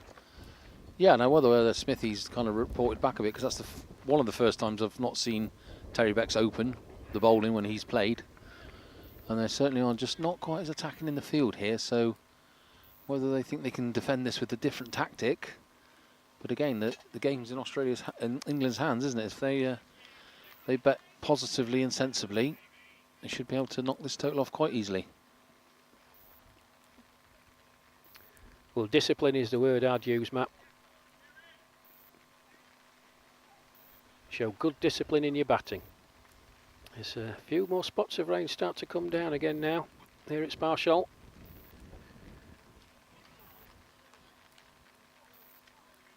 For all you devotees of DLS. DLS score at this moment 19. So England well above that on 36 without loss. That's what you're saying, Rash, you need to do a rain dance. Oh, he got straightened up there, didn't he, Mel Hussein? Square onto the bowler there as he played that shot, and Becks has produced a really good over here. Just the one wide. So he's going to have to bowl that extra delivery, but all dot balls so far, apart from that wide. Yeah, that certainly did move off the surface. It totally squared Mel Hussein up, as you said. Yeah, watchful this time. Just prodded out into the offside. Yeah, nice Good single. run in. Good run in.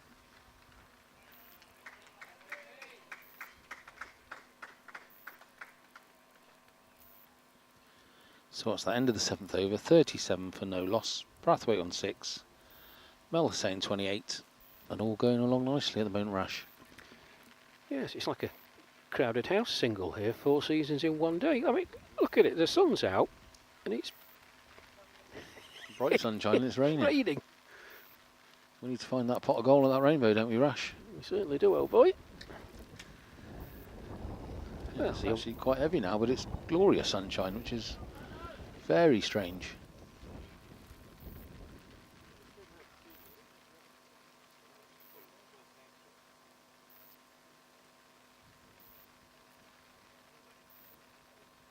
I think this is a type of pitch, Matt, that will suit Jeff Patterson very, very well. He's going to continue from the oak tree end. He's just got a nagging line and length, just in and around off stump.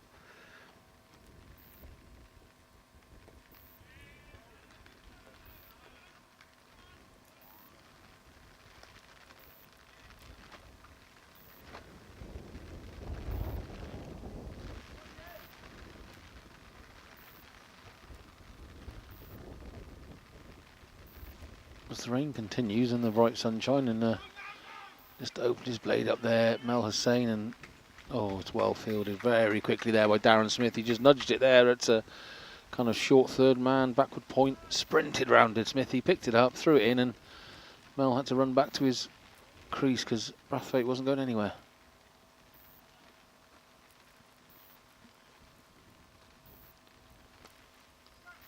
Oh, he's got that through the field. That was just leg side, and he's just punched it out there towards mid-wicket. Deep mid-wicket's picked up, and they've run a very swift two. Good, quick running again. Yeah, very strong off his hips, Mel Hussain, as we've said. Nice little punch into the onside. Glenn Pearce, a long way to run to his left. But 2 more to the total. Shot, back foot there.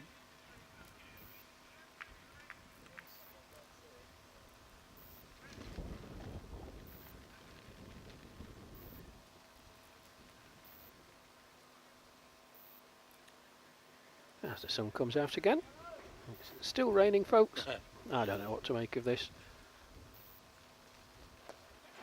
Oh, it's a bit of a hoikey, but it's going to run across this lightning quick outfield for 4. Or to Neil Brathwaite. I think he was trying to drive that through covers, wasn't he? Got a bit inside edgy and went totally on the opposite side of the pitch through deep mid-wicket. I think you're absolutely right, Matt. I don't think that's where he was aiming, but nevertheless, he'll take it, and England will take it. They move on to 44 without loss. And with that boundary, Neil Brathwaite moves on to 10 from the 21 deliveries he's faced. His batting partner Mel Hussain 31 from 26 as Patterson's in again and just watches that one outside the off stump. To complete the over, 8 gone, 44 without loss. Yeah, exactly the start England wanted here. They're just calm, composed batting. There's only been a couple of swipes from one from Hussain, one from Brathwaite. I think that shot was a controlled one. He just got it a bit wrong on the bat and got the edge. But the longer they stay out there, and it's what you need in these matches, isn't it? A tight game like this, you need one of your top 3, to a bit like Dougie Murphy, to at least make a 50 and just let the boys know that someone's in control out there and they're willing to put their hat in the ring and take charge. Well, you do, Matt, but so often in the matches between England and Australia, and certainly from the time I've been with the England team, England haven't made a good start. That's a beautiful drive. That's coming straight towards us. That's on Owen Mason again. What's your knee? Oh, just missed him. He was half asleep. Facing his phone, cup of tea. We nearly had him back in the hospital with the other kneecap. That's a fantastic shot. What a shot that was, Rash. Yeah, right out the textbook. Top draw from Mel Hussain. Orthodox cover drive. Over pitch by Terry Bexby. Beautiful control all along the ground. He moves on to 35. Mel Hussain. I assume we're probably to thank for this innings, aren't we, Rash? After we slightly upset him at Oakham, not giving him credit for his batting prowess and upsetting the Hussain household. He's sticking it to us now. We? What do you mean we? Live and die as a team, Rash. Live and die as a team. There's no I in team, fella. No, he had a word with us, did Mel. Yes.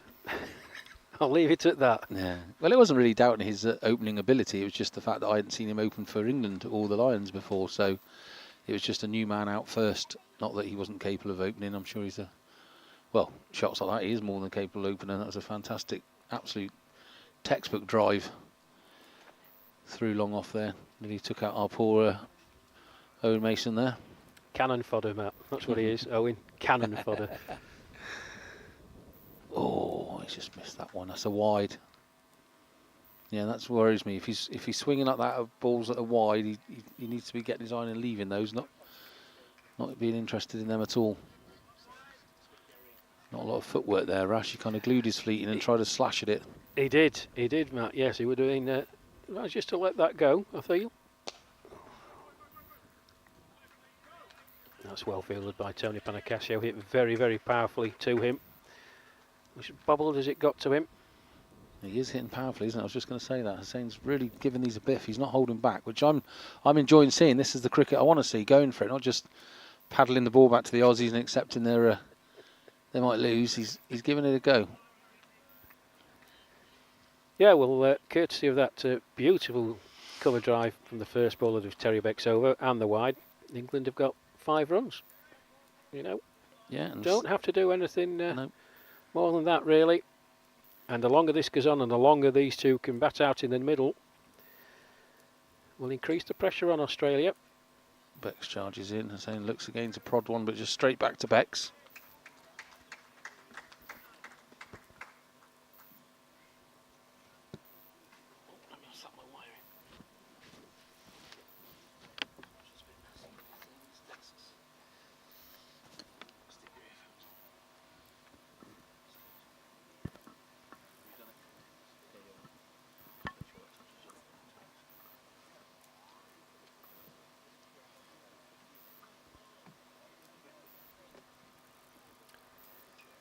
Matt Evans takes a little break. Warwickshire's finest.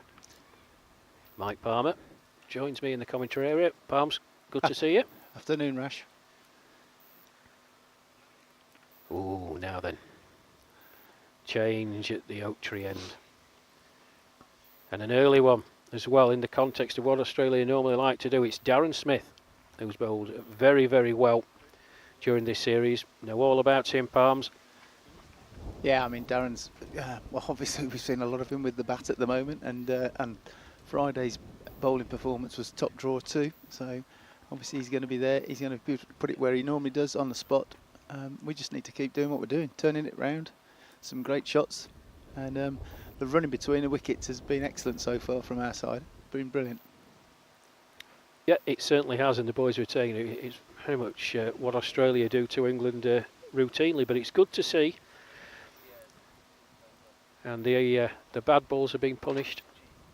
And suddenly you punish the bad balls and you run well and you've got 7, 8 and over without really trying. And it's been a good start. 9 overs gone, 49 for no wicket, 194 required to win. Smith, oh, I won't be happy with that. Oh, that's great. The commentator's curse working straight away, bowling straight. Beautiful. And with that wide, the England 50 is brought up. Oh, I've had a few of them today.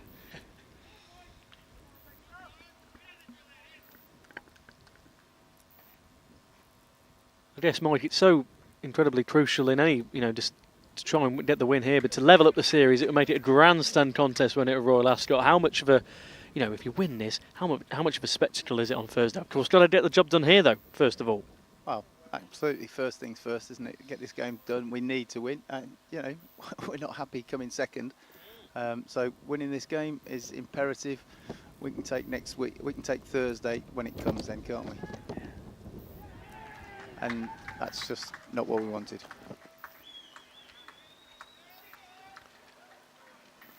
Well, Australia strike. The ball just stopped a touch on Neil Brathwaite, looking to play into the cover area. He just seemed to get there a bit early, and the ball sort of looped up into the air. And the ever-reliable Graham Pavey, stationed as he normally is in the covers, takes a very good catch. So Neil Brathwaite gone for 10 of 24 deliveries with 2 fours. Caught Graham Pavey off the bowling of Darren Smith. And England lose their first wicket, 50 for 1. Chasing 243 to win. I think it's obviously the ball didn't quite come through. Bowling on it earlier, it was a little bit it was slower than I expected when we first got here. Ball kept low a few times as well, but it's not a bad deck. I think we just need to keep going the way we're going. It's about putting pressure back on the Australians first and foremost on this. Well, it certainly is, Palms. And striding out to the middle, Timor Allen, who's shown his quality. String of good performances for the England Lions early on in the season. Got him promoted to the senior squad, made his debut at Fairbairn. Very good half century, and another half century at Tame on Friday. Normally a very attacking player though, Palms, isn't he? He likes to get on with it. Yeah, he's definitely a boundary hitter, isn't he, Timor? He does. He sets himself. I think his first job is, if I can hit it for 6, I'm going to hit it for 6. But then he'll go around the list, won't he? If he can go 4, 2, 1, whatever. But yeah, I think, and it's what we need. You know, we need to be positive. You know, I think when you watch the Australians bat, that's how they go in and work it through. They're positive with their shot selections, and as we said, running between the wickets. Getting that on our side and actually turning the screw for us is where we need to be. Obviously a wicket took for you earlier, Mike. Obviously, notably 2 weeks ago, obviously in that win. So it trickles over. Good fielding in the end. Would have a run out of it though. But yes, you know, most notably at Fairburn 2 weeks ago, Mike, where he got three wickets in that fantastic. You know, in terms of when I've covered the England team, it's one of the best bits of fielding I've seen. You know, putting Australia up 26 for 6. You know, getting those 3 wickets, a big highlight for you on the tour so far this summer. He's about to correct you. Oh, was it 4? He's about to correct you. Do apologise, it was 4, wasn't it? It was, yeah. Damn it. Yeah, you beat me to it, Rash. Thank you. No, I mean that was a great day. I mean, as a seam bowler, what we play on some really good tracks, you know, and it's nice to have something where there's a little bit more juice in it for us as seamers. So that was great. I know there's all sorts about, you know, from the Australians with the toss was very important. Yeah, maybe, but to get the win, it was important to get the win. Obviously, 1-0 down, we need to make it 1-1. A bit like today, we need to make it 2-2. But thank you for reminding me.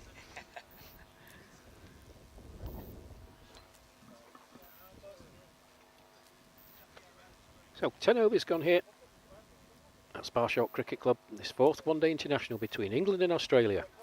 Australia holding a 2-1 series lead, courtesy of their victory at Tame Cricket Club in Oxfordshire on Friday. England looking to level the series, and a good stint out in the field first off. Restricting, and I use the word restricting, this Australian outfit to 242 for 9 off their 45 overs. And Australia sitting at 158 for 1, just on the 30 over drinks break, a score north of 300, and possibly 320 was on the cards, but England fought back magnificently well. That's an end by Hussain, that's racing away for 4. He moves on to 39 off 33 deliveries. That's his 6th boundary. It's been a decent start. Wicket in the previous over, that of Neil Brathwaite. Counted himself slightly unlucky, the ball seemed to just stop on him, but good catch by Graham Pavey.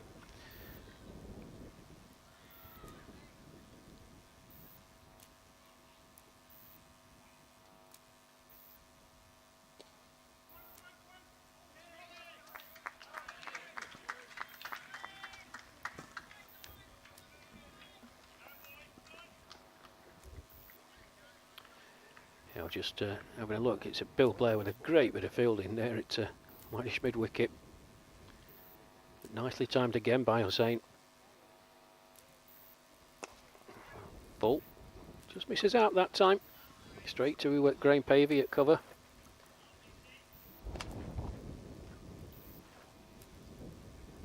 So what was the feeling at half-time then, Palms? Divulge what we said in the dressing room. Yeah, well, I think you've nailed it. Actually, you know, what a great recovery. We were with the score that they were at. You know, to get them 243, so that's less than 100 off the last 15. Especially given what they did at Tame, I think that was a fantastic effort all round. Some great ground fielding. I thought Neil Brathwaite's fielding was sensational. The catch he took down at deep backward square was outrageous, really. You know, so all in all, I think very happy. And from what we've heard from the locals as well, this is a flat track. This is a place to chase, and you just have to look at the outfield and know that it's quite shy. It's quick over the ground. So you know, we've done a good job. We need to keep going. There's another 4. Fantastic.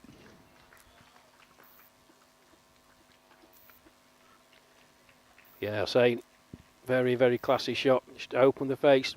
Didn't try and hit it too hard, just use the pace of the delivery from Terry Becks. It flew away across the outfield. Nothing Glenn Pearce could do about it. Hussain moves on to 43 from 37 deliveries. England 61 for 1. I was just saying when we were watching it live, Palms, that England boys were getting a bit of treatment out there from the likes of Pavey and Darren Smith. And the catch by Neil Brathwaite was an absolute stunner. You know, it really was. But it just seemed to kickstart you all. It just gave you all a lift. There was, just a few hours prior to that, a few missed fields and people with hands on hips. But you could just see the body language immediately change. And then the next 10 overs were fantastic by England. Yeah, and I think that's generally what can happen. One piece of brilliance can absolutely change the state of the play. Pick that a run out, anything like that can just absolutely lift everybody. And I think that's something that we know that they're very good at, the Australians. It's something we need to replicate on our side, and that's the beauty of it. We're working hard on that.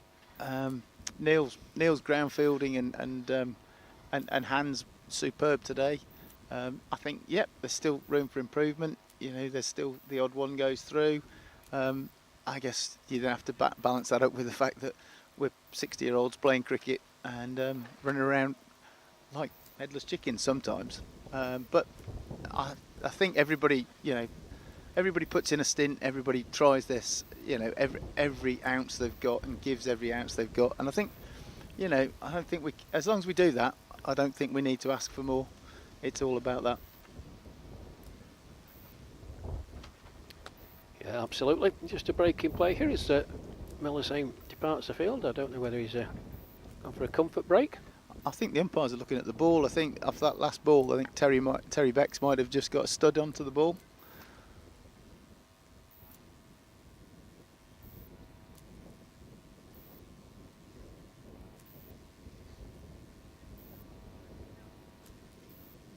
Just a word on the this Australian side, mind you, of course, a side that you and the side know so well after going down to Australia. And obviously, this tour has been a great success and fantastic games. Both the Lions games and these games, really competitive, really highly competitive matches every time we've seen them.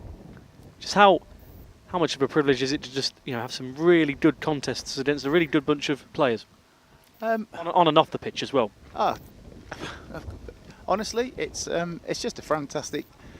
It's fantastic to be playing for your country. It doesn't matter. I don't. Obviously, we'd all want to do it when we're younger and so on and so forth. But we're doing it now, and it still means an awful lot to all of us, as it does to them. Yeah. We're still ultra competitive. We want to play the best we can, and exactly as they do. It's what cricket. I can go on a soapbox, but it's what cricket used to be. You play it hard, play it fair, get back over the line, and have a chat, have a drink, whatever. But the friendships that you make, or we've made, going out to Australia. I was lucky to go to the Chennai in the World Cup as well. Played them in there, and those friendships are fantastic. So to answer your question, it is an absolute privilege.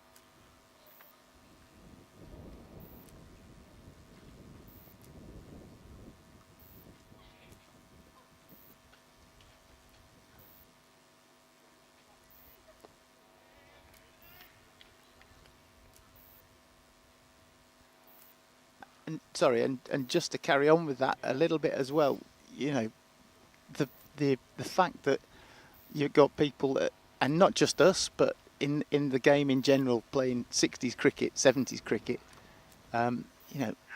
it means an awful lot. Darren Smith's happy with that one, Rash. Well, he's happy. I can tell you Melisane isn't happy. Yeah. Listen, you've got to go with the umpire's decision. That looked leg side all day long, but nevertheless, good innings by Melisane. OBW off the bowling of Darren Smith, and Darren Smith doing what he does. Hussain departs for 44 of 41 deliveries. England 62 for 2. Another 181 runs to win, chasing 243 for victory as the England skipper Ed Gordon-Lennox makes his way into the middle. And a very dejected figure of Melisane walking off. That is a blow, isn't it? Just as Mike, he was really, he's really trickling towards that half century. Melisane, that's crucial one to get for Australia, but not at the point when England needed that at all, Mike. No, clearly Mel not very happy with it. No. It is what it is. It's not what we needed. We need to reconsolidate now. So, and with Ed and with Timor, we've got two extremely attacking batsmen.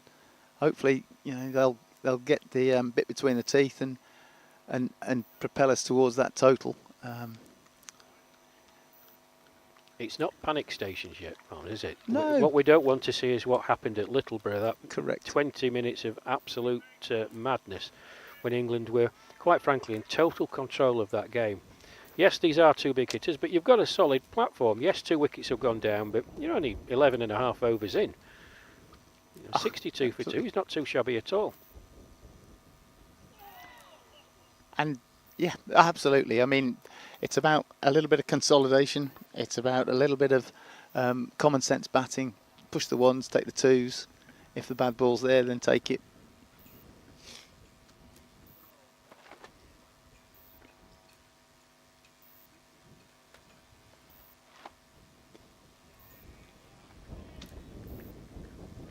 I think I preferred Smithy bowling that first ball wide a bit more often, to be fair.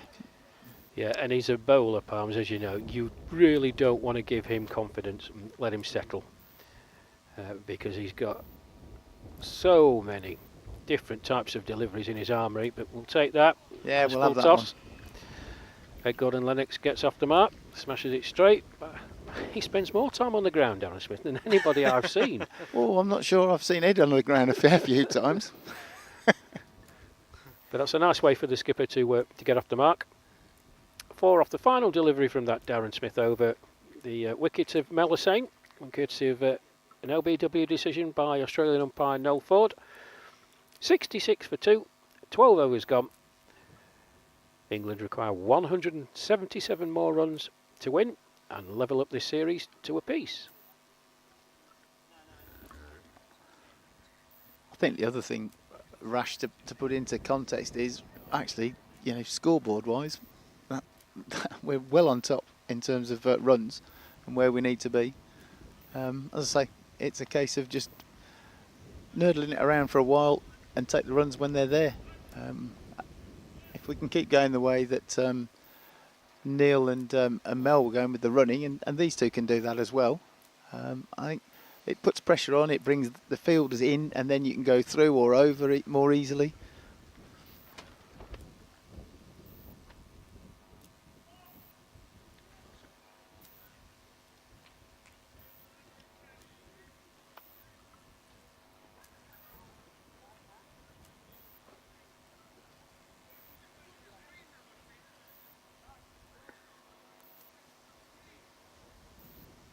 Yeah, how pleasing has it been, Mike, to see the likes of Timor Allen come in after having a great hit with the Lions. You see some great players coming through now. Like the squad depth is just so vast, isn't it?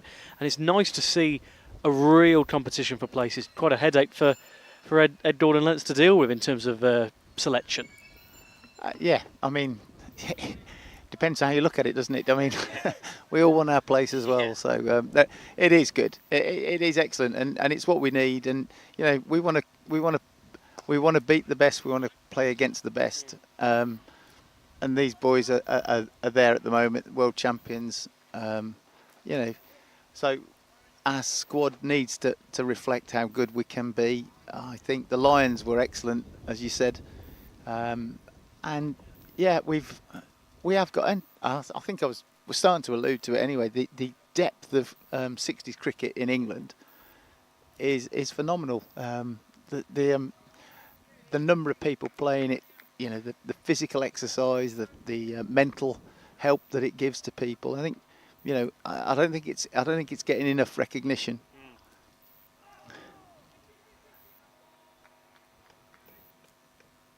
Although it might not do my mental health any good if Ed keeps playing those shots, to be fair. Yeah, it's a bit of a waft outside off stump from that Terry Beck's delivery that Claude Orlando wasn't able to hold. They trot through for a bite. 68 for 2.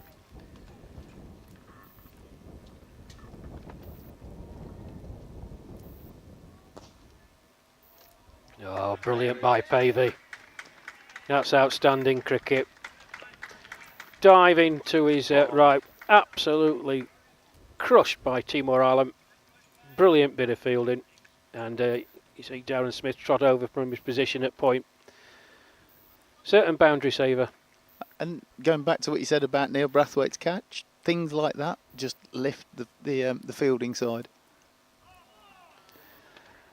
Well, I don't know about him giving you nightmares and heart wobbles. That's 2 in the over palms.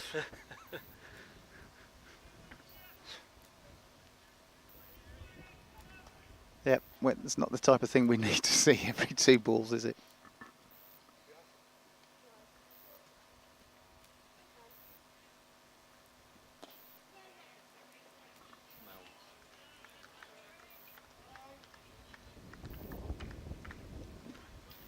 So 3 runs coming from that Terry Beck's over. 2 off the bat, 1 leg bye. 13 overs gone here at Sparsholt Cricket Club. England 69 for 2. Their pursuit of 243 runs to win and square up the series. And if they do so, we're in for an absolute barnstormer Thursday at Royal Ascot Cricket Club, folks. If you're in the area, please come down and support these 2 teams. Really giving it everything during this series. There's been highs, there's been lows, brilliant fielding, some superb batting, some great bowling. It's been a privilege, certainly, to be involved in this England setup, going up and down the country. My little car's put some miles in, mind. Is Mr. Bradley? If Mr. Bradley, do I get mileage? Oh, if that's going, yeah. Yeah. I'll work on him. Yeah, The old good. Maltese Falcon. And while just talking about Paul, I know he's recovering well, and we do wish him well. I know he's watching from his home in Malta. He must be getting well because Mrs. Bradley says he's getting right on her nerves. So he's obviously making progress. We wish you well, Paul.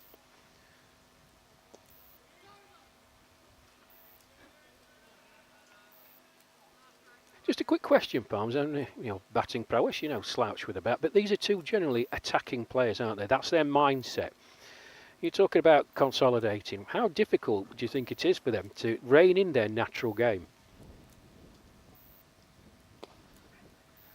Well, I think, and that's perfect example of what they can do. Ball on the deck rather than ball in the air. And we've took a 2 there with the misfield because we ran it quickly. And I think mindset-wise it isn't always easy, but it's about the manipulation of the ball as much as anything. Fine, hit the ball hard, but hit it on the deck. Let's not, let's try and take away one of those ways of getting out while we're just rebuilding, So for me, that would be, I'm not expecting them to rein everything in, but I think it's about being judicious. Oh, hark at you with your fancy words, Mr. Palmer. Judicious. Sorry about that. University educated on your right, Yeah, not here, I'm not. Not like me, the School of Hard Knocks. I think I played too much cricket when I was young. Well, 2 for 10 so far from Darren Smith. Oh, Ed Gordon-Lennox just looking to buy an expansive shot over the top. Not on the bit of the bottom of the bat. Just squirted out into the leg side where Terry Becks did the fielding, and there's no run.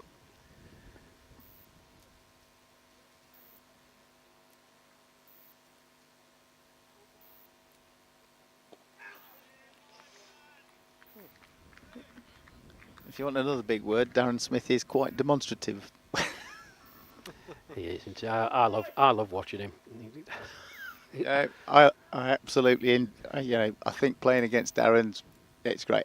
It is. He and I get on. I think we get on really well. We're gonna have a go at each other, but we're gonna play it hard, and then we're gonna have a chat afterwards, and it's super. Well, do you compare notes on appealing? Because you're well known amongst the England seniors for your, how can I put it, colourful appeals to the umpire. Well, Darren Smith's no slouch, is he? I think it's all about practice, Rash, to be fair.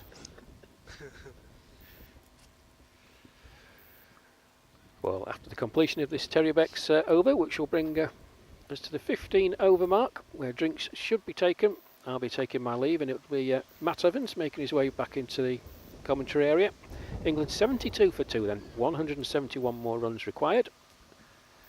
Timor Alam, he's currently at 7 not out of 10 deliveries. That's a nice shot. He's played out into the offside. Where Glenn Pearce does the fielding. One more to him, one more to the total then. Just one final point, Mike, in terms of this, we've always said it, me, Rash and Matt, whenever we've been across the country, the crowds that we're seeing at these local village clubs and all around, how nice is it to just play your cricket in front of a lovely crowd forming every time. It's a lovely crowd forming here on this Monday evening in Sparsholt. So here in particular, I think it's important to call out the amount of work that they've done for us, and actually it's not just here, it's all the games that we've played, and whether that be the West Indies series or the Australian series, Lions, or every venue we've had has gone out of their way and has been tremendous. To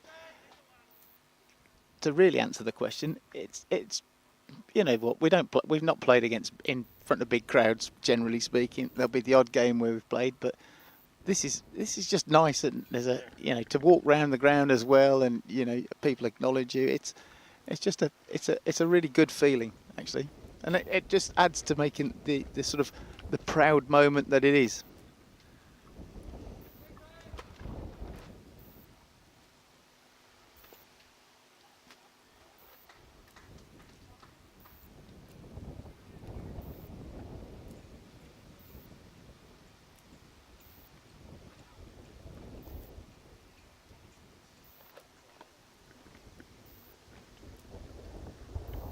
A few more deliveries then on this Terrybeck's over. One dot ball, 1-1. Here he comes again then.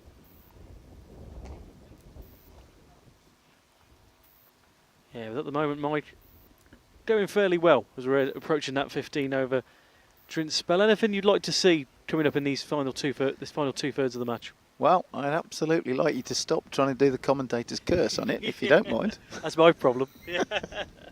So, do you know what? I think it's about going as we are. I think we're a little bit behind what they were in the first over, from their first 15. But actually, that's not the problem. We've just finished with a lovely 4 off that last ball from Timor. I think if we keep going the way we are, at the end of the day, the only thing we've got to worry about is winning. If we do what we do, we're winning. So. Great stuff. Thank you very much, Mike. Mike Palmer, thank you very much for joining us on the commentary. I hope you've enjoyed your little stint on comms. Absolutely, loved it. Thank you. Fantastic. That's Mike Palmer there, everybody. Thanks very much for him to join us. Give his insight, really, as well. We always love the insight of these players. Every time we're on the stream, really, really good to, me, Rash and Matt can chat about cricket to death, but it's great to get the players' insight on it. Thank you very much indeed. So, drinks being took then.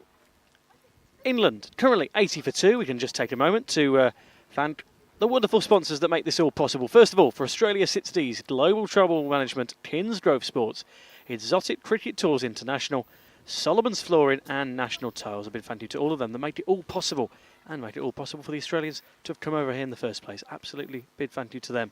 And for the England over 60s, Stonehill, Sporter Tours, MV Play, Mac Tech, The Jube and Clean Clad. A big thank you to all of those sponsors for making every single time that these England team go out there, making it all possible. Thank you very much indeed. And while we've got drinks, we can just take a moment to have a special mention to one of our sponsors, Clean Clad.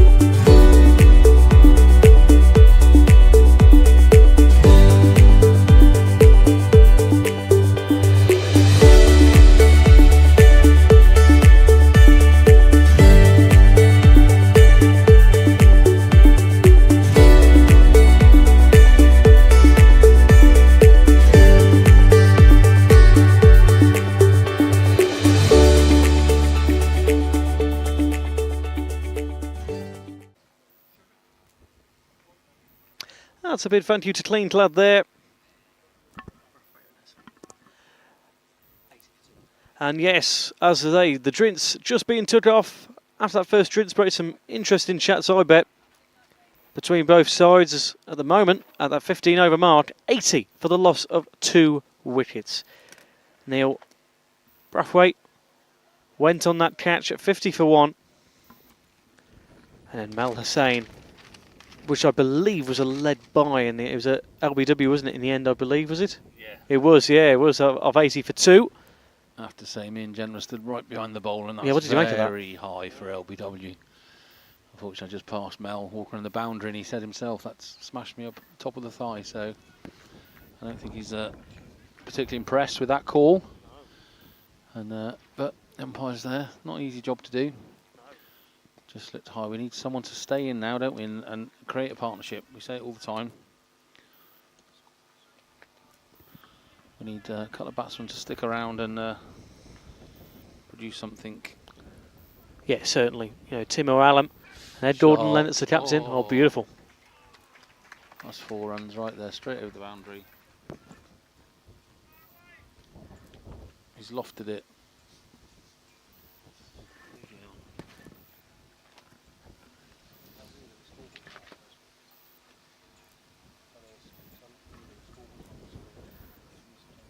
Yeah, forgot to mention that we're bringing back in the commentary desk Matt Evans. You did hear his dulcet tones come back. Matt, as you say, you were behind that LBW call. But other than that, England, as we mentioned with Mike Palmer, are tricking along quite nicely. Ahead of the run rate, 84 for 2.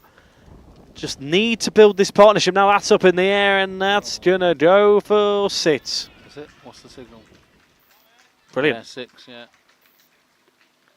Yeah, it was very high for an LB, but no need to panic. They're ahead of the chase. I just think occasionally I think Ed needs to be a bit more patient. He goes for these big shots, and it's hard to criticise when he just smashed that 6 over the bowler, but he plays a lot of shots, and I think that's where he gets out. Once he's got his eye in like this, he's always looking to play an expansive shot, and sometimes you just need to defend it back to the bowler and wait for the right ball. But I think we've got enough in the tank to do this, haven't we? Especially with Timo, he's had a cracker. I was just explaining to the wife again. He's gone 6. That's taken someone out. Fantastic. Oh, old Doris has taken one on the shin pad there nearly.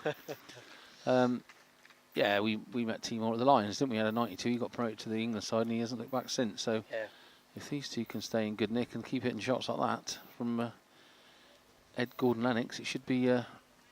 And that's against Panacasio. I know, I said it's spent. I was just about to say that. World Bowler of the Year 24. He's just launched him at the park twice. He won't take too kindly to that. Very expensive for first over for Tony Panacasio. 0 for 16. Oh, he's running another there. I mean, that's 17 off the over, that is. He's not going to enjoy that. No. That is one of the most expensive Panacasio overs I think we've seen on this whole tour. 100%, Matt. yeah. 100%. It's incredible. And that's just going for it, which is fine. You can't criticise Gordon Lennox when he hits 2 shots of that and gets 12 runs, but he just needs to check himself, I think, sometimes, and he can plod along here and make a really. Him and Timo Allen could be really dangerous. I mean, I'm not scared in saying they can see this home. They're that quality, but they've got to use their cricketing brains. Like you said, they're ahead of the game on the run rate, so there's nothing silly needed. It's still run the ball does the job, so there's those opportunities that they can take. And I was also saying, I don't know what you think about it, saying to the wife on the way around the boundary, they're just looking a bit tired, Australia. They've been on tour for a month. They've had 16 games. This is their 15th game, their 16th Thursday. And I've never seen Becks and Blair bowl so many leg-sided, widey things. And they're just getting a bit tired. It's a long old summer, long time to be away from home. They certainly don't look kind of as vicious as we first saw them in attack, whether that's because we've gotten used to them or they're just lagging a little bit. And it's what Timor said to us this morning, didn't it, about...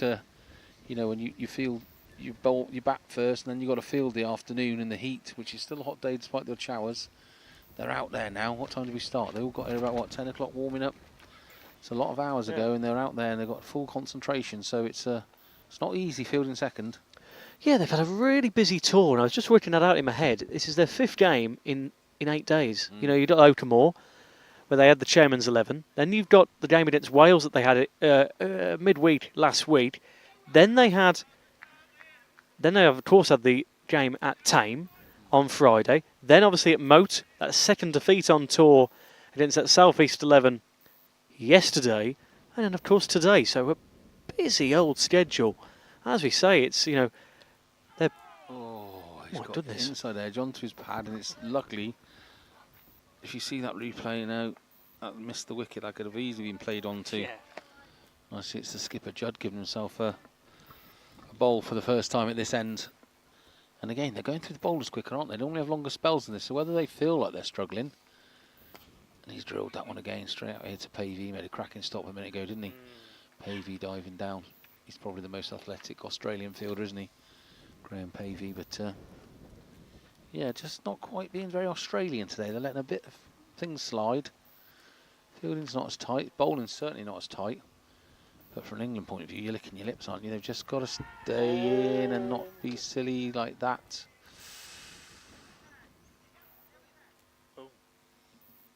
Oh, they're not happy with that, the Aussies. They really thought they heard a nick there. Pavey went up very late after the initial shout, said, how was that twice? Because they really thought he'd nicked that. But he ain't giving it. Yeah, the Aussie captain in his first over only needs 2 more balls for a maiden, and he won't get it. But his curse. Smashed it. He stopped the boundary though then. Good Aussie fielding. I think they've only just run the one. Yeah.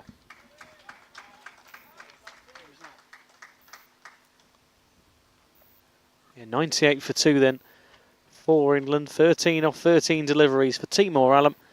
And the England captain Ed Gordon-Lennox, 24 of 23. Allen on strike again. It's just on 5 o'clock here at Sparsholt. Yeah, he's 13 for 13, Alan. I'm glad to see him just get his eye in and take his time, because for me he's a real quality batsman, and he could be the difference that just gets us over this line. He's a bit like our version of Darren Smith this summer. I think I haven't seen him get out cheaply yet. Yeah, he's made 90. He hasn't quite done the ton yet, but he's batting well, and ended the 17th over there. They take us to 99 for 2. That nervous number, as we see your old mate on the screen there, enjoying the sunshine. And again, good crowds on the patio enjoying this wonderful festival of cricket that we've been treated to this summer around the whole country. And I hope that's it for the rain, isn't it? Sun's out and the grey clouds have passed by. Yeah, certainly. England then need 144 more runs to reach that target of 243.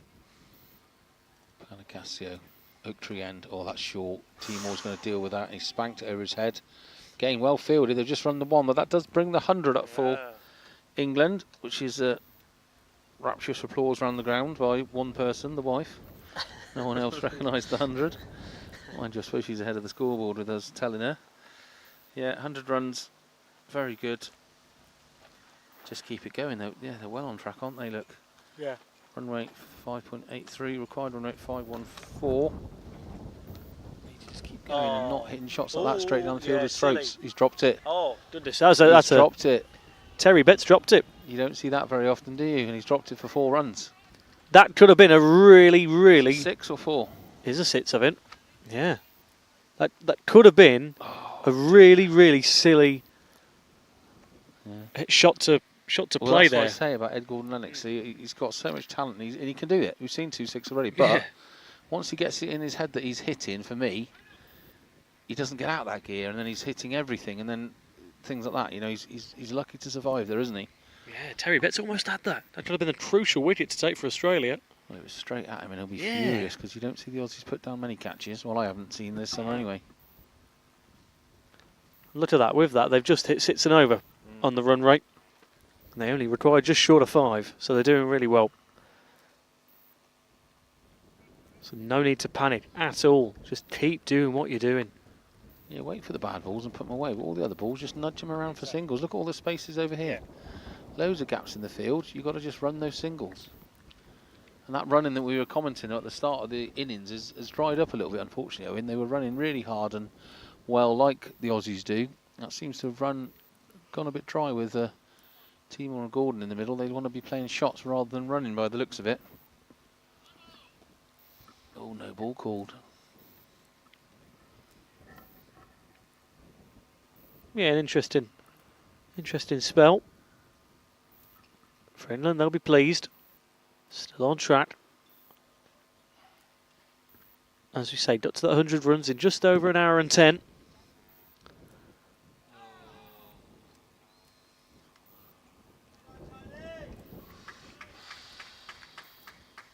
That's the end of the over then, 107 for 2.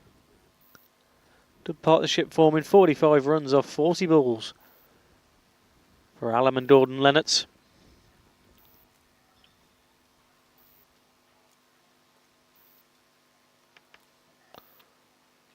Thanks for joining us, everybody, here at Sparsholt Cricket Club here in Hampshire. Always a privilege to be on this YouTube live stream, providing you ball-by-ball commentary. Me, Owen Mason, Matt Evans and Rash Mahmood have been your commentators all day today here in sunny Hampshire. So a big thank you for joining us. We hope you're enjoying the coverage of what's a really intriguing game of cricket as we approach a crescendo at Royal Ascot on Thursday. Oh, shot. That's in the gap. That's not going to be stopped. Oh, it is going to be stopped. Wow. They seem to do that so often, don't they, the Aussies? They just get there. I thought that was a certain boundary the way he struck that. And all of a sudden there was an Aussie fielder there throwing it back and they've only got one. And the wind continues to blow. Gordon Lennox drives that one down the field. See, that's what I like. If we just have a run a ball from now, knock it round the park like that, the game's done. Exactly. We've won it. 2-2, let's go to Royal Ascot. Party on. Crescendo, like you say. Yeah. We don't need to be playing these big, dangerous shots that are going to make us lose the game if we get it wrong.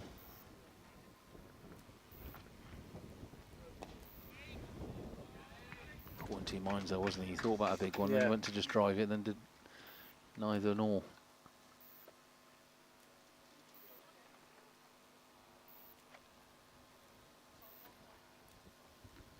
So Judd comes in again from the pavilion end. Timur Allam on strike. Drops that one a bit short. Timo got himself all in a pickle there and it just inside edged it away from his stumps. But no run taken. That's a better over for the Australians so far. Just 2 runs off it. 4 balls delivered. 109 for 2. Allam 16 Gordon. Lennox has raced to 31 as Timor drives one there. I think Pavey's going to stop that. He's one of the better fielders. He does, but they get another single. That's all they need. Certainly. Keep knocking those cricket shots along the ground. Run the singles, and the game's ours. Yeah, they put themselves in a good position here, Matt, because, you know, they've started out really brightly in that opening 15 overs. And at this point in time, they're not having to chase the tail. Like, they really are ahead of the curve. And like you say, a run a ball is completely and utterly viable at this moment in time. As we come to the end of another over, these overs coming thick and fast. They're at 110 for 2 then. They are going quickly, aren't they? I can't believe it. I'm going to lose 10 past 5 already. Yeah. Just looked at the clock. Time flies when you're having fun, eh? Yeah. So end of over. Had the usual little swap around, change around. Not sure what, is that the 19th, end of the 19th? You're joining me, Matt Evans, Owen Mason and Rash Mahmood here at Sparsholt Cricket Club in Hampshire. Australia batted. Scored 242, was it? Oh, yeah. That's a bump ball. Leaving England 243 needed to tie this Grey Ashes series up at 2-2 with the final game at Royal Ascot on Thursday to play. Did a really good job if you missed it in the field, England. Fielding and bowling, brilliant running. That's much more of what we want. Great little single run there. And currently they're 110 for 2. Couple of quick wickets, back to back almost. But as Owen said, no need to panic. We're on the dreaded 1-1-1. The Nelson. Ooh. Good bowling. So, yeah, I think Ed just checks himself. He's got enough power to hit these along the ground. They don't always have to be airborne. Really expansive, pretty looking cricket shots that we all want to play. He's got enough in his locker just to use his cricket brain and knock it along the floor and... Oh, my God. do that. That's 4 runs. But that was nice. That was well thought. That was into a lot of space, wasn't it? As soon as you cleared that first man there, there's a big old boundary out there to with a big gap between. Was it long on and deep cover? Brings up the half-century partnership for Timor Allen and Ed Gordon-Lennox. Brilliant. In just over half an hour. Brilliant stuff from them. Yeah, they've accelerated well there just after a couple of wickets fell. 53 runs and 51 balls, 31 minutes, as you say. Both chipping in a bit. Obviously, Gordon-Lennox with a bit more. 35 off just 34 balls. So he's going over strike rate over 100. But I'm happy that Timor's just chipping away, because you've got to have someone stay here and see it through. That dust coming up off that pitch, Owen. That's drying out, isn't it? Yeah, that's right, Matt. Yeah, Darren Smith was talking to us about that. But that's the end of that over. 115 for 2. England well on their way. So I will leave you in the capable hands of Matt Evans, and to welcome back Rash Mahmood. I'll see you in a few overs.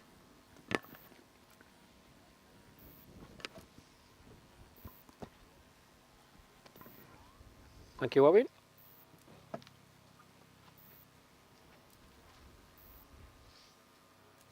Very, very nicely poised. The England skipper 35 off 35. 30 of his runs have come in boundaries. 3 fours, 3 sixes. But he got a lifeline. Got a lifeline. Terry Becks, I think it was. The previous over from Tony Panicasio. It's straight to him. I don't know whether Terry, because he's from where he is, he's looking back towards the pavilion, but there are a couple of big trees here. He may have just lost it. He seemed to get his hands up very, very late. Went straight through for 6. But intent shown by the England skipper. And going along very nicely indeed.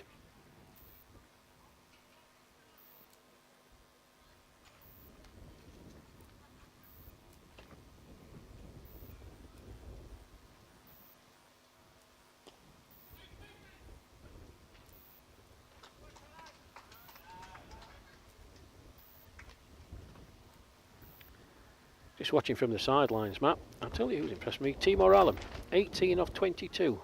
Much more a reserved type of innings from him than we're accustomed to seeing, but good, sensible cricket. Must have been eavesdropping, Rash. Exactly what I just said. You need someone to stick around for the rest of this game, and Timor's, he can play as many expansive shots as Gordon-Lennox can, but he just seems to be, run a ball wins it, like we said, you know. And if you just play sensible cricket and he knocks the single here, he's this job done, and he seems to be doing exactly that. You can't deny Gordon-Lennox's talent when he hits those sixes, but he does seem to get stuck in a rut of I've got to smash everything, and eventually gets caught out. Oh, couple of kids running in front of the strike screen there. But yeah, he's playing exactly the innings we need. I agree with you. Timor Allen just knocking it around, being sensible, not taking any risks, just sensible cricket.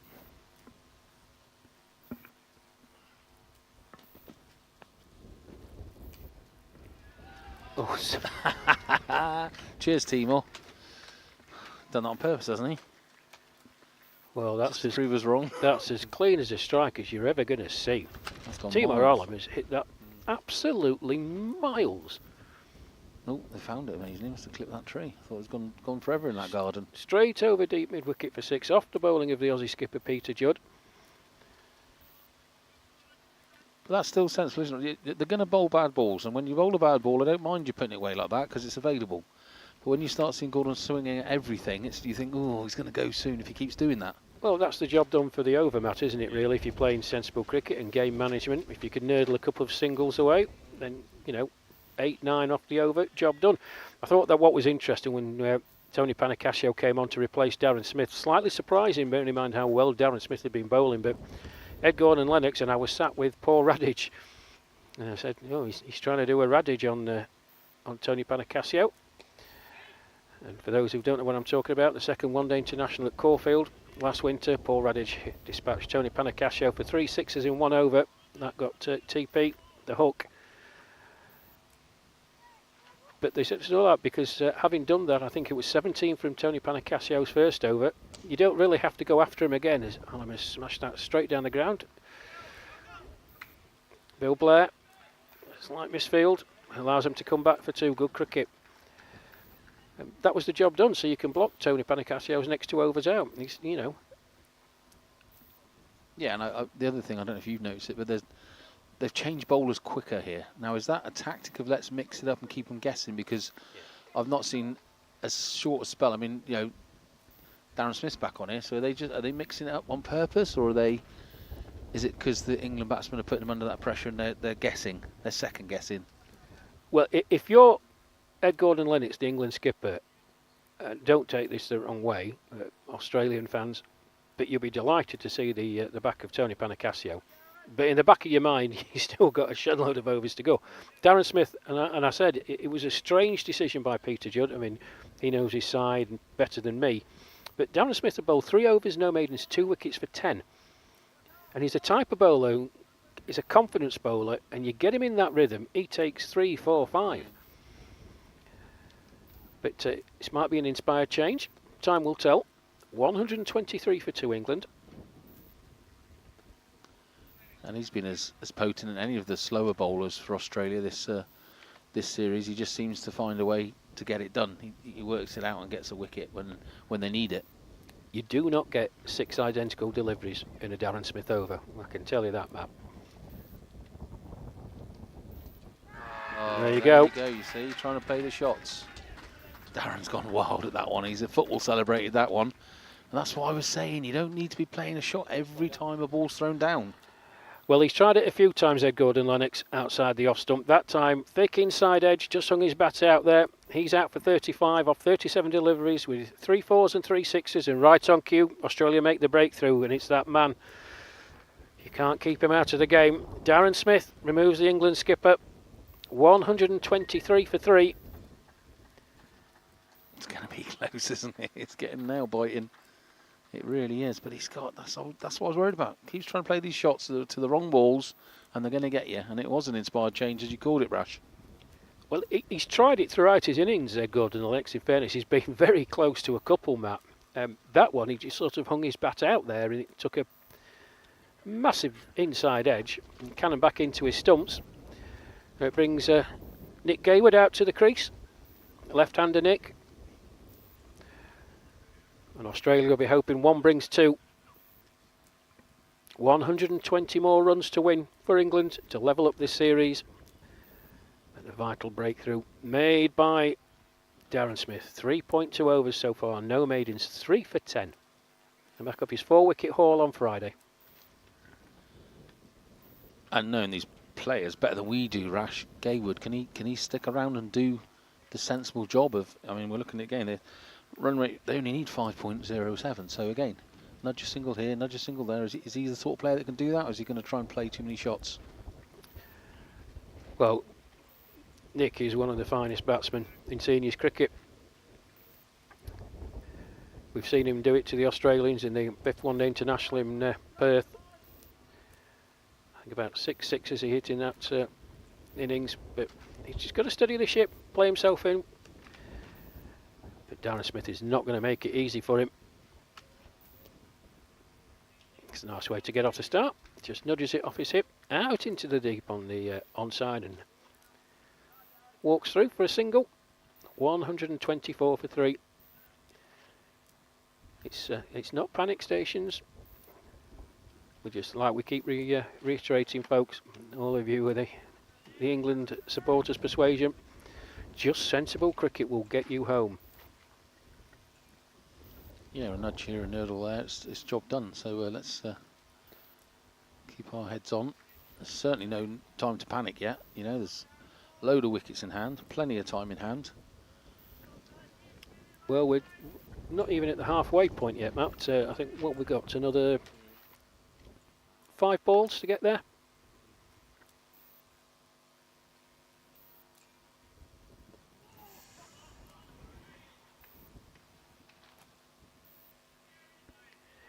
What Timor Alam just has to be wary of is this quicker delivery. It's like an arm ball from Darren Smith, but it comes through very, very quickly. He takes a shed load of wickets with it. You can see him hiding the ball. The batters have absolutely no idea. Oh, that's out. He's got out. him. Oh, look at him. He's bouncing around with joy. Not sure Timor Alam's particularly happy with that one either. Well, Smith strikes again, 2 in the over for him. Timor Alam, the man out for 26. LBW off the bowling of Darren Smith. 30 deliveries he faced, 1 4 and 1 6. You could just see he made a massive show as he was in his run-up, Darren Smith, of hiding the ball. And that one, a bit skiddier, it was straight, it was true, and I'm going onto the back foot, trying to hit it somewhere through mid-wicket. Probably a ill-advised manoeuvre as it turned out. He departs, bang bang, 124 for 4. Australia, as England did when Australia were batting, fighting back and fighting back hard. As Paul Radage makes his way out into the middle. 4 overs, no maidens, 4 wickets for 11 for Darren Smith. Yeah, 1 became 2, as you called it, Rash. Two wickets in that over for Darren Smith. He just gets things happening. So competitive, so wants to win. But I have to say, again, I think England and the Masters are in downfall here. They're just playing shots they don't need to. They really do not need to be smashing this ball all around the park. They can just nudge and nerdle it for singles and get home, and we go to a decider at Ascot. And the way they're going, it ain't going to happen. Well, Timor Allen will be disappointed with himself, because I was just talking the over before how he was much more disciplined, if you want to use that word, performance from him in his batting. Normally a very, very confident striker of the ball, but content to just do what he needed to do. We saw the big 6 over deep mid-wicket. That one, it was just a straight delivery and he's missed it, but he's trying to play a back foot shot to try and sort of flick it over mid-wicket. Yeah, I think he'll be disappointed with himself. You can hear Billy Blair shouting out, we can't lose this one. Foot, is it? Oh, do you hear that there, Yeah. Rush? Keep the foot on. Keep the foot on. Told you. Keep the foot on the neck. But you've given them hope now, haven't you? This is the other thing, psychology-wise. The England batsmen, they cut the silly shots that weren't needed, have given them hope and shown them a bit of daylight. And this team don't need a second ask. No, you don't. You do not want to give them any opportunity to get buoyant in the field and bubbly. And you could hear Bill Blair on the effects mic shouting. And all of a sudden, you know, the frailties that we saw at Littleborough, the Australians will be hoping that the same happens. Paul Radage, good player in his own right, just got to knuckle down for the next 2 or 3 overs. England don't have to score dramatically. Well, just take the singles that are on offer. If there's a bad ball, make sure you put it away.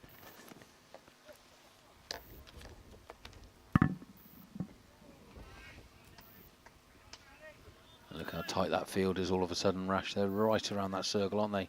That's applying the pressure. That's the thing England didn't do so well in the second half of their innings. They did it well first half, but this is now the Aussies are they can smell blood. They're applying the pressure. Yeah, challenging the England batsman to go over the top. Oh, he's beaten. We'll wait for the umpire's decision. Leg Fancy it's byes. going to be leg by. And Peter Judd just turning round to umpire Lloyd in asking for the OBW decision.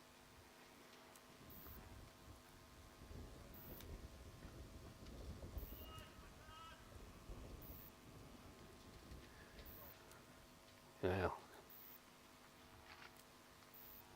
the Australians know all about Nick Gaywood and what he can do. Very interesting field on the offside.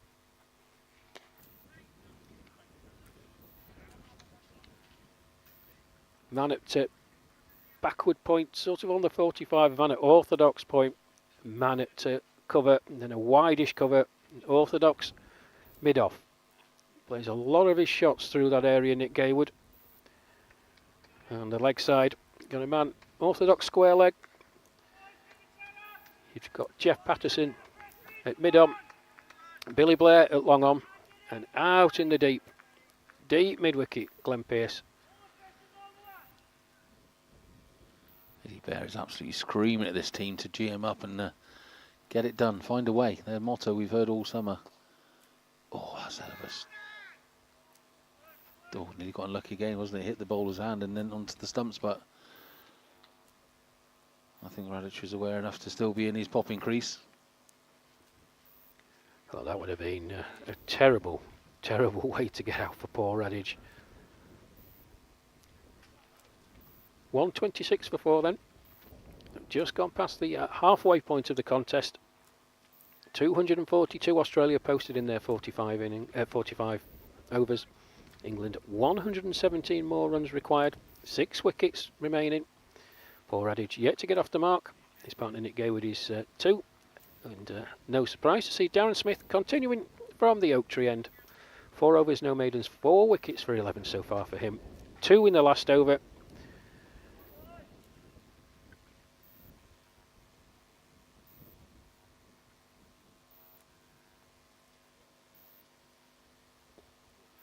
Yeah, he's almost the go-to man now, isn't he, Rash, on this tour? You want something doing, you want something to change. Struggling to get a wicket and the opposition getting a little bit ahead of you, he's the go-to man to make it happen. Well, so often it's been Tony Panacasio that Peter Judd has turned to. And most of the time, TP, as is known, has delivered for his skipper, but got a bit of treatment from Ed Gordon-Lennox.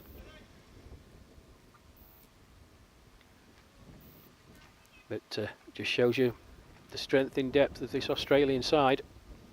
You turn on someone like Darren Smith. 4 wickets on Friday, another 4 today. Battered well. He's just the ultimate competitor. Gives you absolutely nothing, Darren Smith. Challenges you every single delivery.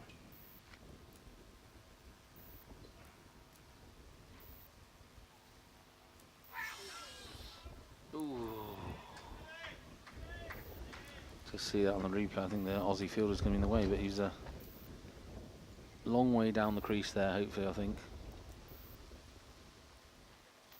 Lord Orlando was interested, but that was about it.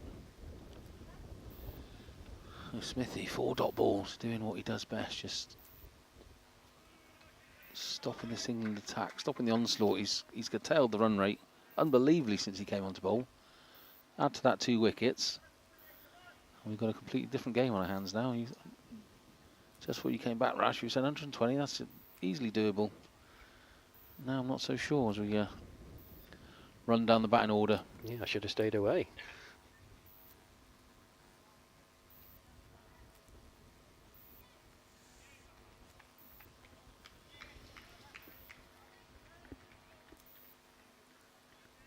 Well, a maiden over from Darren Smith. 5 overs, 1 maiden, 4 wickets for 11 runs.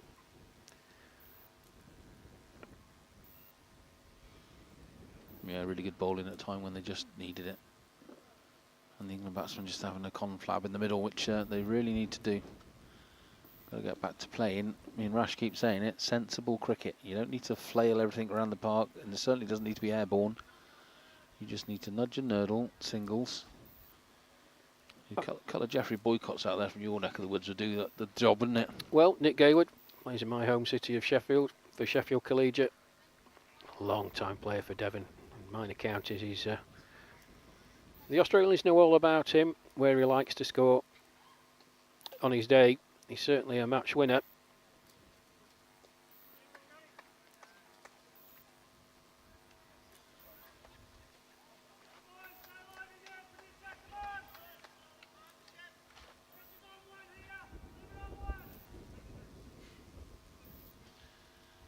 You can hear cheerleader Bill Blair in the background, inspiring the boys. That's a little bit shorter. Has he got it away? He's got it there for the single. That'll do. He's going to need some lozenges. Old Bill Blair, Sore throat, won't he? Goodness me. Doesn't need a megaphone. Yeah, that's why he's vice captain, though, isn't it? Yes. Very, very talented cricketer. And very much like Darren Smith, ultra competitive Bill Blair.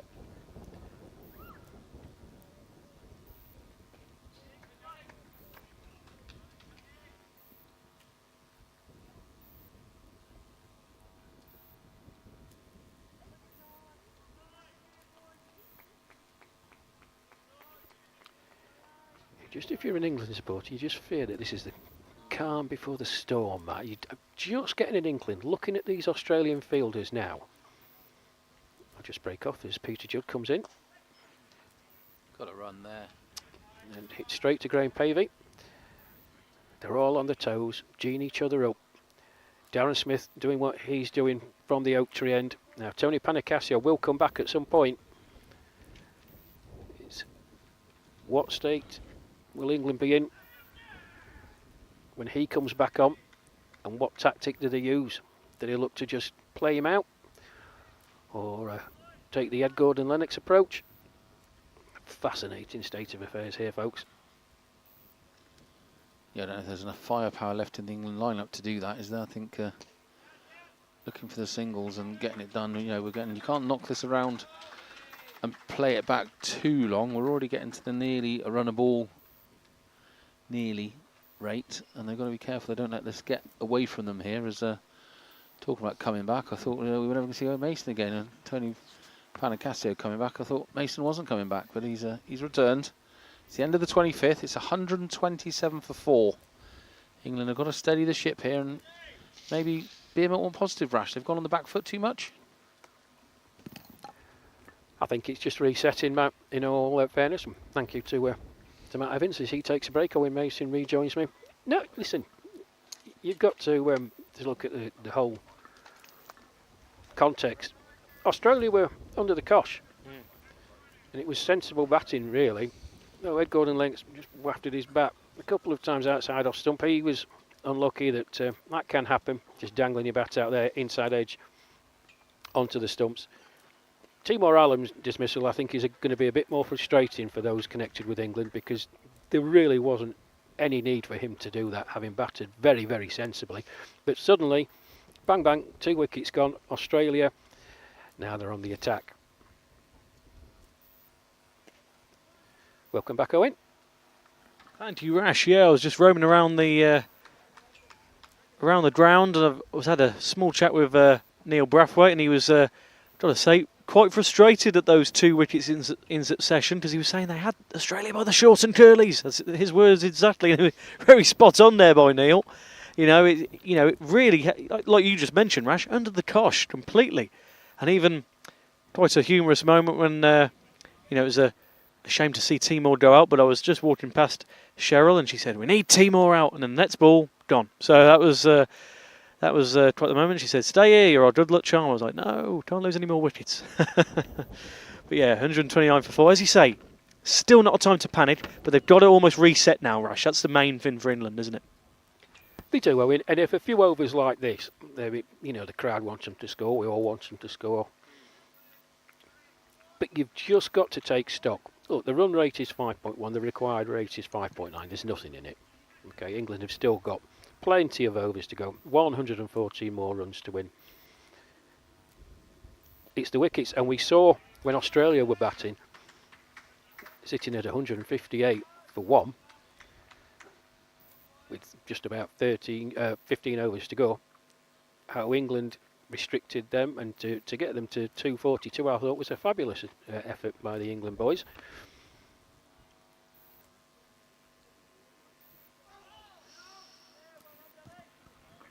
But it's not time, and Matt's mentioned it, it's not time to panic. It is time.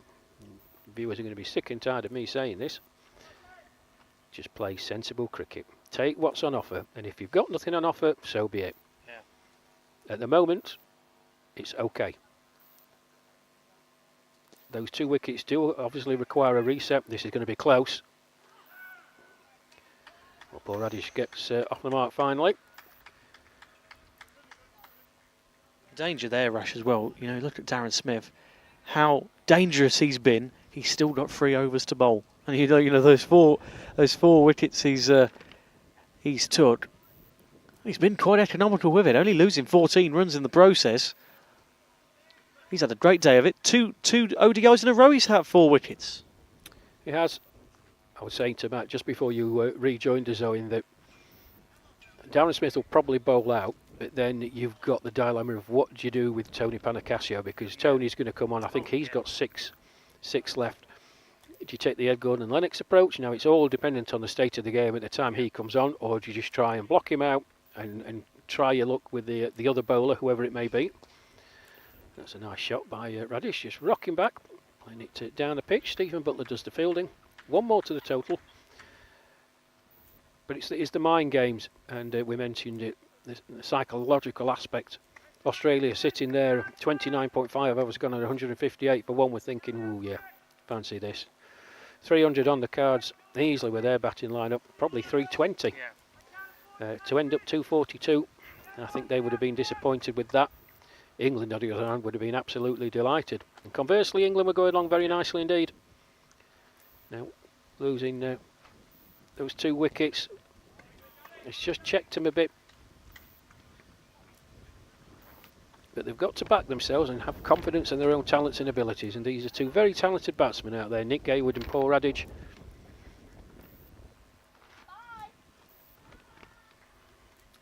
Oh, Peter John, he's just bringing Stephen Butler back into the circle on that offside. And I've mentioned that offside field for Nick Gaywood. He plays a lot through there. That's a good run. Yeah, well run. Nick Gaywood recognising that Jeff Patterson had to move to his left. He's a right-hander, so even if he did field it, he'd have to then stop, turn round and use his right arm to throw the ball in. So good recognition of the fielder there as they scamper through for 1.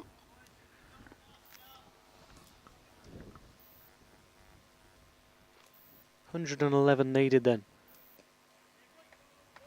for England to reach that target. Just over 6 and over needed. So again, as we mentioned, not panic stations. It's not unattainable, this run rate. They're not completely trying to chase their own tail here, Rash. They're still well within reach, I should say. Yeah, but it's moments in games that we mentioned. England, obviously, we're getting a bit of treatment from Graham Pavey and Darren Smith. And it took an absolute wonder catch by Neil Brathwaite to dismiss Pavey that sparked England into life. Australia, England will go along very nicely indeed. Ed Gordon-Lennox had set his stall out, getting Tony Panacasio out of the attack. But then 2 wickets, it's just changed the complexion again. It's why we love this game of cricket. It's why we watch it.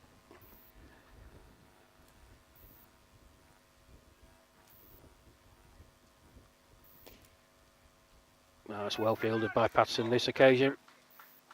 Oh. Well, it's hit straight to Patterson. Did well to field it. Throw came in. Paul Radage, I think, when he initially set off, he thought that was going to be quite a comfortable single. In the end, it was pretty close. End of the over then, 3 from it.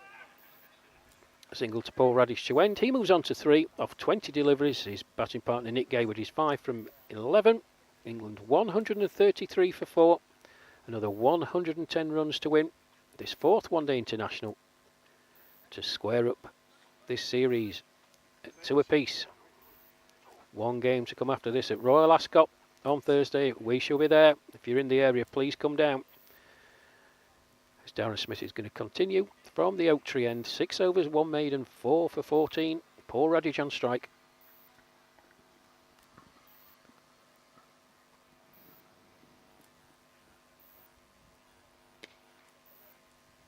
Oh, really good. Just what England needed there, Rash.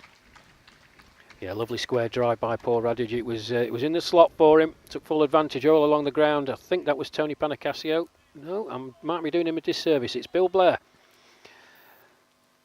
And, diving, but it was hit very, very powerfully.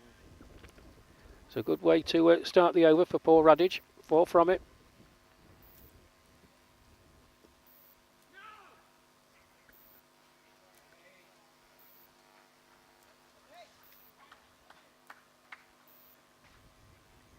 From England's point of view, drinks are going to be in just about 2.5 overs time at 30 overs. If they could be anywhere around the 150 mark, Owen. Yeah. As Smith beats Radage outside the off stump. Sharp work by Claude Orlando behind the stumps. Anywhere near the 150 mark. I think they'll be relatively happy. Yeah, it's a decent mark to get to at that 30 over drinks break. It's fast approaching. Well, we saw in the Australian innings how momentum shifted in England's favour. Australians on top here at the moment.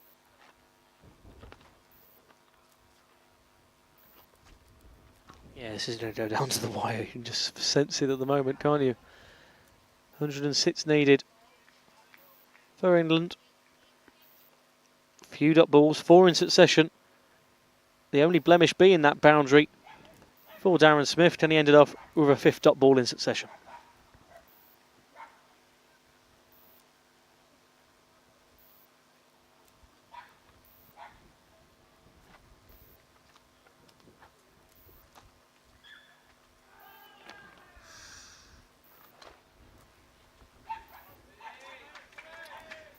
Well, a full delivery from Darren Smith that Paul Radish threw the kitchen sink at.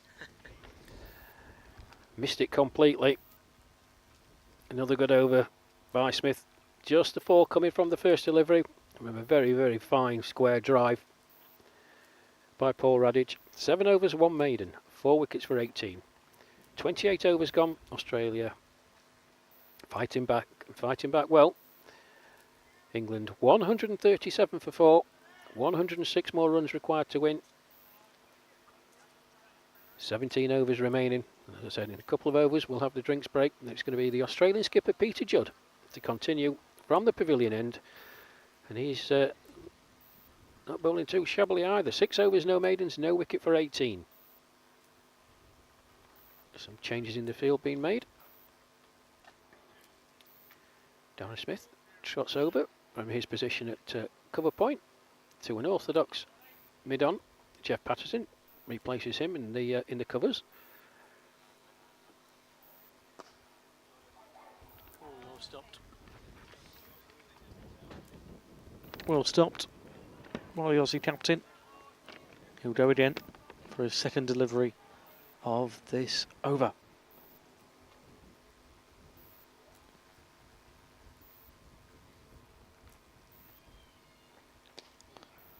Yeah, again, Neil Brathwaite was frustrated in just how those 2 wickets were lost when that partnership just looked to be forming between Timor Allen and Ed Gordon-Lennox. It was a shame that 2 wickets went when they did.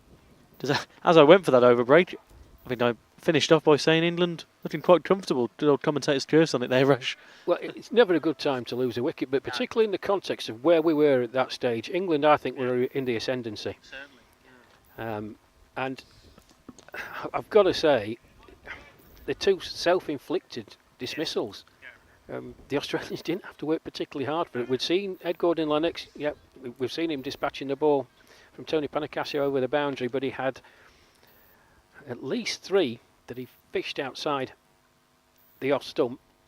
On the occasion of his dismissal, he just dangled his bat there. You've always got a chance. It was a sort of nothing shot, really. He just dangled his bat, took the inside edge, and then there you go.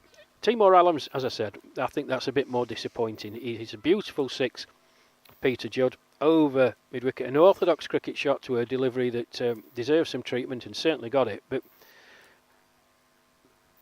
oh Gaywood. Cracker. That's 6. Wonderful shot by Nick Gaywood. Crucial, just as Peter Judd was looking for another maiden. Oh, it's a dog on the pitch now. Listening to us. Going straight towards us. He can smell fear. But yeah, Sit's really crucially hit there by Nick Gaywood. Rash, just... It was just effortless. Yeah. And look, immediately, this is what Nick Gaywood can do, but immediately the response. Doug Murphy going out. Deep square leg. Glenn Pearce moving around to a wideish deep mid-wicket. And Darren Smith's the interesting one. Look where he's moved to. A wideish mid-on. That's sensible from Nick Gaywood. End of the over then. 29 gone. England 143 for 4. Exactly 100 to win. Yeah, the Timor Allen one will be the disappointing one, Owen. And it just brought Australia back into the game. And for a few overs, they were dominant. But Paul Radish from the previous Darren Smith over, hitting the first delivery for 4, and that wonderful 6 from Nick Gaywood. Just keeps England ticking along nicely. Darren Smith, he's just got 2 more overs. Pretty sure he's going to bowl this one, and then we'll have the drinks break, and Peter Judd will probably continue from the pavilion end.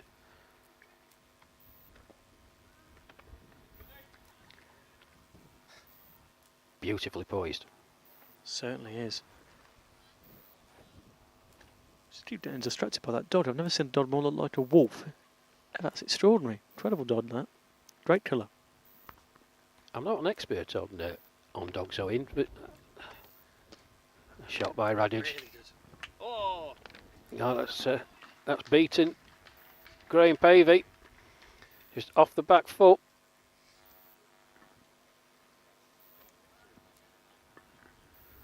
So suddenly, after being under the cosh for 6 or 7 overs,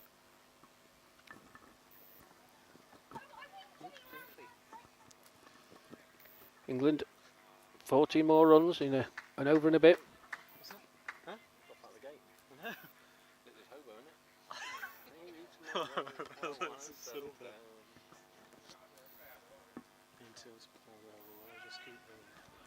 Yeah, crucial point in this match, Rash. 96 runs off 94 balls. I say off 93 balls. Like you say, finally poised is a great phrase to put on it. Oh, brilliant. There. That's running. John Anderson chasing hard. Is he going to get there? No, he's not. So 4 more to Paul Radic. He moves on to 15. England go past the 150 mark then. 151 for 4. He's licking his lips when he's looking at me, that dog.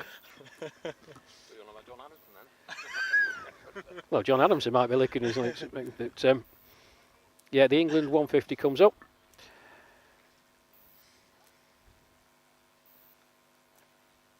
Yeah, 92 of run a ball then.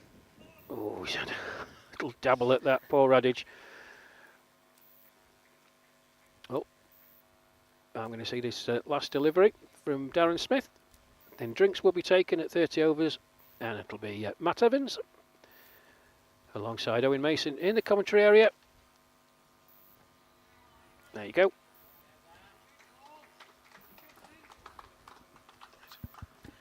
Thank you very much, Rash. Yeah, it's a very, very crucial point of this match then, with 15 overs to go. Matt Evans rejoins us at the drinks break at quite a crucial point. 151 for 4, 92 runs to win then, of only 90 balls remaining. This will be interesting, Matt, won't it? Yeah, very interesting. It's the first time the run rates, runs required has got higher than balls remaining, so very evenly poised as they take drinks. A couple of the Aussies dash in for a comfort break, and Terry Becks has returned to the field, taking his sweater off, and that's what we've got to remember. He's still got Bill Blair and Terry Becks for a couple of overs up their sleeve. But nice to see some sensible batting from the Englishmen, just steadying the ship, getting themselves back in the game, nothing silly. Nick Gay, we're doing a lovely job of calming it down as we see the Australian sponsors. GTM, Global Tour Management, Kingsgrove Sport, Exotic Cricket Tours, Solomon's Flooring and National Tyres are the sponsors of Australia, and thank you very much for your support for the Australian team, and likewise for the England team. It's Stonehill, Sporter, Tours, NV, MacTech, The Jube and Clean Clad, who are sponsors of the England team. And just a word on Clean Clad. Big thank you to them. Proud of, obviously, to have Clean Clad on board as the official hygiene partner for this cricket season. Matt's favourite word earlier, their innovative antimicrobial wall and ceiling panels are setting new standards in keeping dressing rooms hygienic and odour-free. Very, very important. Maybe something that goes maybe missed upon, but that is a big part of what they do. And we've got a video from Clean Clad that we'd like to show you now.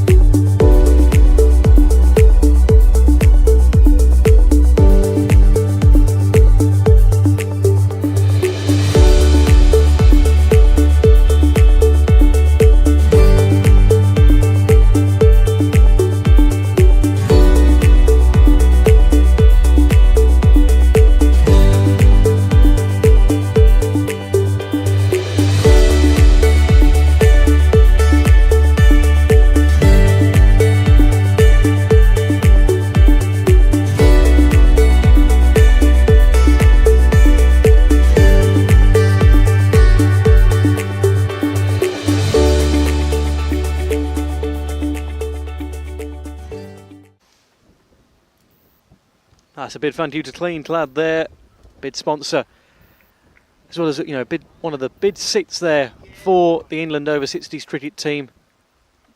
Bid thank you for providing that video as well. Matt, what do you make of this with 15 overs to go? Very finely poised, as Rush put it. Yeah, right on a knife edge, isn't it?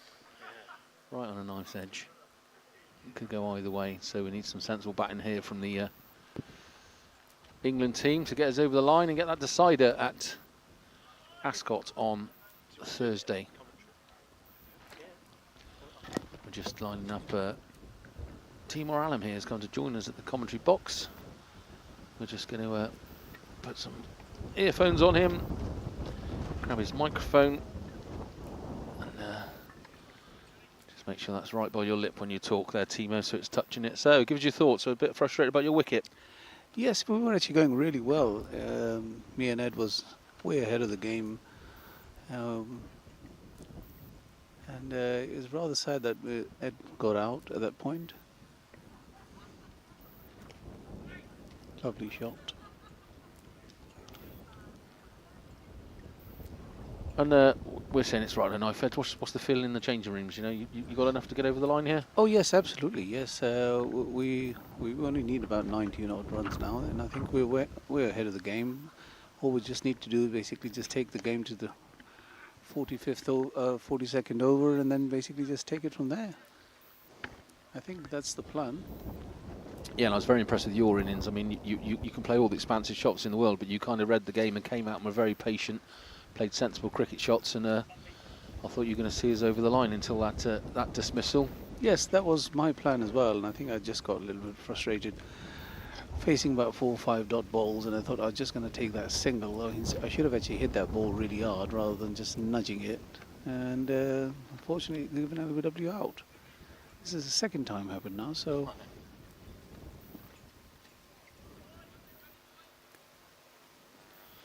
And what sort of batsman are we looking at here in the middle here with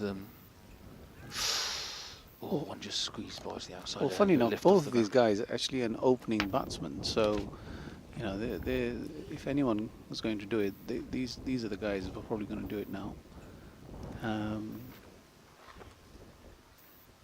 Nick is in a great shape as well, and he's playing well. Paul is doing well.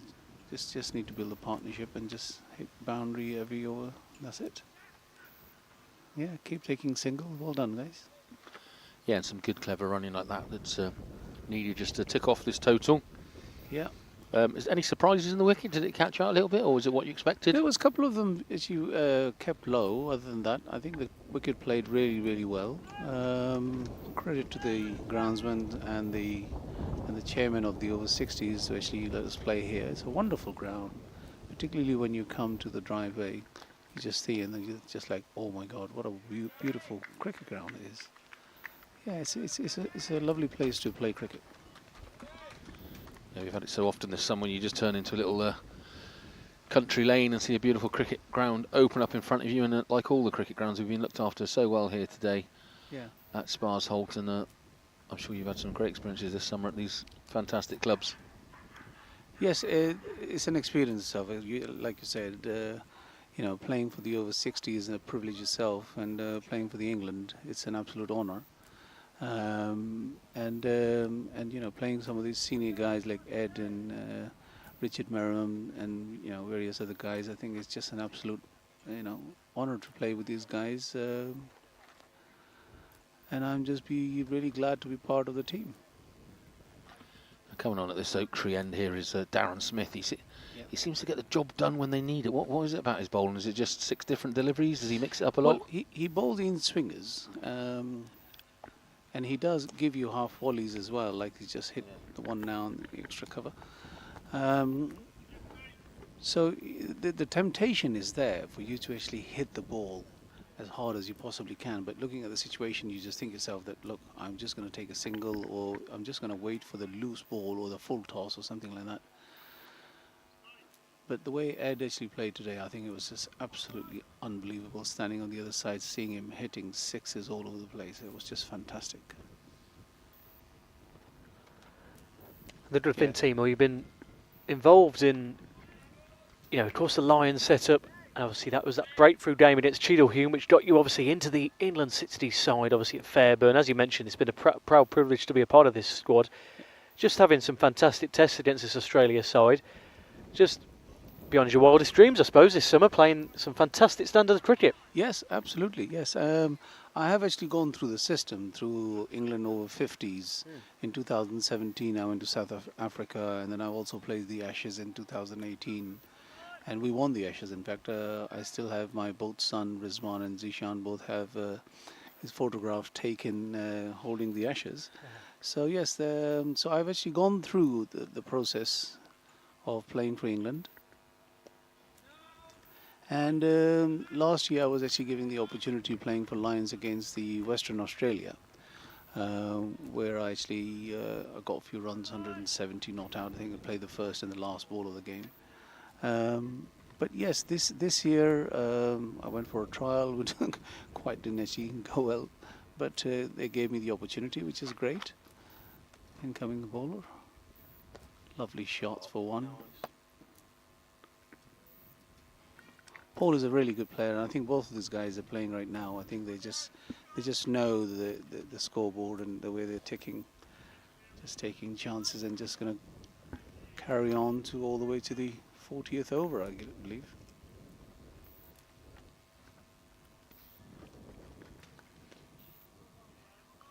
And how good would it be to to get to Royal Ascot on Thursday? Of course, got to get the job done here. Of course, 87 runs to win, but my goodness, it made a grandstand finish, wouldn't it, at Royal Ascot? We mentioned it earlier this morning, didn't we? But how much would it mean just to? It'd be one hell of a contest, wouldn't it be, on Thursday? It would be a hell of a contest, absolutely, and I think it would be a grand finale when we win that, not if. Nice. And yes, absolutely, yes. I think it would be a great contest on both sides of it, and I think they both now know each other's player, and they all know what to do with them, and the bowling and the batting and the fieldings and all sorts of areas and things. So yes, I think it would be a very good contest on Thursday, and I am really looking forward to it. Obviously, if I get selected, and I'm hoping that we're going to win the Ashes. Let's just win this one today.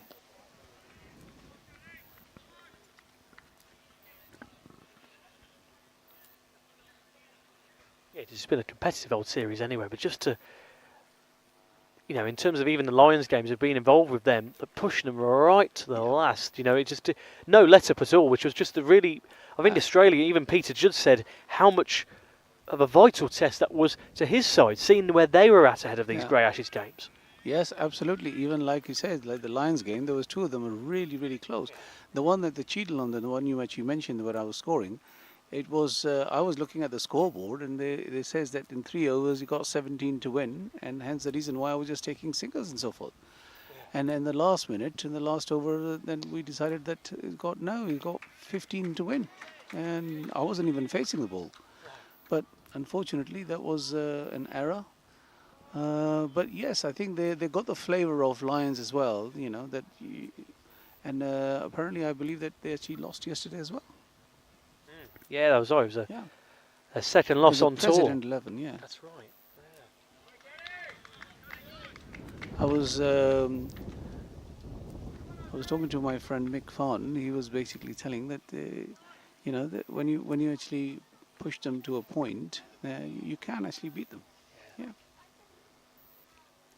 And I think at the time when you probably saw me and Ed was actually batting, they were quite rattled. They didn't know what to do with it, and it was rather sad that Ed actually got out, and then me and the same within 2 overs time. That was. But there we are, lovely shots for single, ticking over nicely. Total is 156 for 4, 32.5 overs.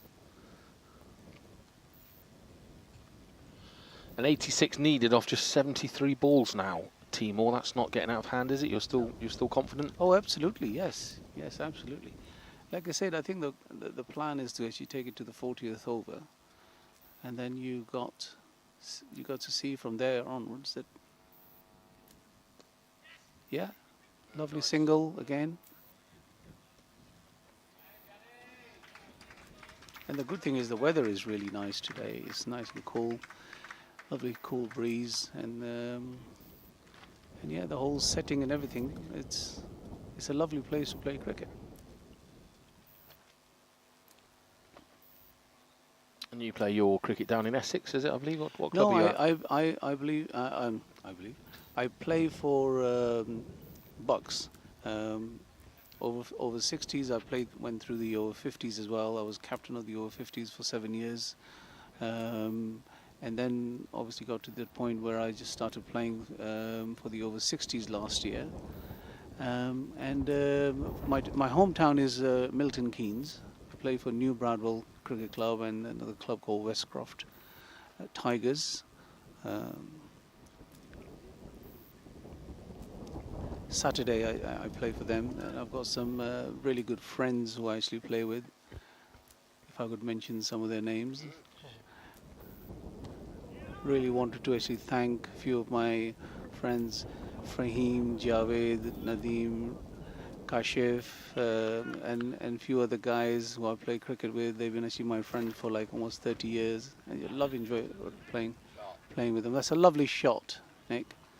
Just for one. Oh, go for two. Yeah, that's really good running. That's really good running between the wicket. I think one of the key part of the game for us today as well, that the running between the wicket today was absolutely incredible, particularly with Mel and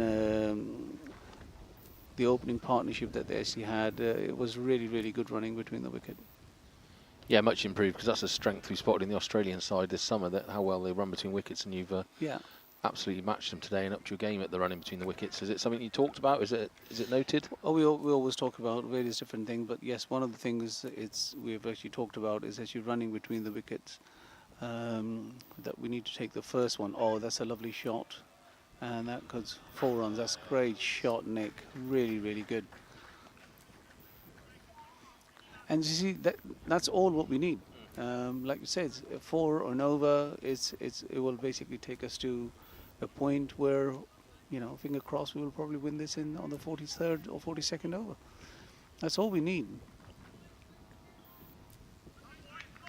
Yeah, a couple of times. I mean, you can't blame Ed Gordon-Lennox because of the 60s he hit, but there's been a couple of shots we thought shouldn't have been played and have cost wickets. I know it's easier said than done, sat behind this desk, but Yes. you've maybe given a couple of wickets away today to give them a bit of hope. Yeah, hope. Yes, that's right. And that, like I said, I think the timing was totally wrong.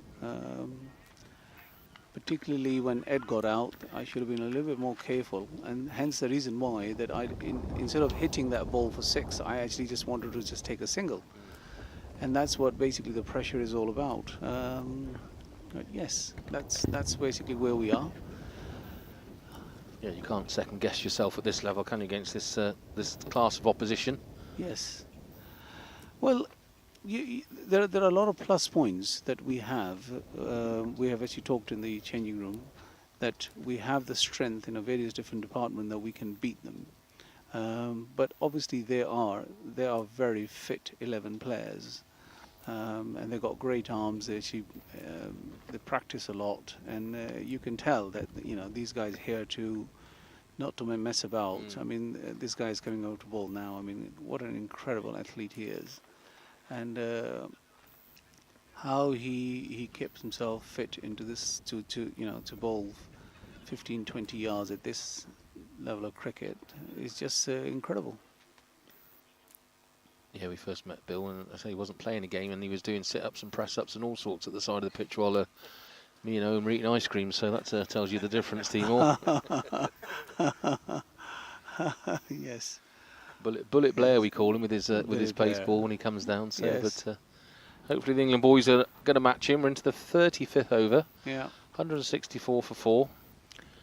You've got a good little partnership going here with Nick Gaywood and Paul Radich, both on 19. 40 partnership so far. Sorry, Gaywood's on 20 now. And coming back to the attack is Bill Blair. So a little change in pace. Nothing the boys can't deal with it, is it, Timor? No, absolutely not. And I think having a pace on this wicket, it actually opens up a lot more room, because it's a huge ground. So actually a lot of gaps that you can hit your shots and things. but when you take a pace off, it's a different thing. Exactly my point. See, Yeah. it's easy. It's a lot easier to play when you got pace on, and it is a lovely wicket as well. You know, for particularly for a pacer, it's not going to, you know, pass your nose or anything at all. So you just literally have to time it. I personally prefer, you know, for the fast bowler or at this level, anyone rather than a dibbly dobblers just coming over, because you have to then hit them rather than just your instinct, you know, hitting your shots where you want to. So Bill just rearranges his field here. They're precise as always, the Australians, just making little changes to try and catch these English batsmen out. They're all sat here hoping they've got enough to get over the line and give us that decisive, excited decider on Thursday at Ascot. I presume you're hoping to be involved on Thursday with your form. You certainly should be. I am. I'm really looking forward to it, and like I said, it would be a grand finale if we win this today. I think it will be something for them to actually think about as well. That's the key part of it. And it's all, like I said, it's all preparation for the World Cup next year. I believe is in Canada. And there are 2-3 teams I've been told that they are really kind of like a tough team to play, like Pakistan and England, Australia, and Sri Lanka and India. You know, these are the teams that you need to look for. Yeah, it goes without saying, Timo, but how much would it mean? Obviously, you say you won it 8 years ago at over 50s level, but how much would it mean just to, with this group of players, you know, to regain that Ashes after 2 years? Oh my God! You know, obviously it would be, we'll be absolutely delighted to the position for where we are now and to win the Ashes. But then, you know, like I said, we just need to win this game today and just take it to them and just saying, hey, come on, guys, you know, we're going to win this Ashes. We did that, like I said, 8 years ago, and we're going to do that again. I believe that. Lovely shot, Nick. Just for one. Again, great athletes. Superb fielding.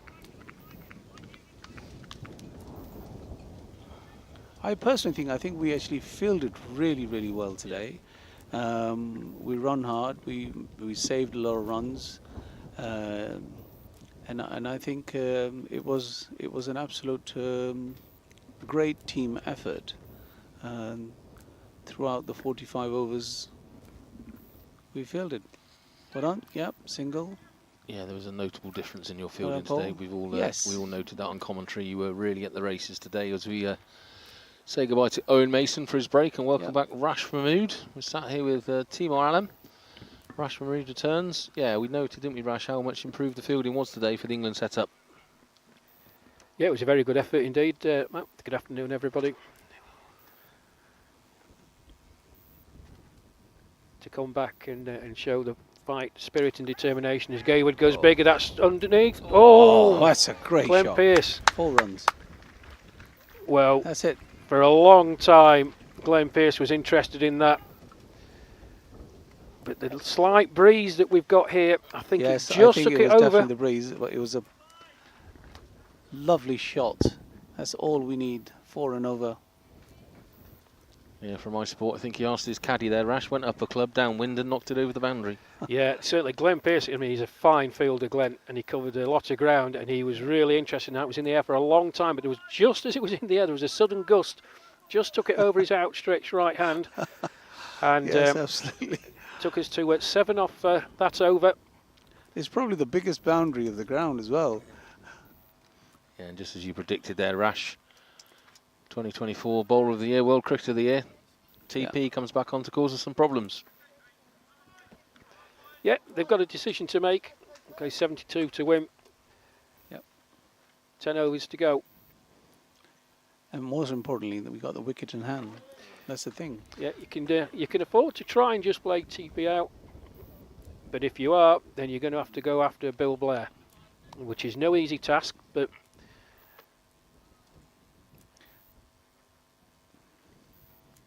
very, very interesting. That's tossed over and Radish has gone for that one. No, that he might didn't. just drop. He skied it.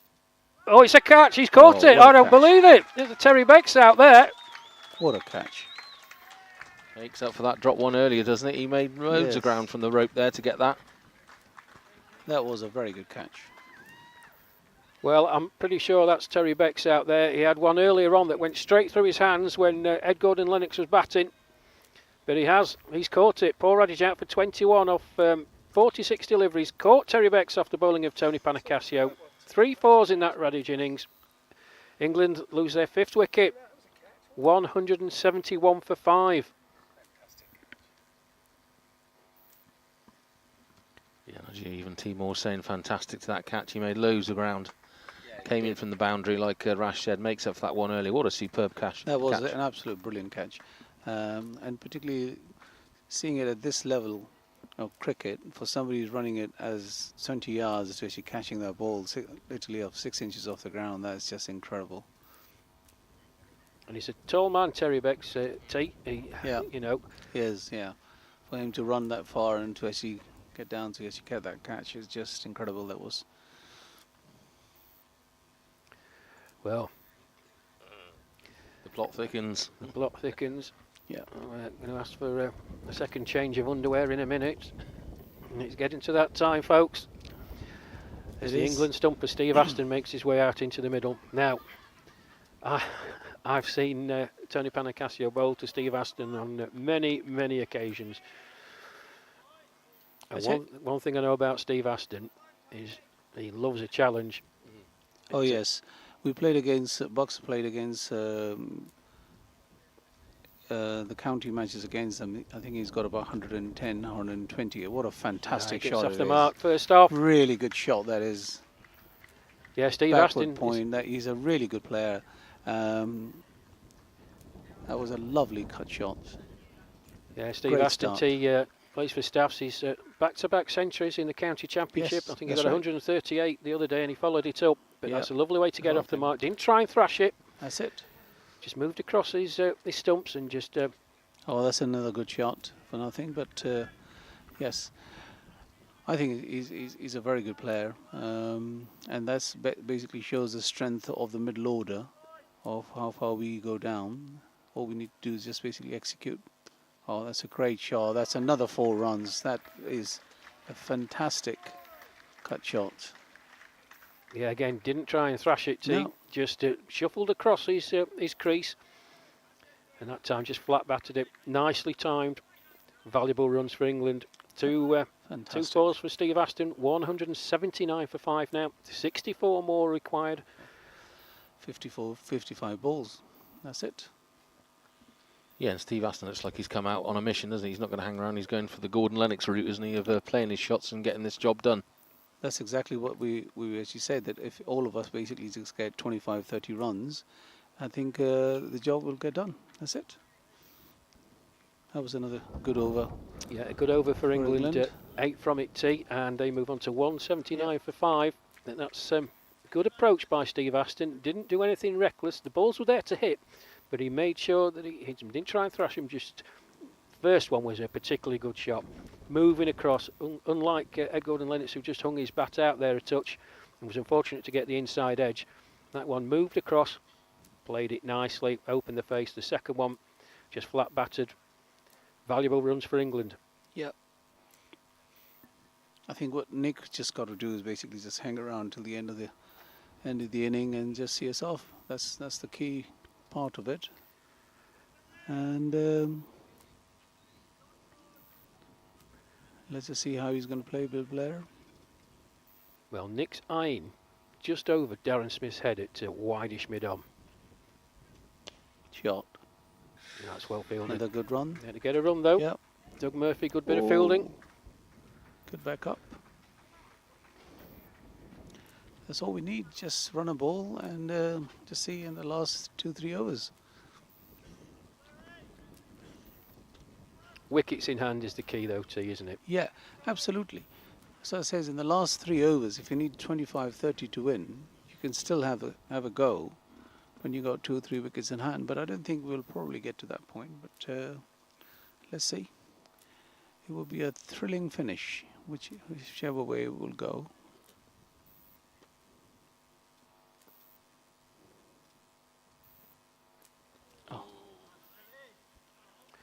Well, it was there to Ball hit a with miss, Steve yes. Aston, and he missed It was out. definitely there to hit. And Yeah, there he's was annoyed with himself. He's just got to put it out of his mind. It was certainly a delivery that maybe should have been dispatched to the boundary, but swing and a miss. No harm done. Yeah, great shot. There's 2 on there. Go on. Oh, it's a great shot. Absolutely wonderful. There's 3 cut shots that he played. 4 balls that he faced. That's absolutely brilliant. Well, he got it right this time, Steve Yeah. Aston. The extra pace from Bill Blair, much to his liking. Precisely what I was saying earlier on, that when you've got the pace on in this wicket like this, it's actually much easier to just place it where you want to hit the ball rather than, you know, thinking about it where you're going to hit the ball. Yeah, oh, what a lovely shot that is. Yeah, it's 2 run there. That's really good cricket from England. Really good cricket. That's it. That's all what we need to do. 4, 5 and over, and then we'll get there.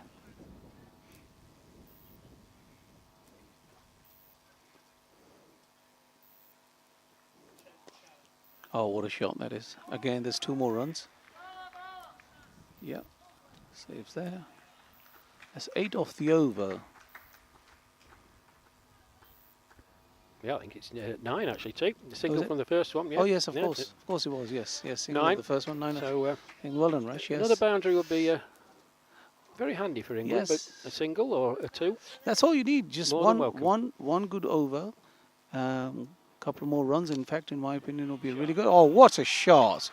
What a fantastic shot. Well done, Steve. It looks like he's seen it well, Rash. Yeah. Well, quality. He's in a rich vein of form. We've seen Steve Aston do this for England over the years, but back-to-back centuries in the county championship.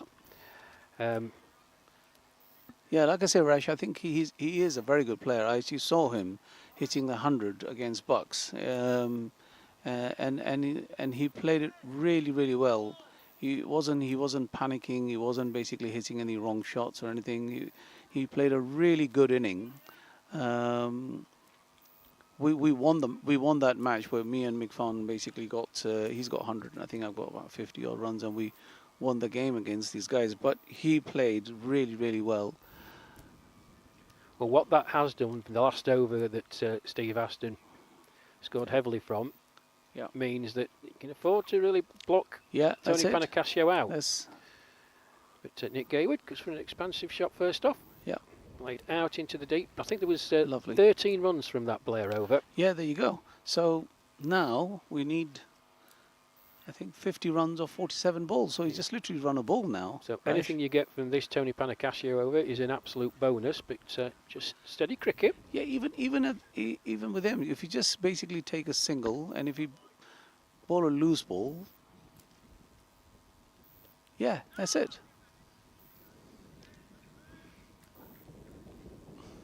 I think we are well in control of this game now at this present.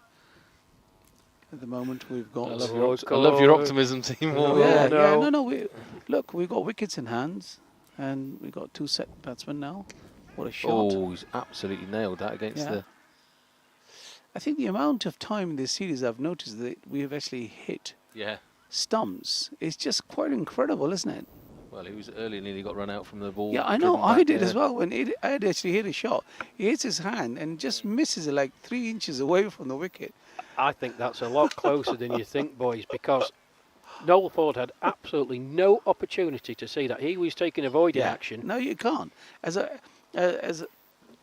person standing on the other side, running through, looking for one, there's no way that you'll be able to basically have any kind of reaction, or if it hits your hands and hits a wicket, that's just part of a cricket. That's the bail. That look at how far the bail's just gone. Near the boundary.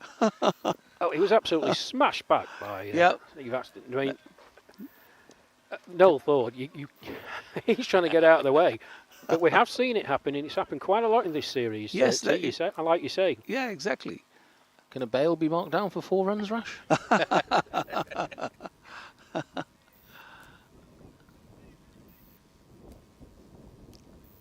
Yeah, what a nick. Solid defence.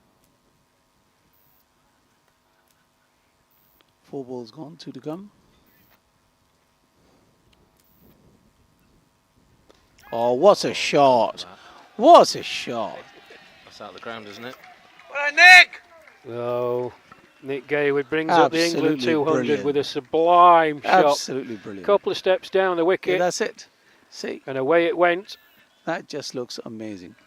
Fantastic. Exactly the way I think Ed was hitting the ball. But this was, I think, the best 6 of the day. Well, the thing with Nick Gaywood, Ian, we've seen him, he doesn't look like he hit it. That was just sheer timing. Sheer timing, exactly, yes. Absolutely, yes. That was just sheer timing. He didn't kind of like push there at all. He just timed the ball, and it just looked so perfect. There we So, go. 43 off 43. final delivery of this Tony Panicasio over. Oh Gaywood's my gone God, again. that's He's gone even bigger. bigger this time. That has gone bigger. Fantastic. Way over the mid-wicket for 6. Well done. 14 That is from that Tony absolutely- Panicasio Well, over. there you go. England That's it. 206 for 5, 38 gone. That's it. Nick Gaywood moves on to 39 off 40 deliveries. That's absolutely fantastic. 2 4s and 3 6s. 37 now required by England. 7 overs remaining to get to their target of 243 to level up this Ashes series.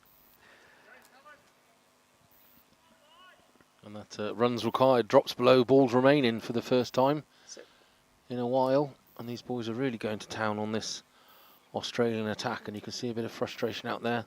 Probably the first time they've really been put under pressure, Rash. Certainly in an ODI, these England boys are doing a job here. Well, Tony Panicasio's figures: 6 overs, no maidens, 1 for 58, going at 9.7 runs per over, and I've not seen that. He's had some treatment before. I mean, Ed Gordon-Lennox gave him a bit of tap, and Paul Radage in the second one at Caulfield, down under over the winter.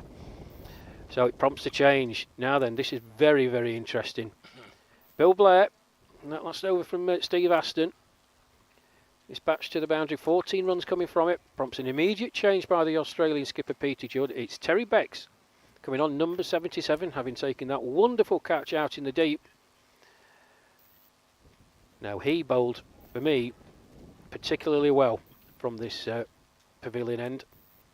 Seemed to be the Australian bowlers who got the ball to just move about a touch. He's a very deceptive bowler, is Terry Becks. Yes, he is. He is. But at this, like I said to you before, on this wicket, if you look at it, see, it's actually quite easy. It's the way the ball come to your bat. Good Yeah, that was a good running between the wicket, mate.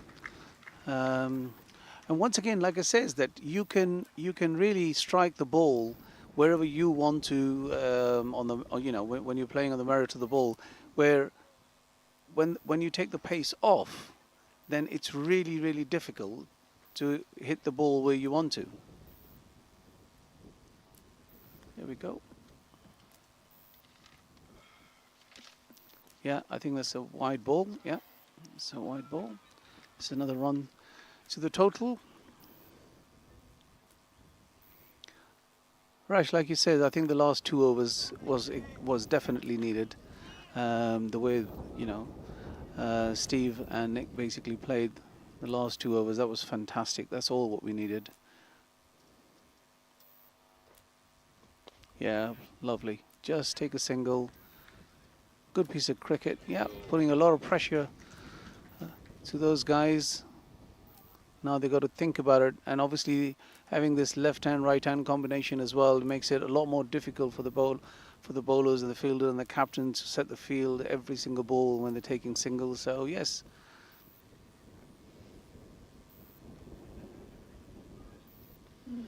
With that in mind, Rash as Terry charges in here again. There's a lovely little that's a pull lovely shot straight to the shot. fielder, unfortunately. Yeah. So Timo's been out there, Rash, and he's saying, he thinks pace on the ball it makes it a little bit easier. Obviously, the Australians aren't thinking the same, taking off Blair for Becks. Is it? Are you disagreeing? Are you agreeing? Yeah, I think the cold hard fact of the matter is, Matt, that they had to. But That's a great shot. That's another 4 runs. That's exactly what my point is. You see, when you got the pace on, then you can literally just time the ball like Steve just done that on on a spinner, that would have been just 1 or 2 runs. But here, you just got 4 runs. I think it just proved my point. They'd basically run out of options. Peter Judd, the Aussie skipper, had bowled out. Darren Smith has bowled out.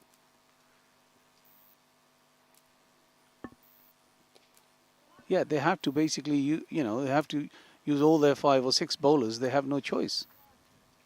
So it was a dilemma, and with 14 being taken from that Bill Blair over, it forced Peter Judd's hand a touch. But that's what concerted batting and intelligent batting can do. You want to try and throw your opposition off, and they've, like T said, they've got to cover the gaps, but the gaps are there in the field, and these two are going along very nicely indeed. Came together when the score was 171. Oh, what a shot. Oh, well fielded. Well Lovely done, Terry shot, Beggs. yeah, lovely shot. Good piece of cricket. But 8 off that over then. Another good over for England. 6 to go. 29 to win. England 214 for 5. Yep. Steve Aston 27 off just 15 deliveries. He's hit 5 fours in that. And Nick Gayward 40 off 42, not too shabby either. 2 fours and 3 sixes. I think Nick Gayward played an absolute anchor innings today. I think he's played a fantastic piece of cricket. He just need to make sure that we sees off and get it on the other side of. Yeah, that's another one. Just 1 run. Looking for 2. We'll settle for 1. Okay.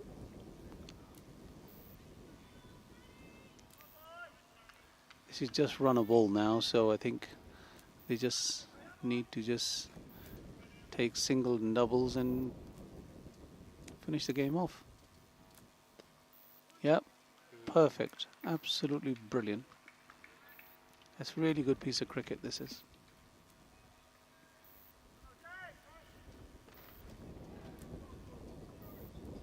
Well, England have fought back well here. Yes. And the loss of skipper and yourself, T. Oh, that's what a dispatched. shot. What an absolute brilliant shot. There's a large crowd here going Well absolutely done, bananas Steve. to my right. Fantastic. Well done, Steve. Yeah, good use of the feet by Steve Aston. Very good. Like I said to you before, even when he was actually walking to the pitch, that he is a very good player, very good striker of the ball, and he's not shy. I think it's a great team effort from England today. I think it just shows the depth of how far the batting can go down. Yes. Again, lovely shot. Just for 1. 7 off the over 4 Yep. so far. 50 partnership for these two in just 26 balls. 18 minutes it's taken. That is fantastic. Steve Aston's contributed 33 of those runs. Nick Gayward Lovely. 16. But exactly what England required. Let's hope they can see it home from here. Yeah, I think that's the partnership that brings them home, Rash. And as we get to the end of the 40th over, me and Timor are going to leave you. Yep. Owen Mason's going to return to Absolutely. get us to That's this game. another Is that fantastic 6? shot for No, 4. 4 runs, yeah, 4 fantastic. runs. Timor, Nick Gayward, thank you so much. thank you for your time. Yeah, It's been I really absolutely appreciate brilliant it. speaking to you. Your Yeah, insight's just- been quality. Thank you. Just before I go, I just want to actually thank my wife and my family and everyone else for supporting me and giving me a lot of encouragement to come and play for England. Thank you. There you go. It's the voice of Timor Allen. He's taken his opportunity very, very well since being promoted to the England senior side. 225 for 5 then. Beautiful timed shot over mid-wicket by Nick Gayward. 45 to run a ball. As Owen Mason rejoins me for the final 5 overs. Owen. 18 to win England. Yeah, I was really pleased. Rash, at that wicket, was lost at 171 for 5. There was no panic. And since then, Steve Aston, since coming in, like you said, you mentioned it just a moment ago, in just under 20 minutes, that 50-run partnership brought up. That's extraordinary stuff. And that's just, as Matt mentioned, that looks like it's going to bring England home here. Yeah, what it did with Steve Aston coming out and being so positive, it forced Peter Judd's hand.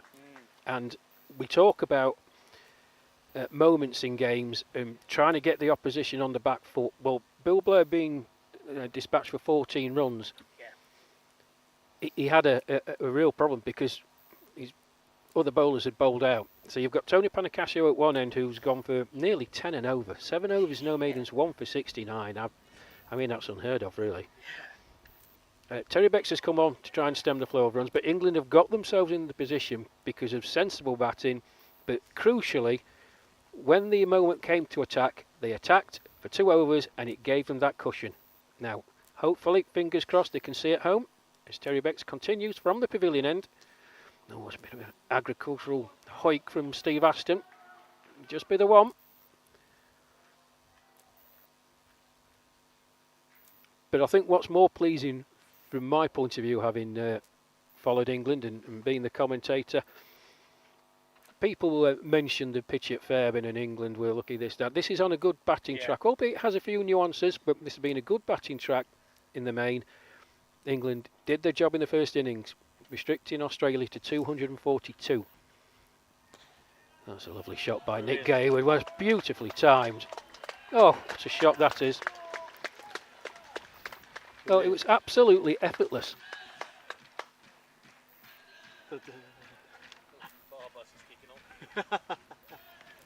Well, the locals are loving it here with that for Nick Gayward, moves on to 49 not out from 46 deliveries.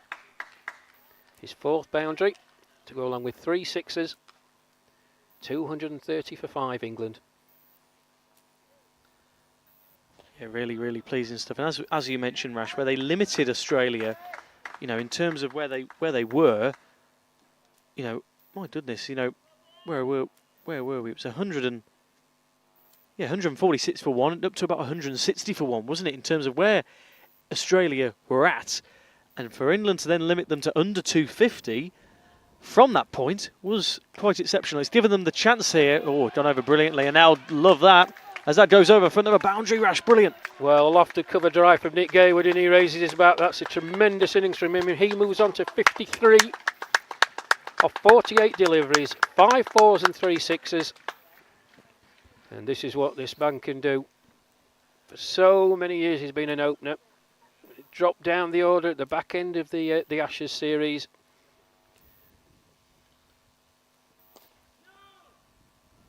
Nine to win for England then. But the point I was just making before Nick Gayward hit those 4s, I mean, this is on a decent pitch, so this will give the England boys a lot of confidence. A lot of confidence. And fingers crossed they take it into the 5th and final one-day international at Royal Ascot Cricket Club on Thursday. We'll all be there. Wide ball. Sets up an absolute barnstormer on Thursday, folks. If you're in and around the Royal Ascot area, please get yourself down there. Play due to start at midday, I believe. Free entry. Yes, there'll be a fantastic contest now, isn't it? I'm just so glad. Yes, we've got 8 runs to go for England, well on their way. That'll be another one to add to the total. 7 remaining then. But yeah, that'll just make it such a fantastic contest. That's what, you know, when me and Matt before the series, we said it'd be fantastic if we could see a really closely run series. This is, because we knew with England and Australia just how much they knew each other and how much the games in the past, you said about the games in Australia, how like closely run they had been. And we were just really excited to see what was going to happen in this series, and we were hoping for a Desmond come Royal Ascot. Yeah, well, the series are traditionally close. You know, 3-2 in 2023. England got beat 3-2 out in Australia over the winter. It's looking like it's going to be 3-2 to either one of these teams come the end of play on Thursday. Listen, they're very evenly matched. Very evenly matched. And the matches hinge on certain moments. For England, it certainly hinged the dismissal of Graham Pavey. Yeah. Wonderful catch by Neil Brathwaite, and it just lifted the whole England side. 158 for 1 just before the 30 over drinks break. Australia were really motoring, Smith and Pavey. And then England got 5 wickets for about 40 odd runs, held the Australians to a... Oh, that's gone. Oh, he's just rocked back, Gayward. That's another one disappearing. Another 6 for him.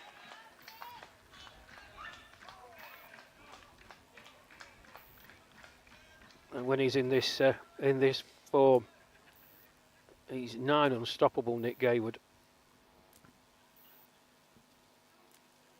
And the Australians saw him do this in the 5th one in Perth. He moves on to 60 off 51 deliveries. 1 to win then. Scores level. Brilliant. And as you said, Rash, you know, it got to the point 171 for 5, didn't it? And you thought, you know, even with that wicket lost, I've got to say, really, really impressed with England. And as you say, when Steve Aston came in, Nick Gayward hitting that half century, crucial, really. You know, it got to the point when Timor was on commentary with us. You know, it wondered if, after losing Timor and Ed Gordon Lennox, it was like finally balanced, wasn't it, for a little while? Well, 71 these two were put on. Yeah, fantastic. Next to no time. Yeah, less than half an hour, surely. It's been a wonderful display by Nick Gayward and Steve Aston. But you've got to give credit as well with the England batting, really. Mel Hussain, I thought, batted tremendously well. As Patterson comes in. And it's a wide ball, and there you go. Not the way England would like to win the contest, but a wide signalled. And that's it. Yep, umpire Nelford comes forward, shakes the hand of Steve Aston. England win. Off a wide in the final delivery from Jeff Patterson. 6 and a wide, England get there. Successfully chasing down their target of 243 to level up this series at 2 games apiece. An absolute crackerjack in store, folks, on Thursday. Owen, I'm going for a lie down. I'll let you wrap up, and I look forward to seeing you on Thursday as the players make their way out to the middle. The Australian reserve to shake the hand of Nick Gayward and Steve Aston. Well done, my friend. I'll see you Thursday. Thank you very much, Rash. As always, a pleasure to be alongside you on the commentary for another fantastic game of cricket. Really enjoyed ourselves today here at Sparsholt Cricket Club. Stand by, everybody. Matt Evans will be joining us shortly for an interview, hopefully, with the England captain, Ed Gordon Lennox. We'll be getting that to you as soon as we possibly can. But wow, doesn't that just set up a fantastic game on Thursday at Royal Ascot? It's 2-2 in the series. 1 game to go, and you can see how dejected those Australian players are. It knows how much this means to them. They're disappointed with that today, because at times today they really had control of this. You know, at one point in their innings, they were 160 for 1. And you know, they can't be too dejected. They've had a fantastic tour. It's only their 3rd defeat of this tour. And they've done really well.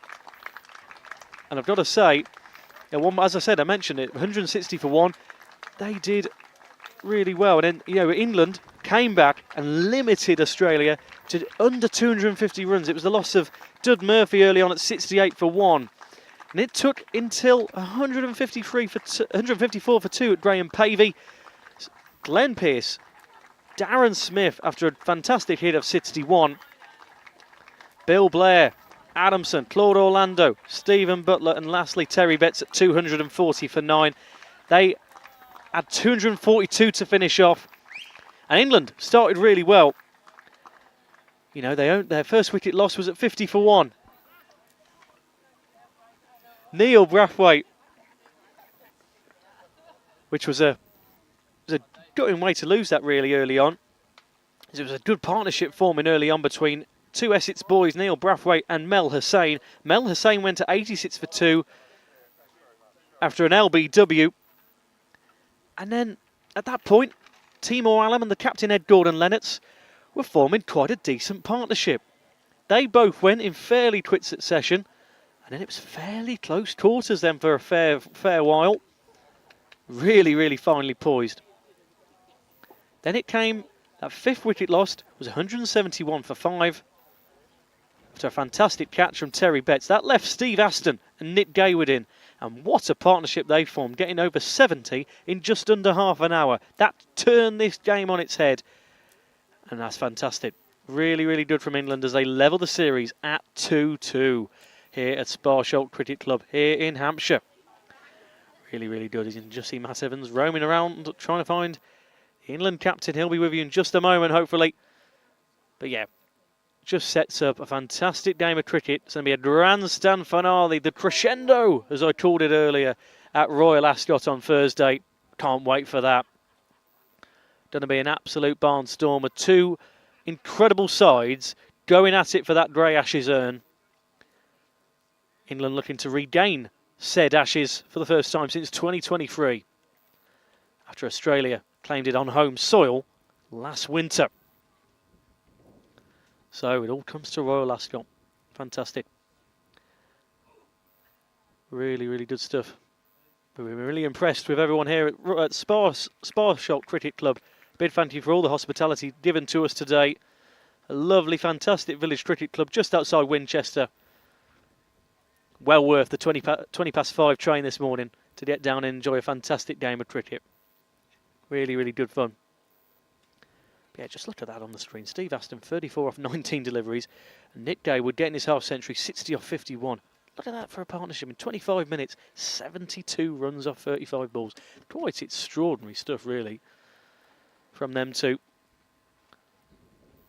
And yeah, fantastic stuff. And even Darren Smith, who had another fantastic day of it, 61 before he was bowled out, and 4 wickets, similar to how he got it at Tame alongside his century when they went 2-1 up.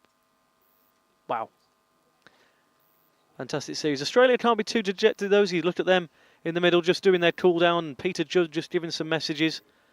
They know that it's there for the taking for both sides on Thursday. That's what's going to make it so exciting. Both sides can really take this game now. And it's just going to make for a end-to-end, really exciting, nervy at times, I can bet, on Thursday as well. It just means so much to these players. You heard Timur Allen there, how vocal he was when Nick Gaywood was hitting 4s and 6s. He was really, really pleased with how that ended.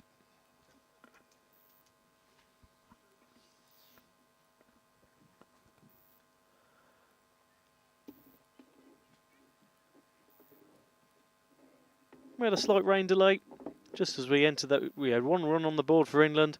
Luckily, it didn't spoil proceedings too much, as England successfully reached that target of 243 in 41.1 overs and levelled the series at Desmond 2-2. Fantastic.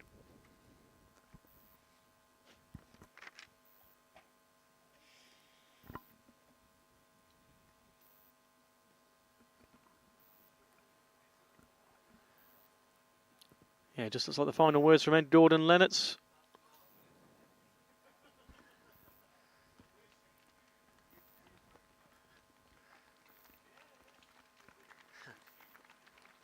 Or we can possibly get an interview with our own Matt Evans. We'll be hopefully there too, yep, in just a moment. They're just applauding the fans that were some fantastic support in the end, actually. We'll call them really fantastic, really vocal in the end, getting the chance going. Rocky the Roo won't be best pleased, though. He'll be hoping for a better day on Thursday. Who can Matt get for an interview?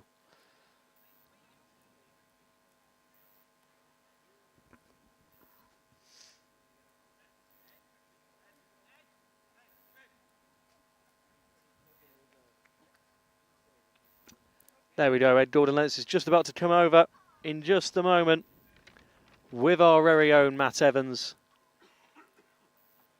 And there we go. In just a moment we can hand over to the England captain after they levelled it up in the series 2-2. Over to you, Matt Evans, whenever he's ready.